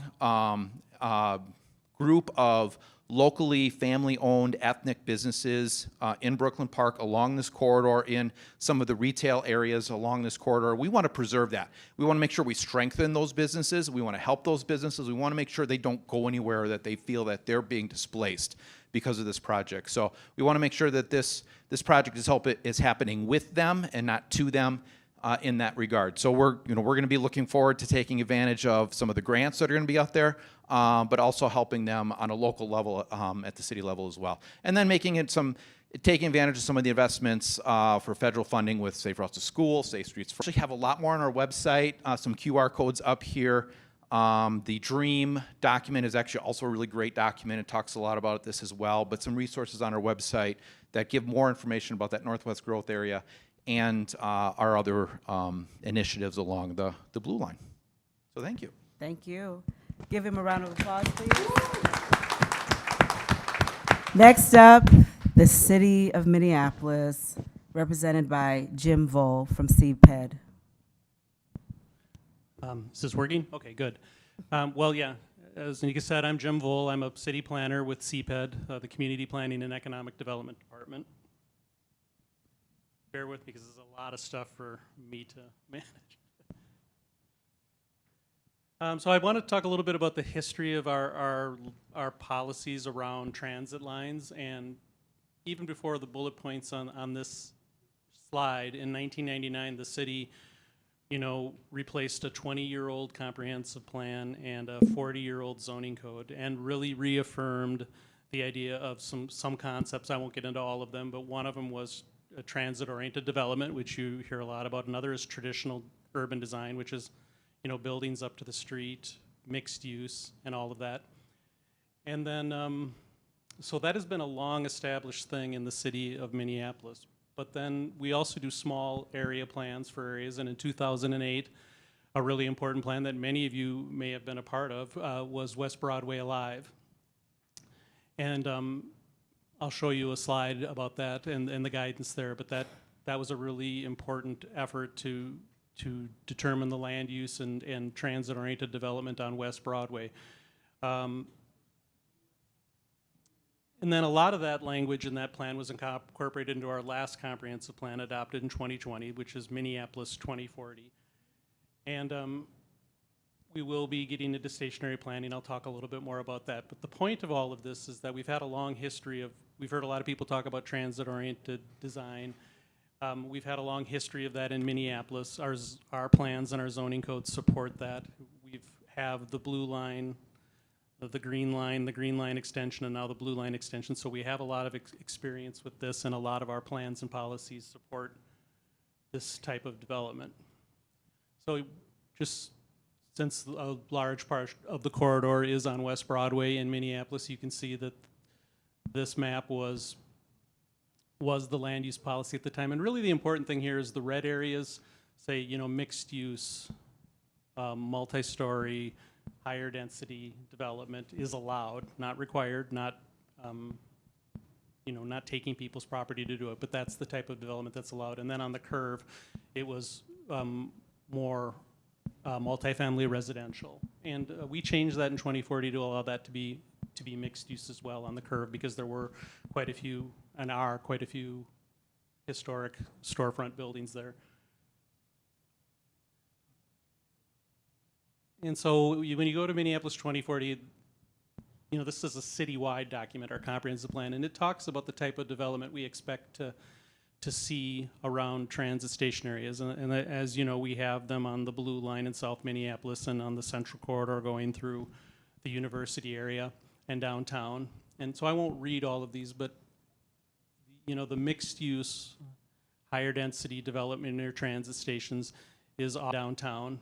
And so I won't read all of these, but the mixed use, higher density development near transit stations is oftentimes the goal. We've heard a lot of talk about transit-oriented development and the land use and transit connection. So our plan supports that, and would likely be the kind of guidance we'd see around the stations that are proposed here in North Minneapolis. However, we do know that there are some areas like around the James Station and the Lowry Station and along 21st where we have single-family homes and vacant land and smaller scale businesses, and starting a stationary planning process. Hopefully this fall, maybe first quarter of 2026. And the reason that I can't give you a straight answer on that is because the money that we have for that planning process that we worked with our partners at Met Transit and Met Council to obtain is from the federal government. And so there have been, I'll just leave it, there's been some uncertainty as to how we get that money. But it seems to be moving forward, and so we're planning to move into that station area planning process. To be moving forward, and so we're planning to move into that station area planning process. So this isn't my slide, I'm sorry, but if I have, that's my presentation, so if there's any questions, I'm happy to answer. Sure.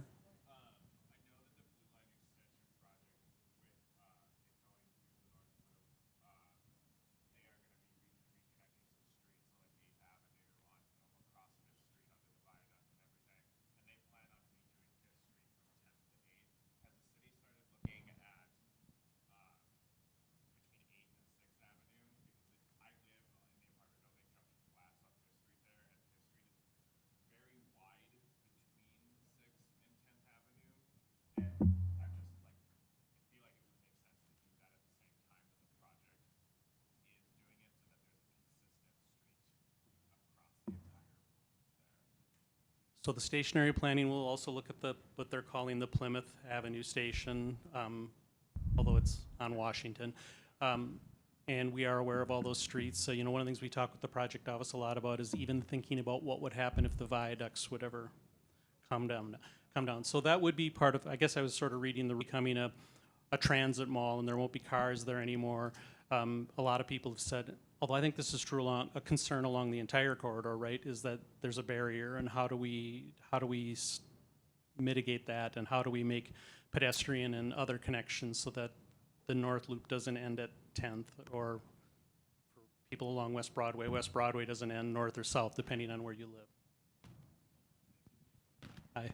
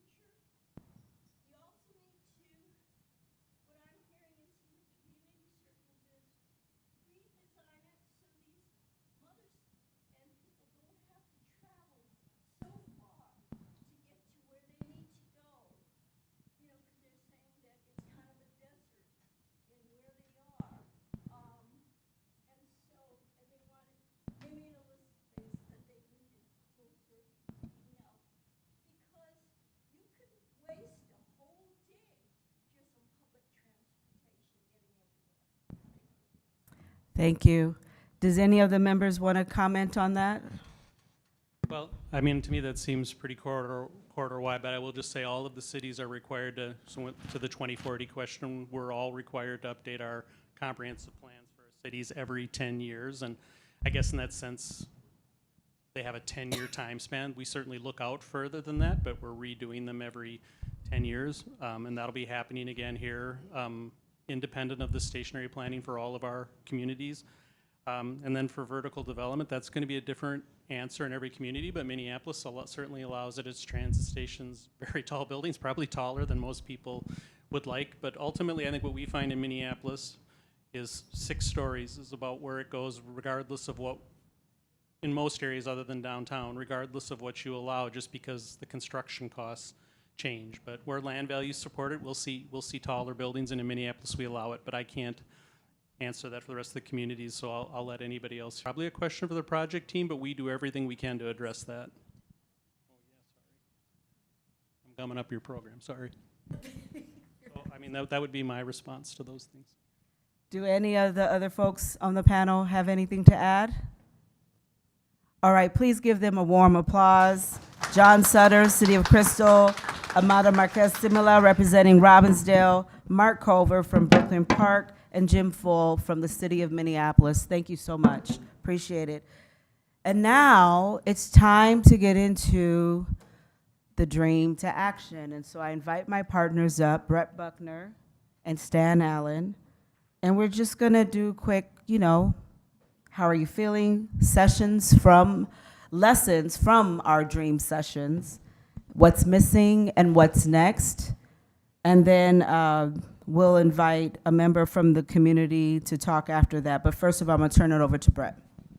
All right, we are going to keep this brief because it's time to go. It is August 65th.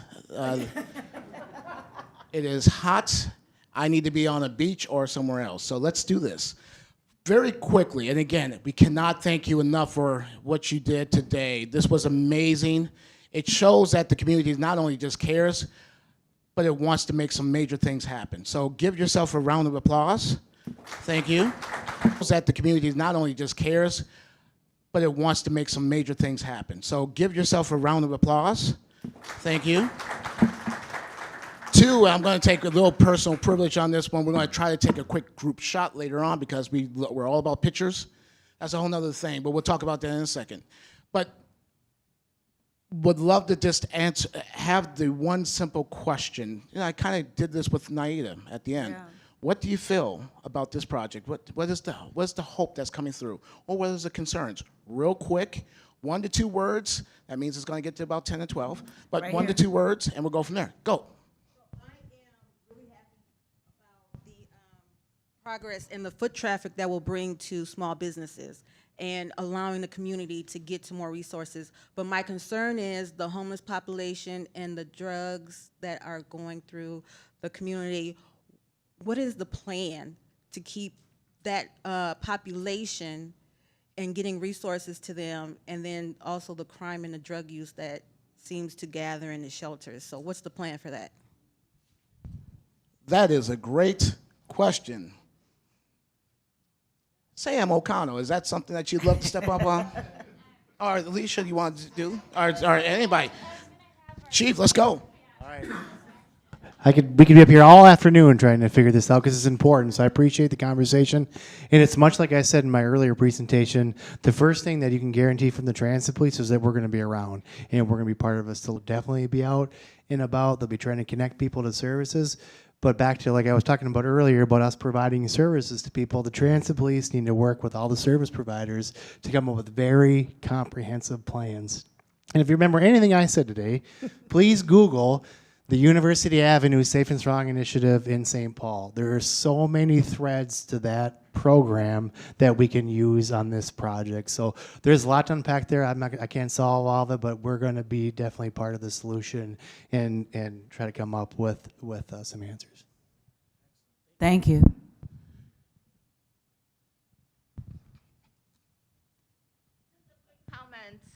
We see a lot of data associated with the property tax increasing, but we don't have any small business data for displacement.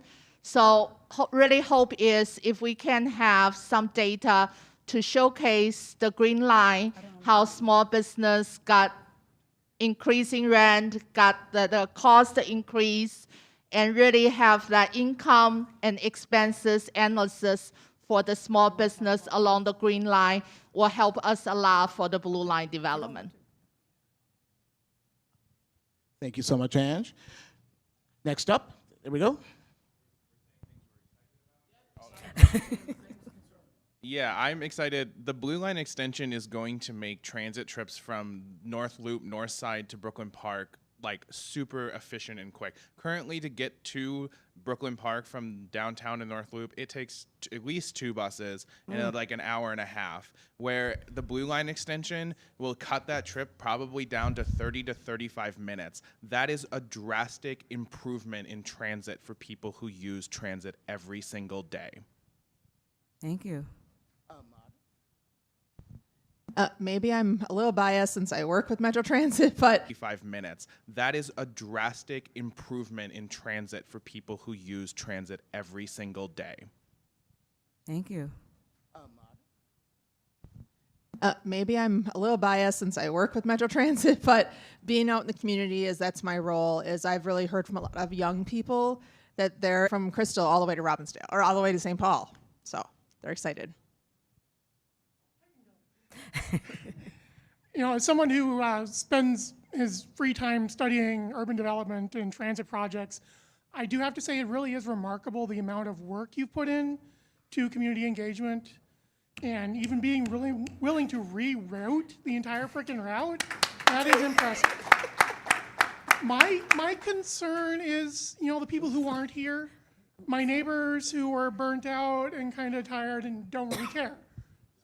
So that they exist too. Yeah. Just so you know.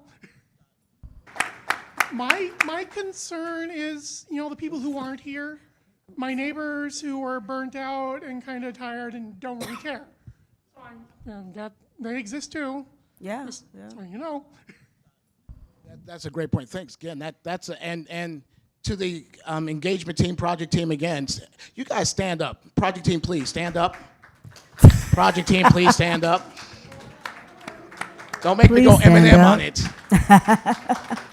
Yes. This is the group that's been making it happen. So again, that was a huge step forward, and we can't thank the crew enough. Yes. You guys have been doing some amazing work. We see it behind the scenes, of course, and we're just proud to be a partner with you. But again, you guys need a little hand clap and some kudos as well. So we really appreciate that. And for you, the community, for showing up, right? So I hear what you're saying about the burnout. The burnout is real, but it's what is required, right? To keep all hands on deck, to stay engaged in order to get. Last two, anybody. Going once. Oh, well, Mark, yes. Excuse me there. Thank you. My name is Anita Irvina Davis. I've lived in North Minneapolis for 71 years. So, and this is my neighborhood. This is my home. And so I just wanted to let everybody in this room know that Met Council does have, and this is my neighborhood. This is my home. And so I just wanted to let everybody in this room know that Met Council does have an equity advisory committee.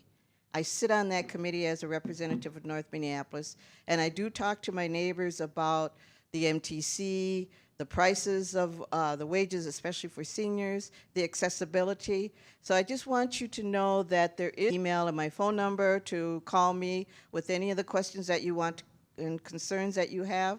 But I just want to let you know, I was at the NAACP with the 5th Ward forum that's going on in City Council. And if any of you are interested, go on up. It's on the corner of Emerson and Broadway. It's still going on until 2:30. But aside from that, I only heard about this from one of my neighbors who was there and asked me. So I just wanted to let you know that the Equity Advisory Committee is there, and we're interested, but we just need to know what's going on. So I will make sure that we're included from now on, because your voices need to be heard outside of these forums. Thank you. Last comment. Bruce. So as you look forward, ridership is kind of important to this sort of a project. Expanding ridership should be something, and expanding the network. The pressure is on in the city of Minneapolis. I don't know, planners here, but with the elimination of cars being the ultimate objective of the city council, et cetera. One of the things that I think is missing, that may be an opportunity, is to look at what people do and what we do in our daily lives, and whether or not mass transportation actually addresses that. Getting to and from a job, point-to-point transportation, getting to and from an attorney's office, or getting a medical appointment, all of that can be done without carrying anything. Getting to a grocery store and taking out a bag or two, maybe. But for most of what I do, as a consumer and connecting up to businesses or shops and retail, I have to drive.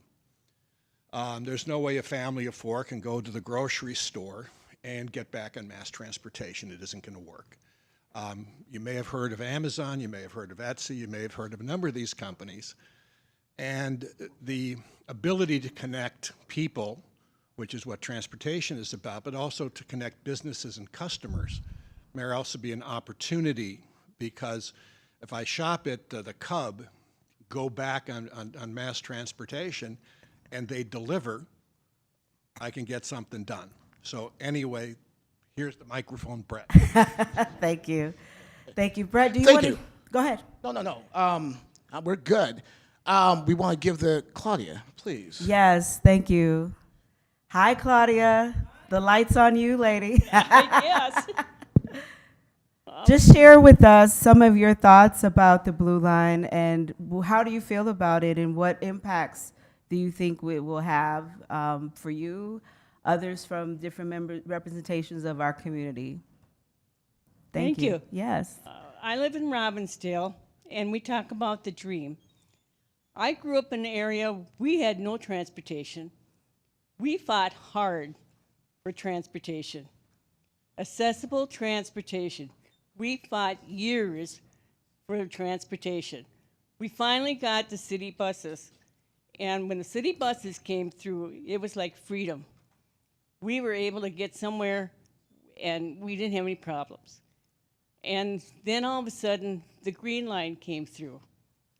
And it was like, I couldn't believe what we could come up with. It's like I could go to St. Paul. I didn't have to worry about medical transportation. I didn't have to worry about how am I going to get into a vehicle. It was just like a brand new opening for all of us. And now we've got the Blue Line, and it's like, are you really going to tell me I get the Blue Line down my way? And they go, yeah. And it's like, wow, this is going to be the best thing in the whole world. If you've never had transportation in your life, and all of a sudden this shows up, it's like a dream. This is the dream that everybody with a disability wants. We want the equal rights like everybody else. So the dream is there.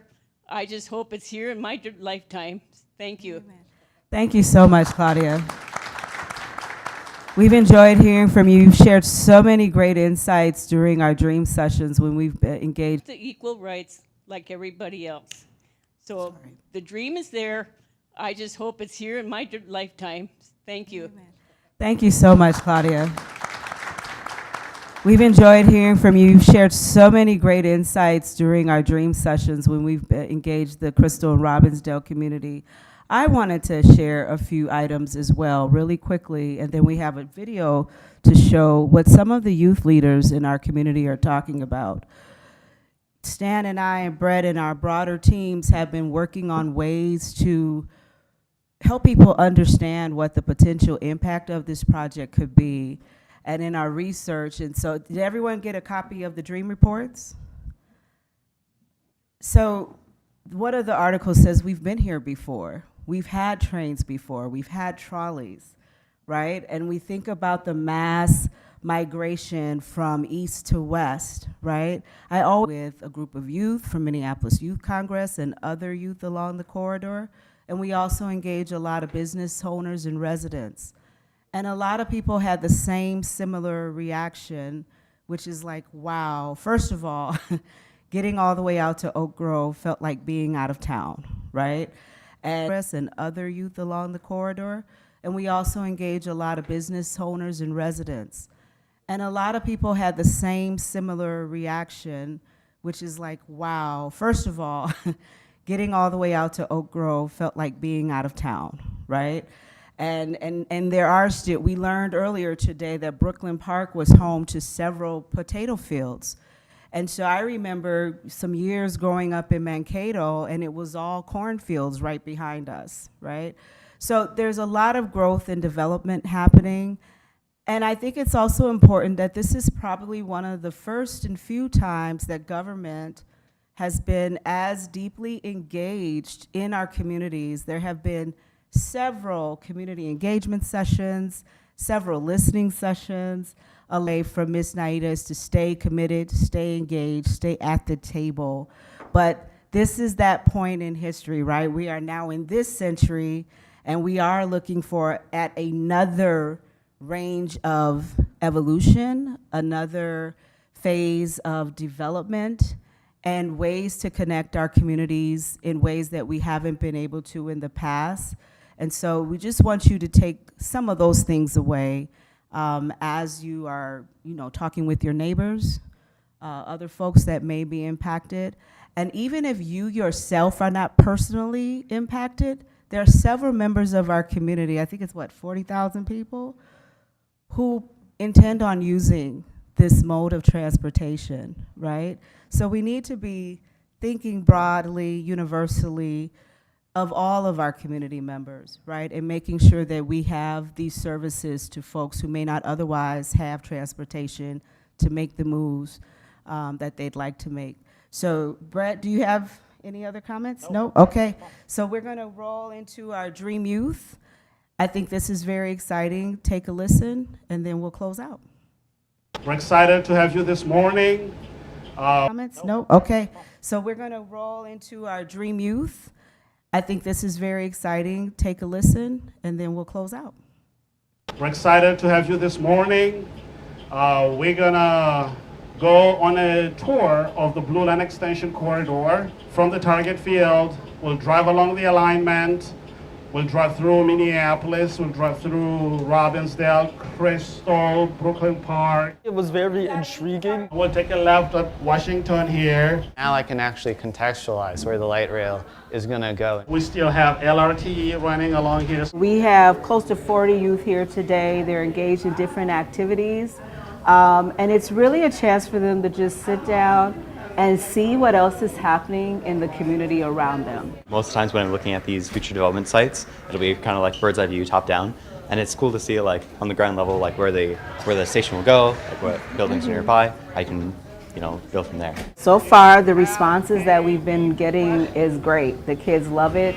They're excited about the future potential of the Blue Line extension. It's the quickest and fastest way for me to transport around to areas since I don't have a car. It's affordable, and it stops at many different community hubs where it has many different businesses and opportunities for someone like myself who is low income. I don't have any other way to get there besides the Blue Light, so I can always put my trust in the Blue Light to take me to where I need to be. I think it provides, I think it'd be very convenient for those people and jobs. This is our attempt to really make sure that this is an intentional, authentic way to engage them and elevate their voices. And let me tell you, they have strong ideas. Being able to get to places without being so reliant on others and owing them, it gives a sense of freedom, and it gives a sense of being able to take charge in your own future if you can be accessible to other places. I just think the community feels a lot better when they feel like investment is being continued to put in. I think that overall maintenance will be at a lower cost than an entire new development project that you're doing. And so I just like to make sure that we're making it now. I like to make sure that we continue improving it and making it better.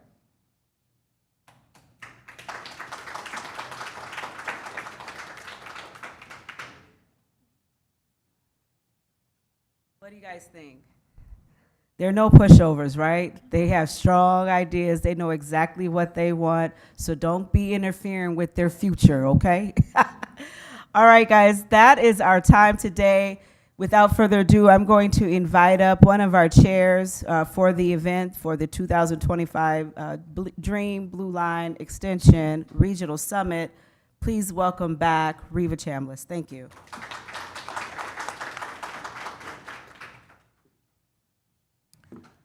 Thank you. I think this has been a very informative event, and I want to thank everyone who has put time into planning this event.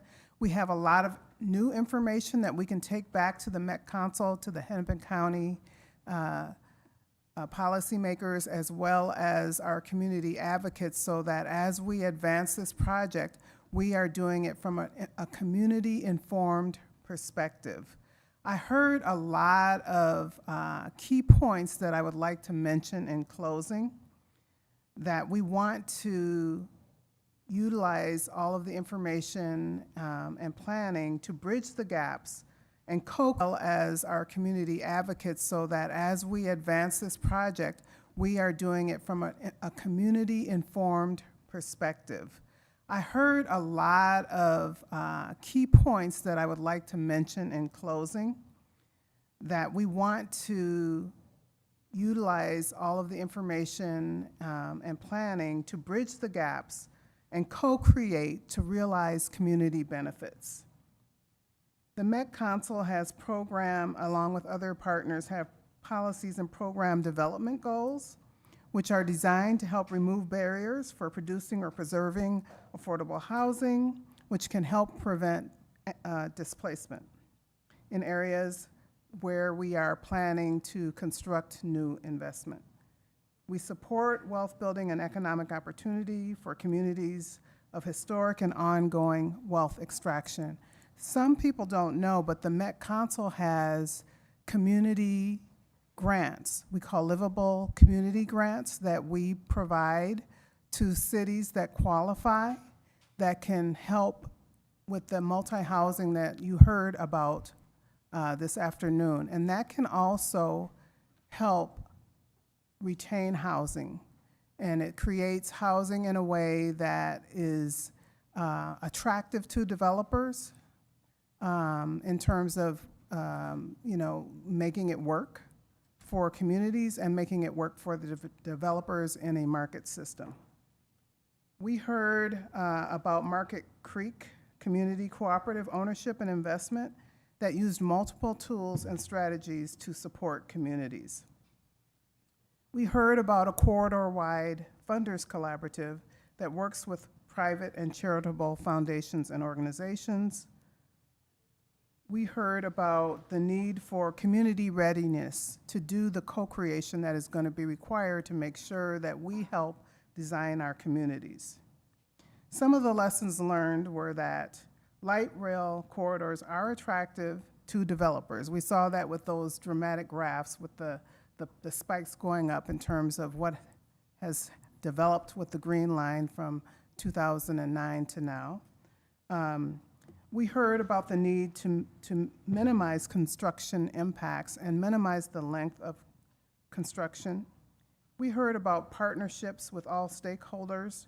That can include organizations like LISC, which helps to attract and develop emerging developers. We didn't really talk about that today, but I added that point in.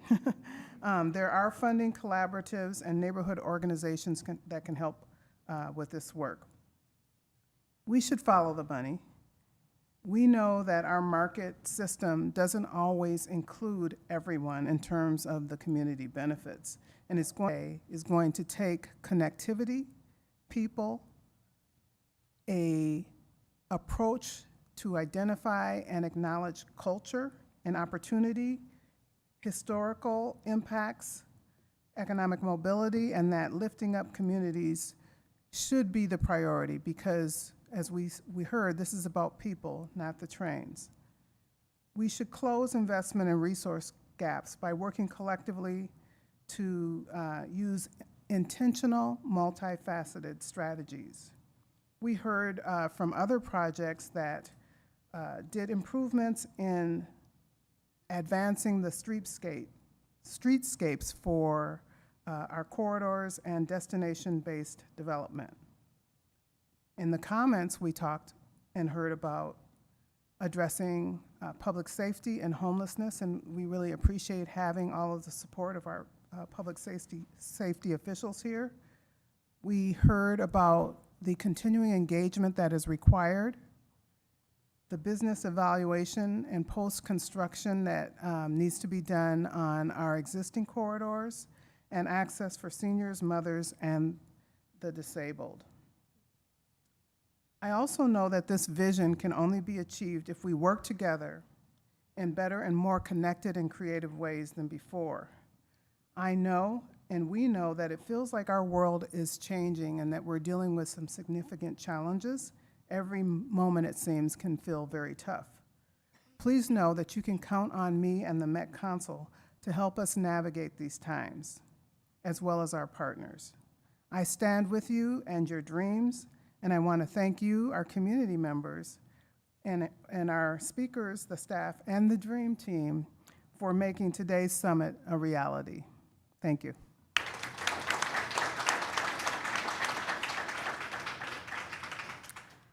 Well, this has been the culmination of a few months of working collaboratively across several jurisdictions, our teams.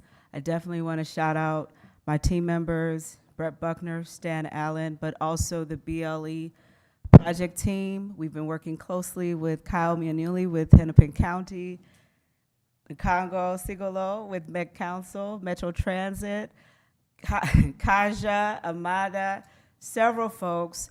We want who? Kathy Gold, of course. Yep, don't want to forget her. And just several folks, Ryan, Kelsey, the various cities, my team who was out helping with the food and everything. It takes a strong team committed to this vision, and we're super thankful for the role that everyone played on this. And especially want to thank Makeda Zulu for graciously opening up UROC's house to us. This has been a great venue. We hope you feel that way too. Please give a round of applause. And so that's our time, y'all. Is this where I do the mic drop? Okay. Thank you all for being here. Please scan the QR code to stay connected with us. Talk about this. Hashtag us. Let your friends and family and neighbors know. The work doesn't stop. It continues. Stay connected with us. And for more responses to some of the questions that we had, unfortunately, we couldn't get to all of them today, but we will be responding to them. And hopefully you signed in when you came in, so we're able to stay connected with you. Thank you all so much. Continue to dream. Thank you.